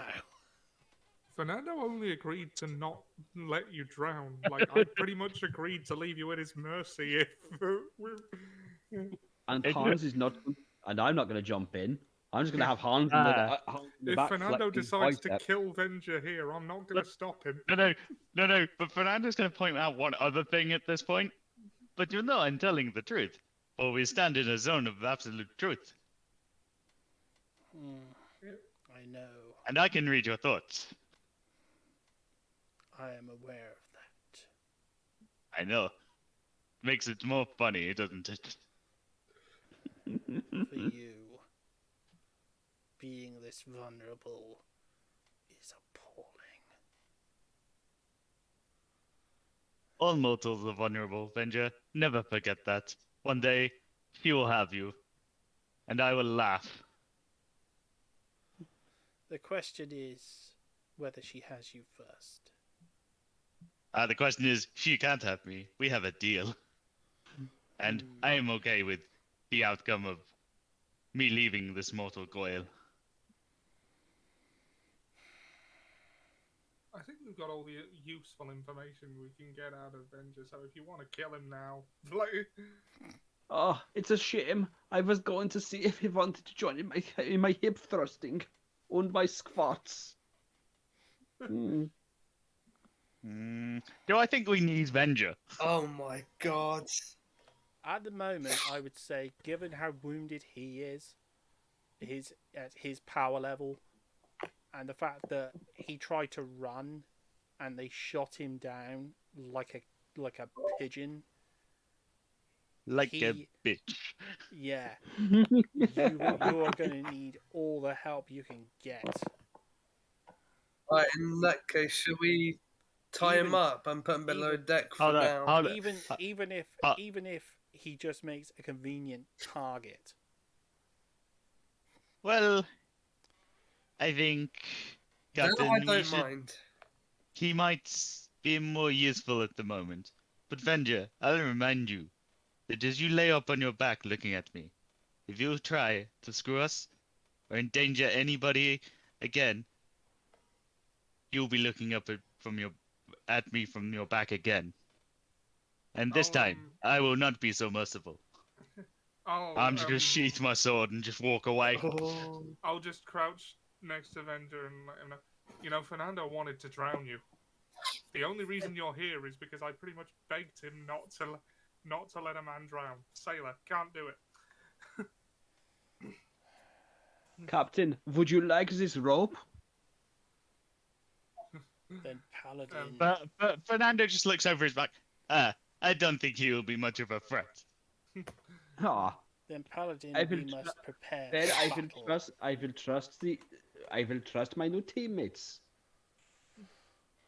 Then I will say this to you, Paladin. We must prepare. Can I just for knock him battle. out and tie him up?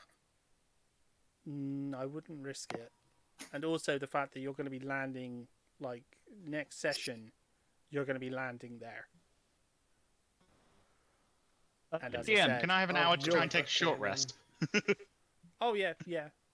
It's going to take Excellent. time, and Richter's going to slow the boat down and stuff to dock. No, that's cool. I was everyone's just gonna wondering if I have- could just get that spell slot I burnt. Yeah. That, and I Everyone's- also need to fix my shirt. Yeah. Everyone's going to have a short rest before the start of the next session. But yeah, when the next session starts, you're going to be docking at the Cursed Realm for the finale. So what was Venger going to say to Richter? I'm intrigued. Oh no, he was basically saying to prepare for battle.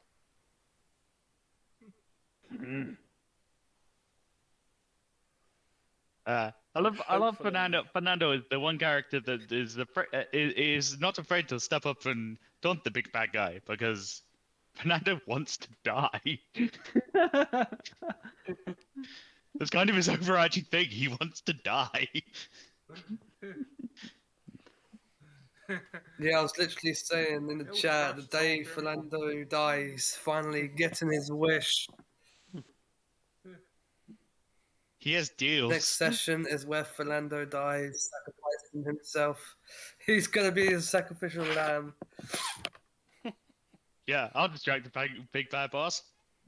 No, because this will be like, I'll distract him and go down in the flame of glory, and I'll just kill him. I die so badly. Yeah, literally, they both die together. Every time Fernando's like, oh, this might be a challenge, he just like last week when he was like, I might actually be able to challenge myself. Nope. The duel was over in like 2 turns. Yeah. Well, as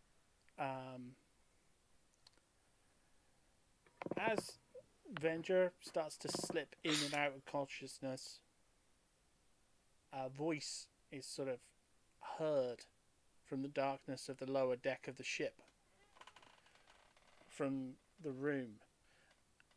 An unfamiliar voice to Richter,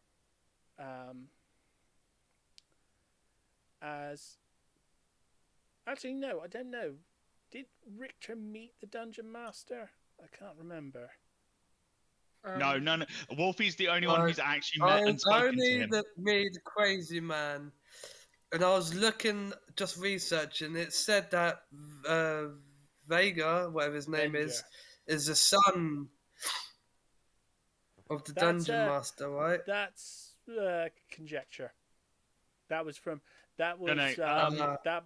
We met another god, but Wolfie's the only one who's met the Dungeon Master because Fernando still thinks he's unreal. It's quite peaceful not seeing him at the moment. Well, Richter's going to get him revealed to him.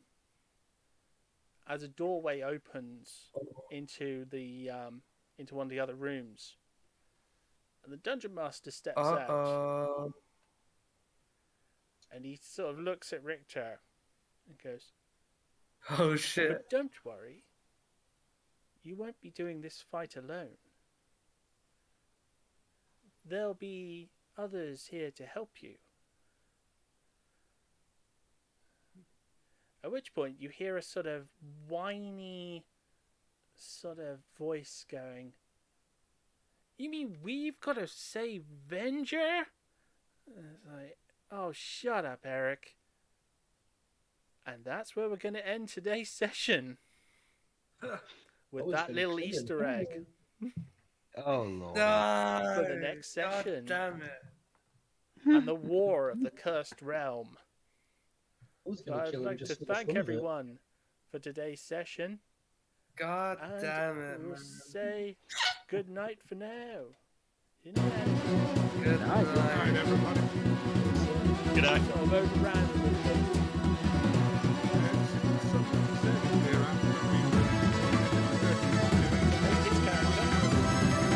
Yeah. Helping him wake up a character. Certainly interesting being a Fire War fan. Yeah, oh yeah, you walked in on the first session